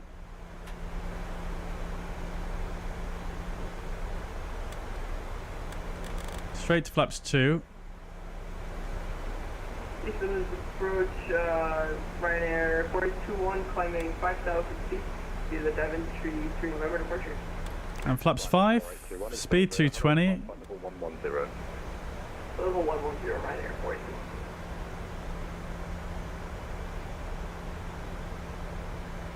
And flaps 10. Ryanair 1638, resume on navigation direct to Sivda. Direct to Sivda, Ryanair 168. Oh wait, I can't do flaps 10 at this speed, can I? What am I doing?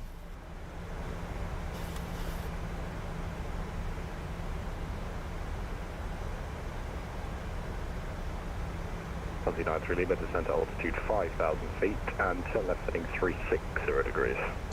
Send altitude 5,000, heading at 360, Fuzzy 93 Lima.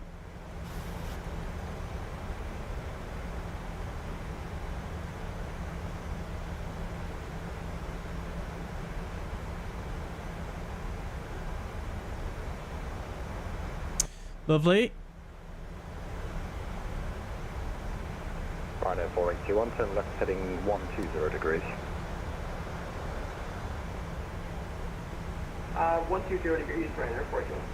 Doing good on the profile still. Very, very nice.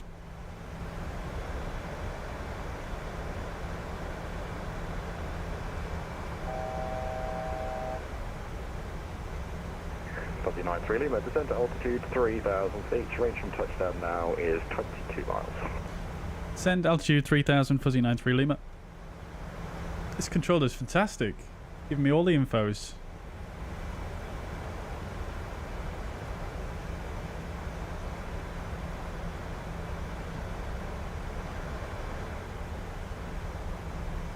Fuzzy 556, descent flight level 80. That's right, 0, Fuzzy 55. Let's come to the up speeds. Ryanair 4821, resume on navigation now direct to Sivda, climb flight level 220. Resume navigation direct to flight level 220, Ryanair 4821. Ryanair 168, leaving my airspace now, make monitor Unicom 122.8, bye-bye. 122.8, bye-bye. Adios, amigos. Ryanair 168.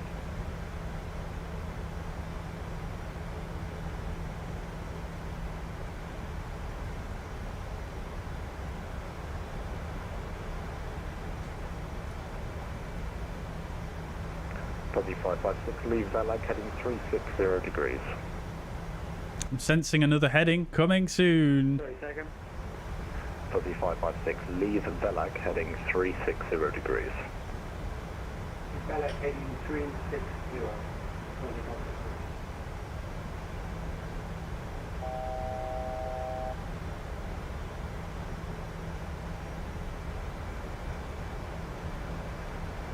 Fuzzy 93 Lima, turn left heading 305, descent at altitude 2,000 feet, cleared ILS approach runway 27.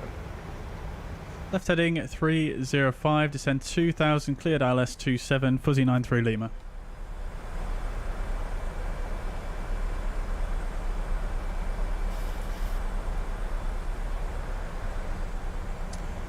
Alright, we're clear for the approach. Let's arm it. Vorlock and glide slope armed. We'll go to flaps 10.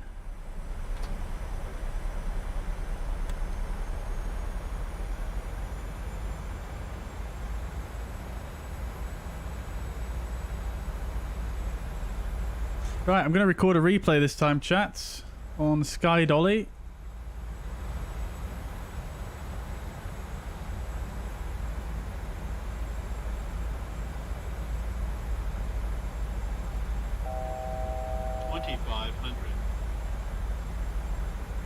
VS 500.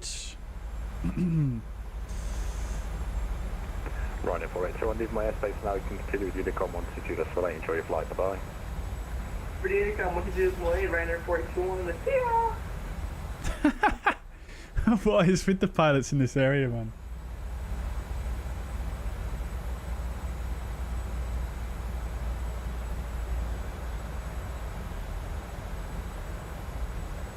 Okay, Vorlock.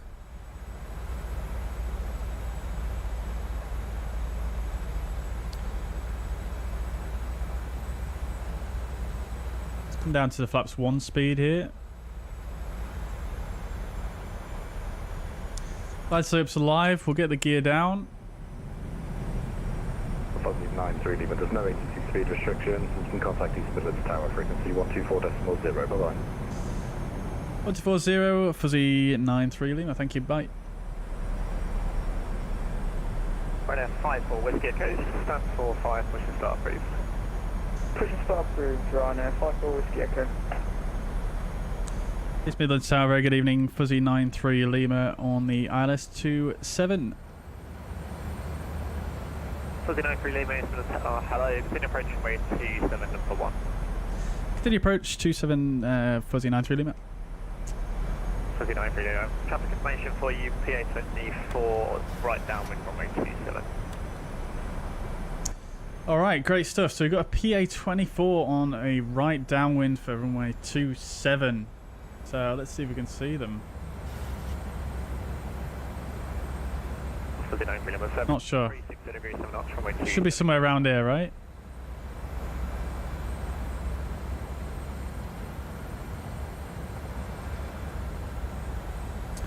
Alright, flaps 25. Fuzzy 93 Lima, East Midlands Tower. Fuzzy 93 Lima with you, sorry, say again. 736 degrees, 7 knots, runway 27, clear to land. 27 clear to land, Fuzzy 93 Lima, sorry I missed you. No worries. Alrighty then, chat. So let's come back to VREF 141. We'll go flaps churchy. Go back and Bravo. Go around altitude set to 3000. Landing checklist, engine sights, which is continuous, speed brake. Landing gear is down, 3 greens, and flaps are 30 green lights. Landing check is complete. Alright guys, I'm going to say this again, exclamation point EGNX in the chat if you want a chance to win this scenery for East Midlands. Exclamation point EGNX. Let's do this thing, chats. Autopilot disconnected, auto thrust disconnected.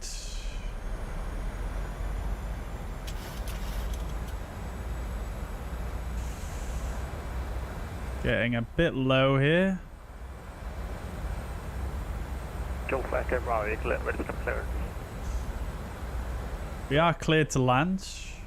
Clear to leave the East Midlands control zone via the Sierra Echo. A little bit bumpy. Lane remaining east of the M1 motorway. Not above altitude 2,000 feet. Remain underscore 7010. We are a bit too low now. I am continuing though. Especially slow via the southeast lane, east of the M1. Plus, under engine.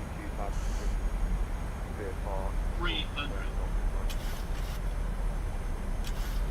To minimize. Correction of my part, this is Sierra Whiskey, exit lane. Continue. Remaining west of the M1 motorway, not above altitude 2,000 feet. CSR. 50. 40. Sierra Whiskey lane, 30. Southwest lane. 20. Remaining east of the M1. 10. West of the M1, never done that. Speed brakes up. West of the M1. Reverse is green, but again, don't have full reverse.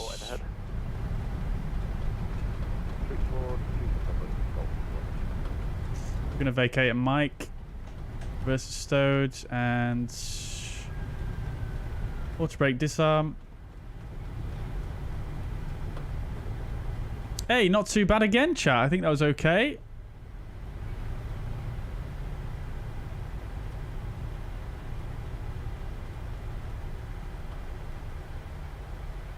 Oh, look at this lighting though. We're going to get to see a bit of evening Pyreegue EGNX action right here.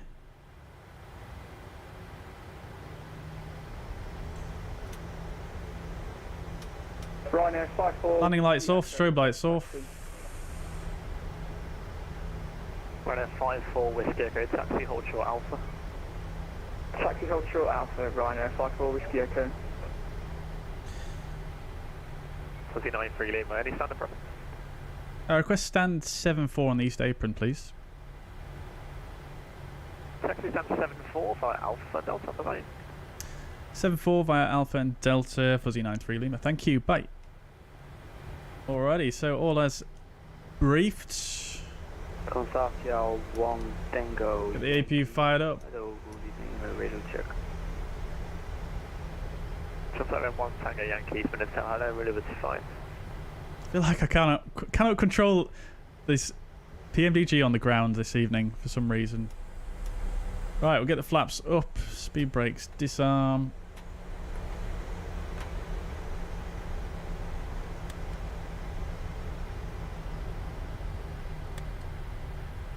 Ryanair 54 Whiskey Echo. Lovely stuff. We have depressurized. We're all looking good there. Taxi on front Alpha 1 via Alpha, Ryanair 54 Whiskey Echo. Get that to alt off. And we got the stand we requested, stand 7-4 on the... I love this. I love this. I hope more profile developers do this with the Python file to sort out all the organization of the stands. We're going to go stand 7-4. And let's request to follow me. Why don't we do that? Because there's not really anywhere it can go wrong here, so we might as well slow down a bit for it to catch up with us.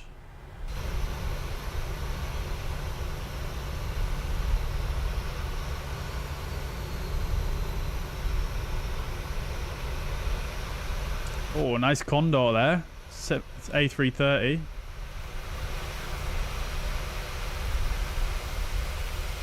Oh, this Ryanair wants to get a move on. I'm so sorry. I'm waiting for my follow me. Okay, let's get a move on.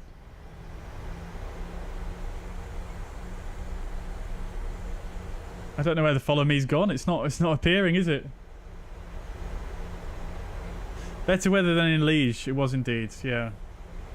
Landing rate predictions in the chat, guys. We're going to have a look at that on Newsky in just a moment. And uniform is just here. Cool, okay, bro. Thank you. Route towards Shepshed.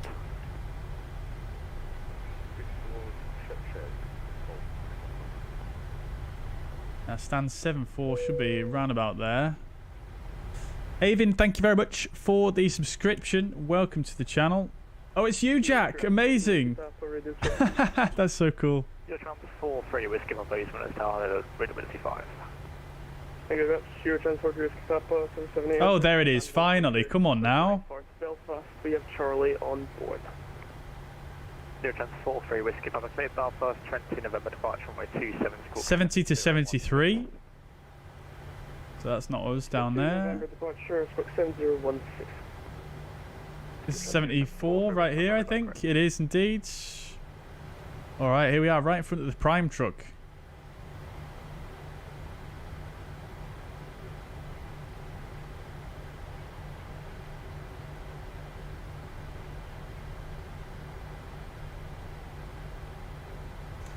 Hello, Marshall, please help me out. There we go, there we go. Consortia 1 Tango Yankee, at the stand 40. Information. Wow, someone needs to retrain this guy. Alright, parking brake is set. Lovely stuff. We'll get APU gens on the bus. Shut both the engines down. Anti-collision off. We won't bother with the APU bleed. We'll just get the packs off and the isolation valve open. Yeah, electric pumps can come off. Window heat, seatbelt signs, fuel pumps. We're going to go straight to electric external power, so it doesn't matter that we turn all the fuel pumps off. We'll come down to here yonder. Chocks in. Ground powered connected. Yeah, we're ready for immediate Rhino, 54 Whiskey Echo. Set between 36 degrees 7 knots, runway 27 clear, immediate departure, traffic 4 miles. There we go. Clear for immediate, Rhino. Welcome back to East Midlands chat. Once again, exclamation point EGNX in the chat if you want a chance at winning this beautiful scenery by Pyreegue Devco that was released yesterday. November, Welcome indeed. Landing rate predictions. Fuzzy 556, between Job done. Indeed. Indeed. Look at how good that van is. I mean, the lorry there, the trailer. So crisp. It's almost like it's placed there just purposefully, like, you know, like happy smiley face. Welcome to East Midlands. ULD's down there. Looking very nice indeed. Whiskey Echo, bro. Thank you. Contact East Midlands radar now. I think the Royal Mail facilities just up here as well, isn't it? Just up there, yeah. Oh, it's so good. It's so good. Oh, here comes our colleague. Rhino, 54 Whiskey Echo, airborne, crossing through 500 feet. Thank you. Break, D-board the crew as well. From my 27. This is D-board the crew. Pit lane clear, 516.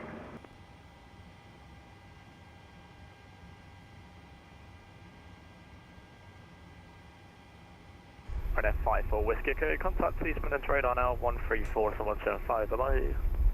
Contact radar 134.175, Rhino, 54. There's that Piper over there in the distance, I think. There it is. Lovely stuff. Oh, beautiful. You will transfer free Whiskey Papa, stand 100, ready for pushing start. You transfer free Whiskey Papa, stand 100, pushing start, approved space east. Very nice indeed. Very, very nice. It's so busy here, chat. I wonder why. So good. Right. Let's have a look at the landing report and, well, the full report on Newsky, shall we? Thank you very much, guys. Glad you thought the landing was good. Good. Imagine VATSIM GSX integration. You could ask for a follow me and it will come. Yeah, that would be so good, wouldn't it, George? That'd be so good.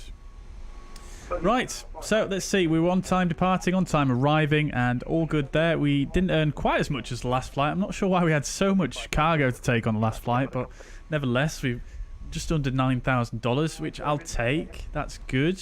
The pilot report. So we actually got a 9 this time, and we got penalised yet again for having the landing lights on above SOP altitude, which is totally incorrect once again, and it seems like it's the exact same amount of seconds here.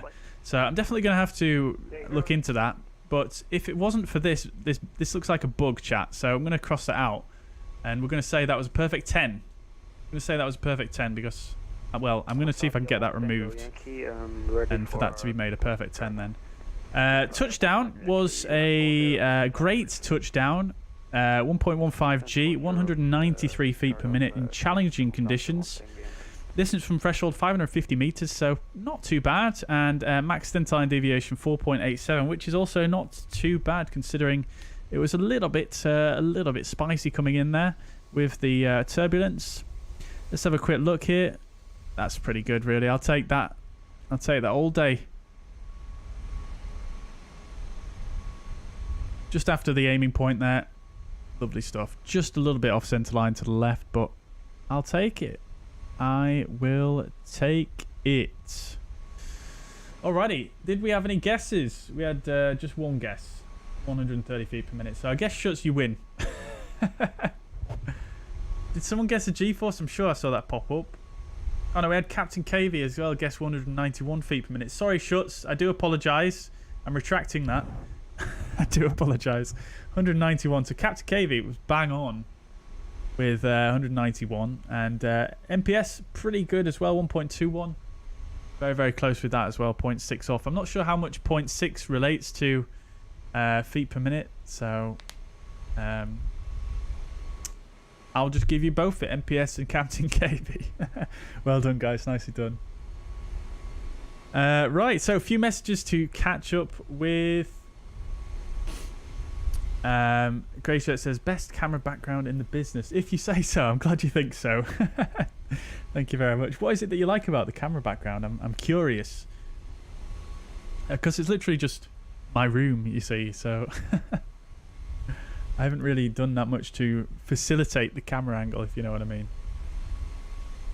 Another washout in the UK, well, in Manchester anyway. Yeah, it was quite wet this weekend, wasn't Biggles? Yeah, good weekend though, nevertheless. Mostly just been chilling out at home and yeah, just not doing a great lot actually. I actually went to Leeds Bradford Airport yesterday to do a bit of spotting, where I was trying to get a couple more images of planes for the Leeds Bradford arrivals project that I'm working on. So yeah, that was quite nice. My partner came along, and surprisingly, it seemed like she was enjoying it, which is quite cool. So yeah, that's what I did yesterday. Pyro Luke's inbound as well. Very good, very good. I think I might have missed your landing now, though. I'm not sure. We'll have to look out. We'll see. Let's see. Oh yeah, someone else coming at 2 more aircraft incoming. Okay, crikey. We'll have to see if you can grab your landing. I'll see your landing. It's raining now there, Liana. Oh dear. Oh dear. It does look like we have some rain clouds inbound, but it's definitely not raining at the moment, unfortunately. Gotta love that live weather, don't you?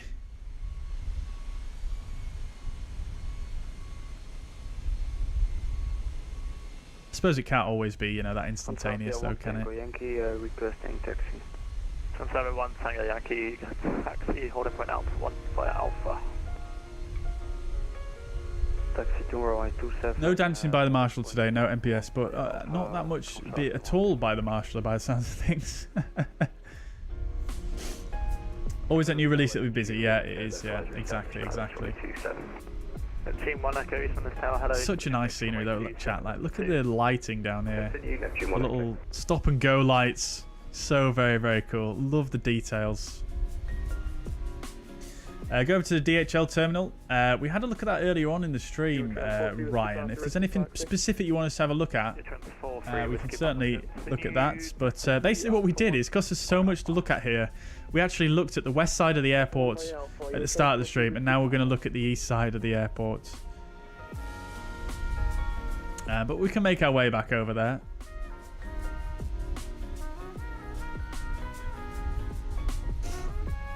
Oh, here we go. I'm sorry if I missed that there. That was quite poor camera work by myself. You think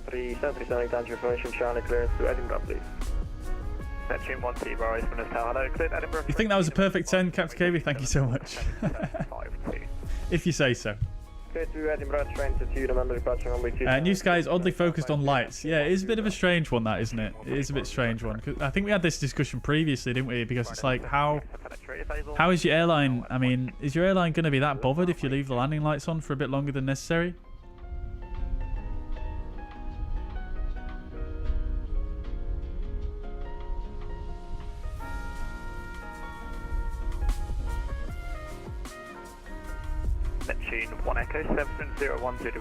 Oh, you have a thing for clean workspaces, Grey Shirt. Very good. Yeah, well, me too. So, yeah, that explains it. Flight Sim Law, you must play with the latest release. Absolutely, Liana. What are you even doing if you don't play with the latest release?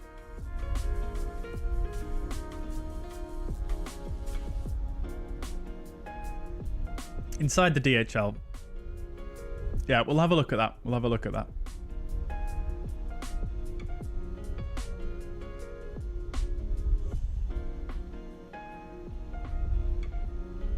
Oh, George, you got Stansted. Very good. Oh, make sure you go through the INI manager, and you can turn off some of the options to save on performance. I highly recommend checking that out. 76 taxis down 11. Yeah, Stansted was a bit crazy, wasn't it? I'm surprised it's not much busier here, to be honest. Alpha, Quebec, and Charlie down 11. Ah, it's a generic. Oh, that looked like a tasty landing now. Oh.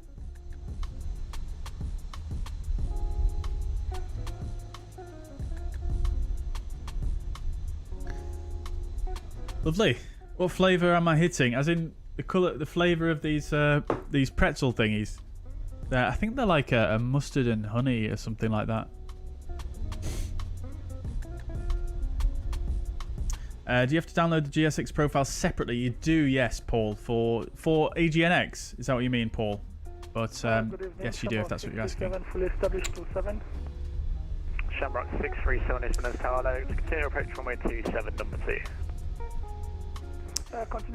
Chris says the issue I have with Newsky scores is that you can spend 10 minutes at platform altitude because you descended too fast and burn fuel and get a 10, but forget lights and it's a 9. Yeah, I get what you mean there fully, Chris. Yeah, I get what you mean. I get what you mean.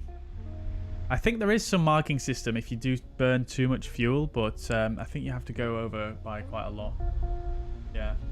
It's a strange one. I am with you right there on that one, Chris. Oh, the vape. Okay. Mr. Blue, whatever that means. I think it's a mixture of like blueberry and raspberry and some other berries. Right after Foxtrot 108, thank you, okay.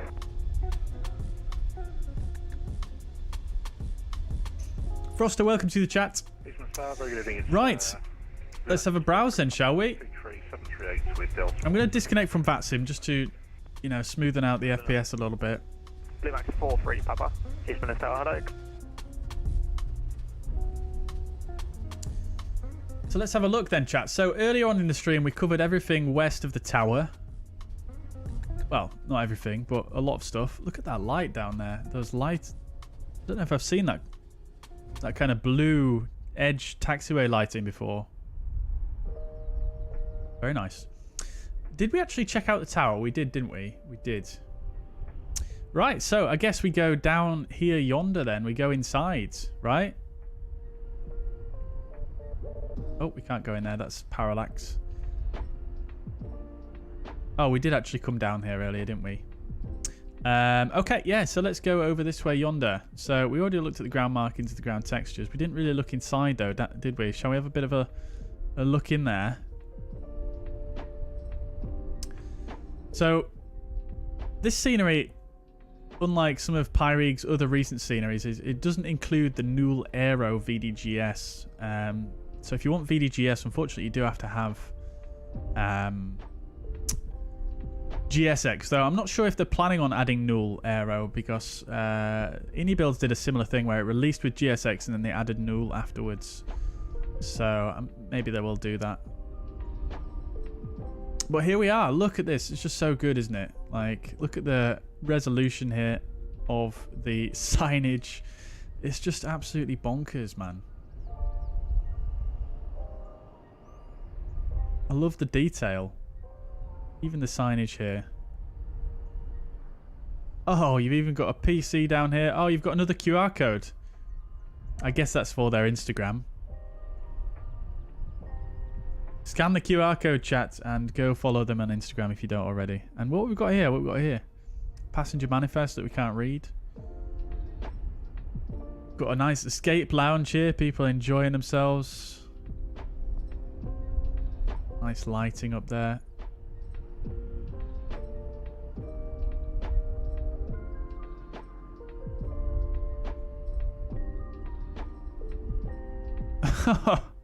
Look at the buffet. What we got? Oh, we got a bit of sushi right there.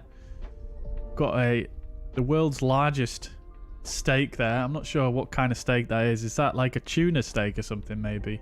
And then we've got some burritos and some kind of stew and soup and eggs and bacon. Some mussels. Oof, please no. This is so good, isn't it? Is it me or are these like the huge drinks? I'm not sure. Sundays. Bit of Guinness. Enjoy. Animated passengers. Tuna steak it was. Okay. I thought it was.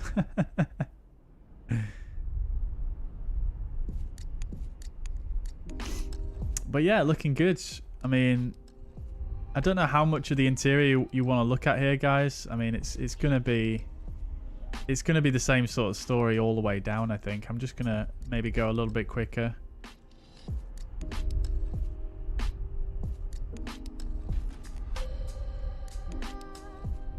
Frankie and Benny's. Bit of Italian. Ciabatta. Actually, that's not the name of a place. That's just the name of some Italian bread. Very good. Very good. I mean, look at the lighting as well. The illuminated sign there. What are these guys having? Mussels and... What is that? That is absolutely enormous piece of meat, whatever it is. And then a bit of pizza and some fish and chips. Interesting serve from Frankie and Benny's there.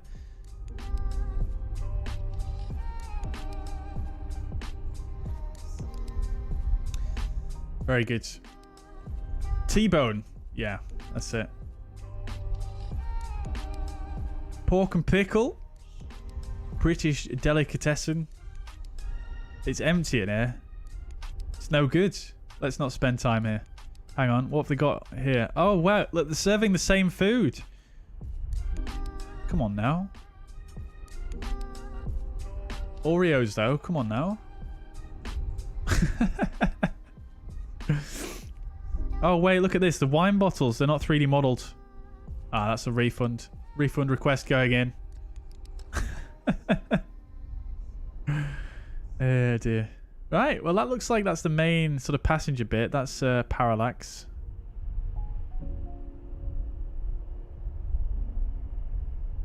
Oh, there's more. There's more. Castle Rock. Look at that. Beautiful. Sipping away down here. Just chatting. Sipping a drink. What you got? Red Bull, crikey.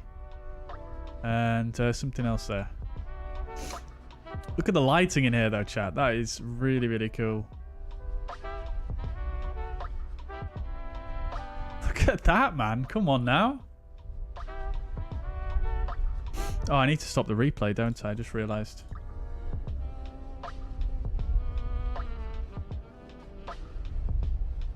Oh, wait, it's Inception. It's the same woman. Come on now. Burger King. See what they got on offer.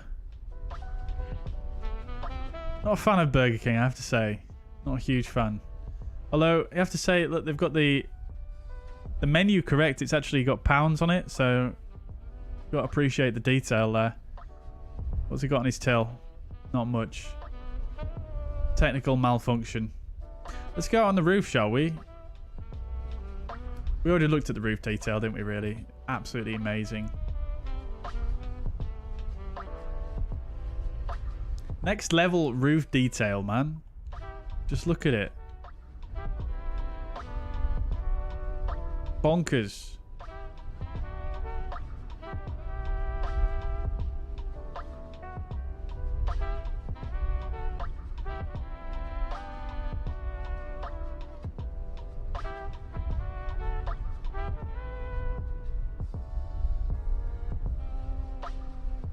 Oh, we've got another little waiting area here as well with skylights.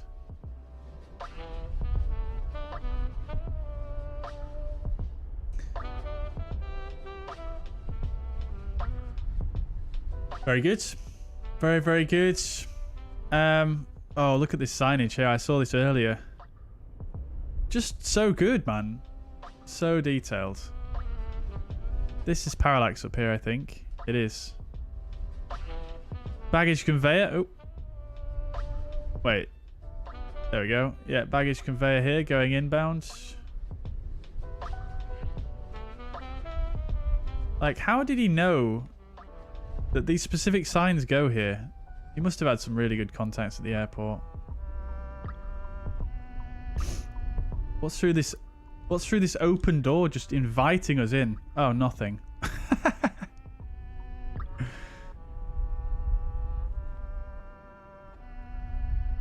When is the giveaway? It'll be at the end of the stream, just to give a few more people a chance. Exclamation point EGNX if you want to win this scenery. Oh, look at that! More Pyreegue plugging. Love to see it. There's a UPS facility. Oh my days, there's so much, man. Pathfinder house here. Look at that lighting on there as well. There's too much. I'm overwhelmed. I'm overwhelmed.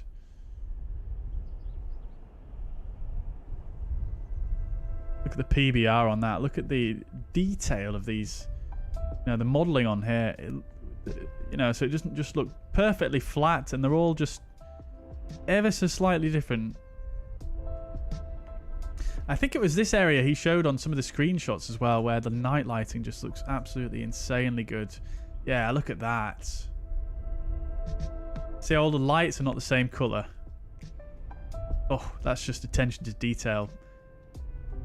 So good.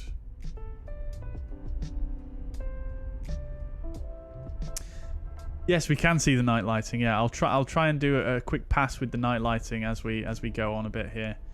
Just want to try and see some of it in the daytime though, because there is quite a lot to see. Loads of clutter. I don't think I really need to dwell too much on the clutter. Fire station here. Oh. There's even an inside in. Oh, can't go in there. Authorized personnel only. No, we can't go in there. Nevertheless, it is 3D modeled inside.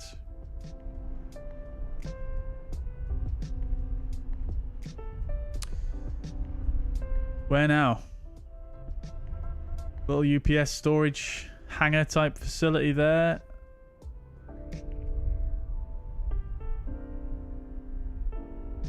More UPS stuff. Just more cargo things. That's parallax interior in there. Yeah. So a little bit more nondescript buildings here, but as you can see, it's just insane. I don't think I need to dwell on every single building, but Royal Mail facility here, which we've already seen a little bit of. I don't think there's an interior or anything like that here, but nevertheless, it does look very good.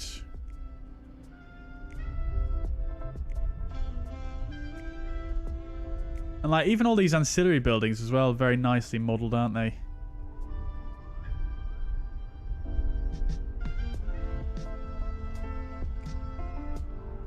There's a couple of hotels as well, I think, which we'll try and find in a moment. Got more UPS action.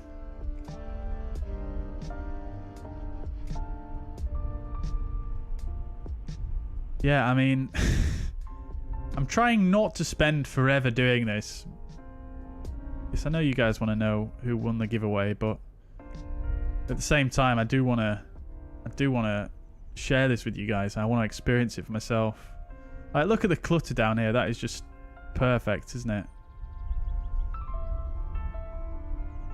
All right. Oh, wow. We're actually getting to the end of it here. Crikey. I'm going to feel so empty when it's done. Right, we've got the Radisson Blue. Radisson Blue right there. Shout out to Blue Games on YouTube. Looking very nicely modelled with the parallax interiors. Look at the parallax interiors though. They're even appropriate for a hotel and it looks very good. Supposedly this one has quite nice night lighting as well, doesn't it?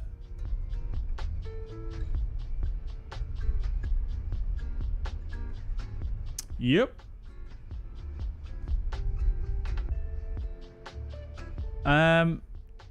Yeah, another one over here, Holiday Inn Express. This one he shared on a few of the screenshots. This one does look very impressive by night.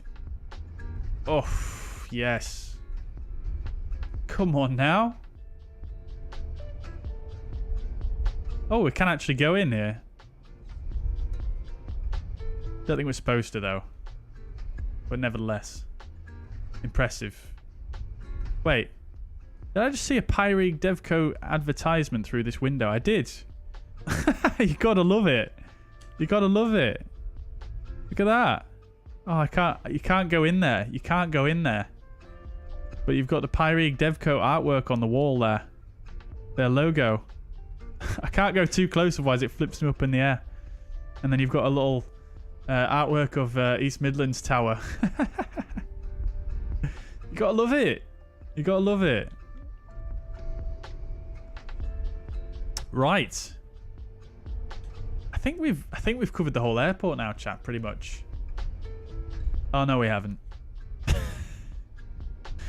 Oh no, we haven't. I mean, we've covered the airport, but check out this area over here. This one's fully modelled as well, this whole industrial area.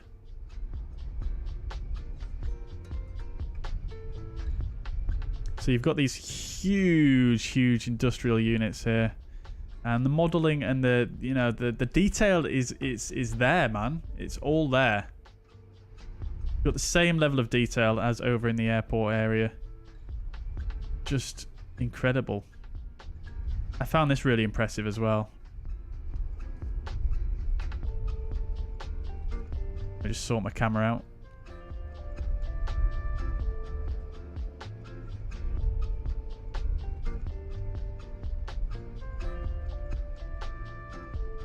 Look at the night lighting on the car here. And the electric chargers here for the cars. And it's even... the wire is even plugged into the car. Is it plugging into the correct place on the car? It looks like it is. And that's attention to detail, man. This is not even part of the airport.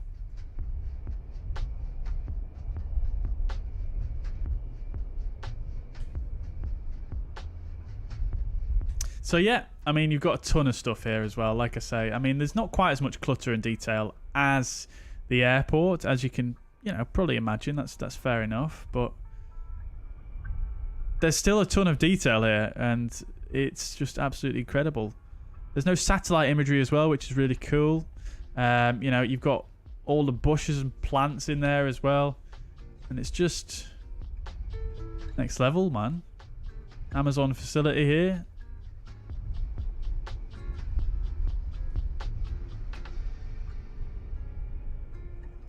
We could go on for a while here, chat. I'm going to speed through this.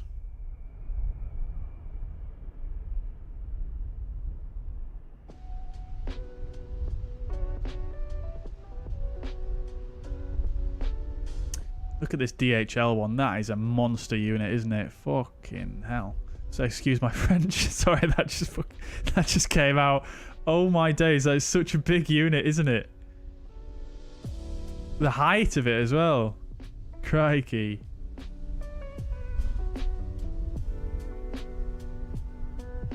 Huge.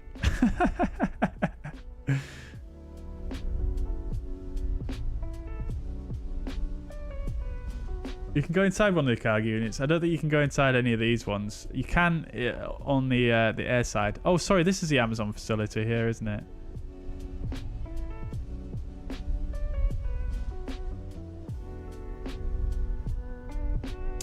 Yeah, and then there's this really impressive Nestlé one as well.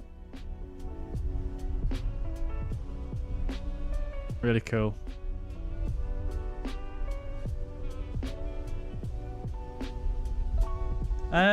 Right. I'm just curious because I've not looked. Got all these containers down here as well. I'm just curious because I haven't actually been over here. This is added by the scenery as well, I believe. Just interested to see what the level of detail is like over here as well. Okay, not as much. We've got the cooling towers. They're very nicely modelled though. With the lights on top and the steam coming out, of course. Oh, even detail inside. I don't know if that's what a cooling tower looks like inside. Probably not, but pretty good. We've got an overlap here, chat. We've got 2 cooling towers. Now, that is not anything to do with Pyreegue. That is more to do with probably the Wheel of VFR pack I have installed, to be honest. So I'm not sure actually which one of the 2 add-ons is actually giving off the smoke there. It might not be the Pyreegue. I'm not sure, but you can kind of see here there's a bit of overlap with the 2 different add-ons. Oops. But yeah, there's definitely quite a decent amount of detail here.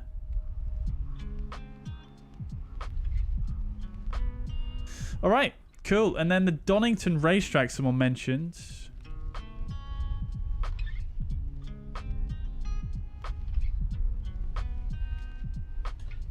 Fantastic detail, but it's still East Midlands, so very true, very true. And then we've got the cars, though, on the racetrack.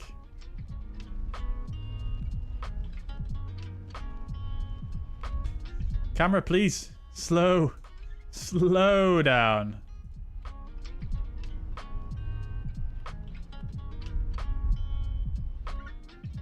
With the night lighting and everything.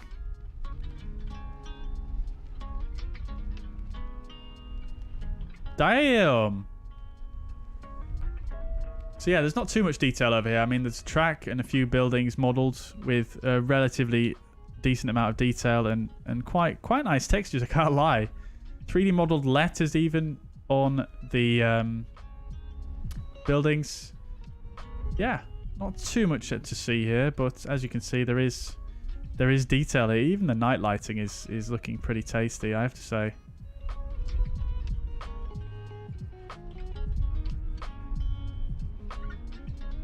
Alrighty, so let's just have a quick overview of the night lighting. We've got these blue edge lights, which, like I said, I've not seen before. And we've got this nice sort of green, yellow taxiway lighting as well, which is good to see. And then overall night lighting, let's just do a bit of that. Pretty nice. Pretty nice. Got a lot of halogen lights by the looks of things here at East Midlands. Very orangey. And it looks pretty nice down here on the main passenger apron as well.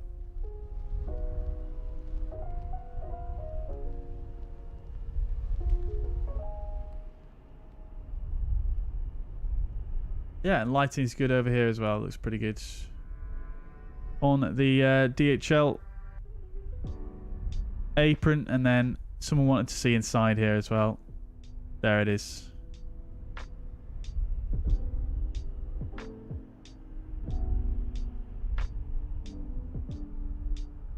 Beautiful.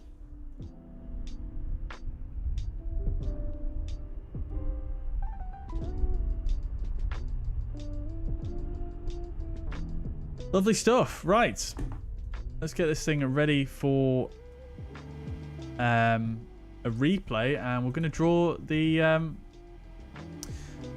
the giveaway winner. So guys, if you haven't entered yet and you'd like to win EGNX, if you've not bought it already, please don't enter if you've already bought it. But if you haven't, or you want to win it for a friend, exclamation point EGNX in the chat. Final chance. We're going to roll it in a couple of minutes here.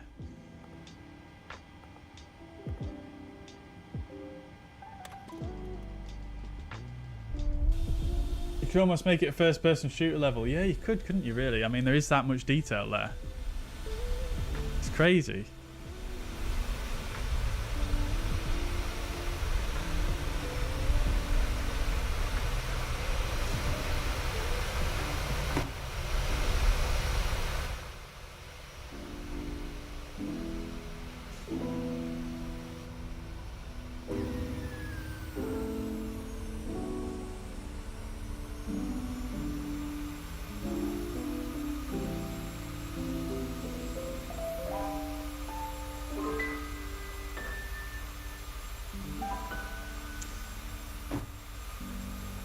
Alrighty then, chats.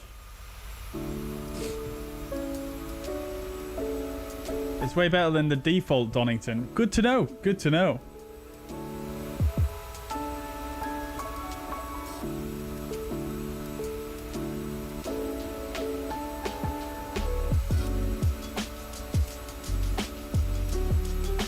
Swedish. They were Swedish fire trucks, Chris. I did not know that. Very good. Good to know.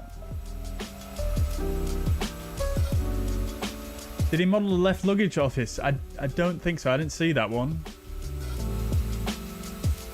Scenery is over top bonkers. I love it. Yeah, it really is over the top, but it's fantastic. I love it. I mean, the FPS you get as well is really, you know, if you can achieve all that detail without sacrificing the performance, then, you know, why not, I say.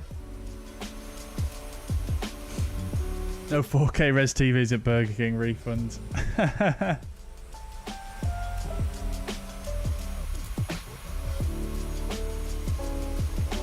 East Midlands, Chris, is a major cargo hub for the UK.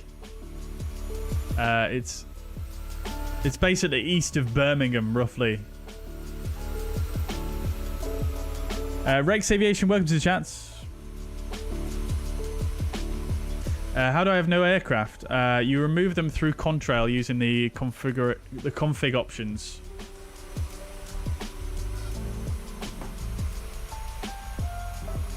I'll show you how to do it in a minute, but first we're going to draw the winner of the giveaway. We've got 20 people in the giveaway.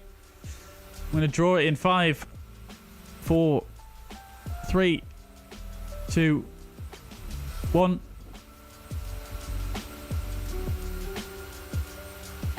It's Benji. Benji, are you in the chat?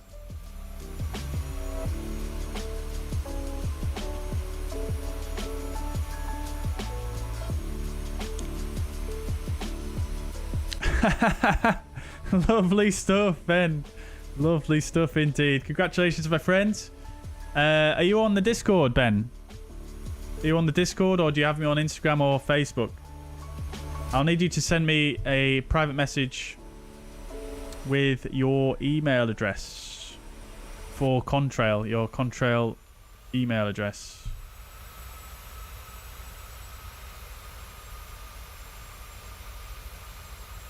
Please confirm.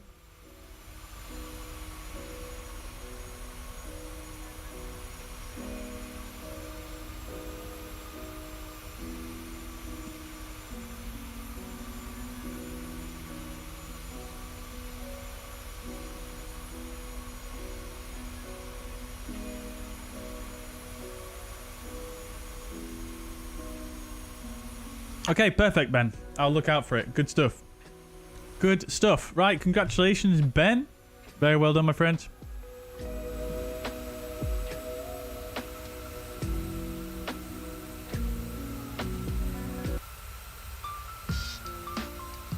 Alrighty, so let's check out this replay then, shall we? Oh, actually, before we do that, I'll just show you how to get rid of the static aircraft. What's the dev working on is the next question. That's a very good question, Dave. I do not know. Very good question. I think it's probably going to be something UK based. I think they have said before it'd probably be a UK airport, but... Alright, so to get rid of the statics, go to your Contrail here, configuration, and then static aircraft off. That's all you need to do. Oh, look at that with the cooling towers in the background. You love to see it. And the industrial estate. Oof. Oofed. It's, yeah, it's Sky Dolly that I'm using. Hey, that looked like an okay landing to me. But yeah, Sky Dolly, Jerome.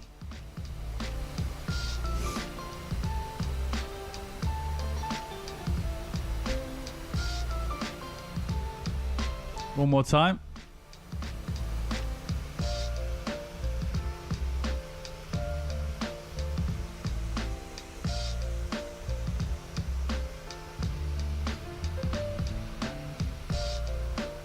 Nice.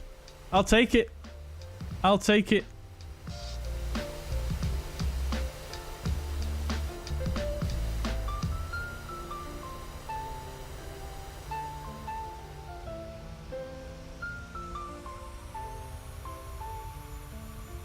Look at the reflections.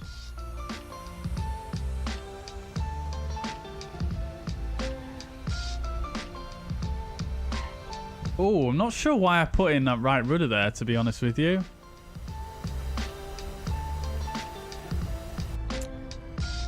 Interesting decision. Right, well, we don't really have a passenger view to look at for a cargo aircraft, but we can do one of these views. Let's do this guy, I think.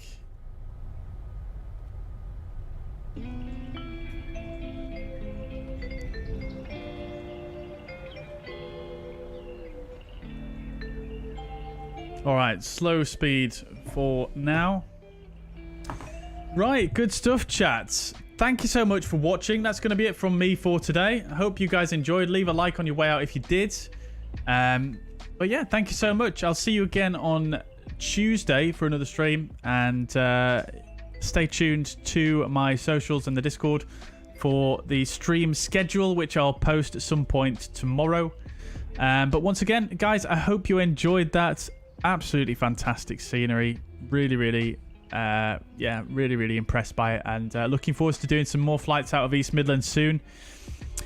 Enjoy the rest of your Sunday evening, guys. Thank you once again. Bye for now.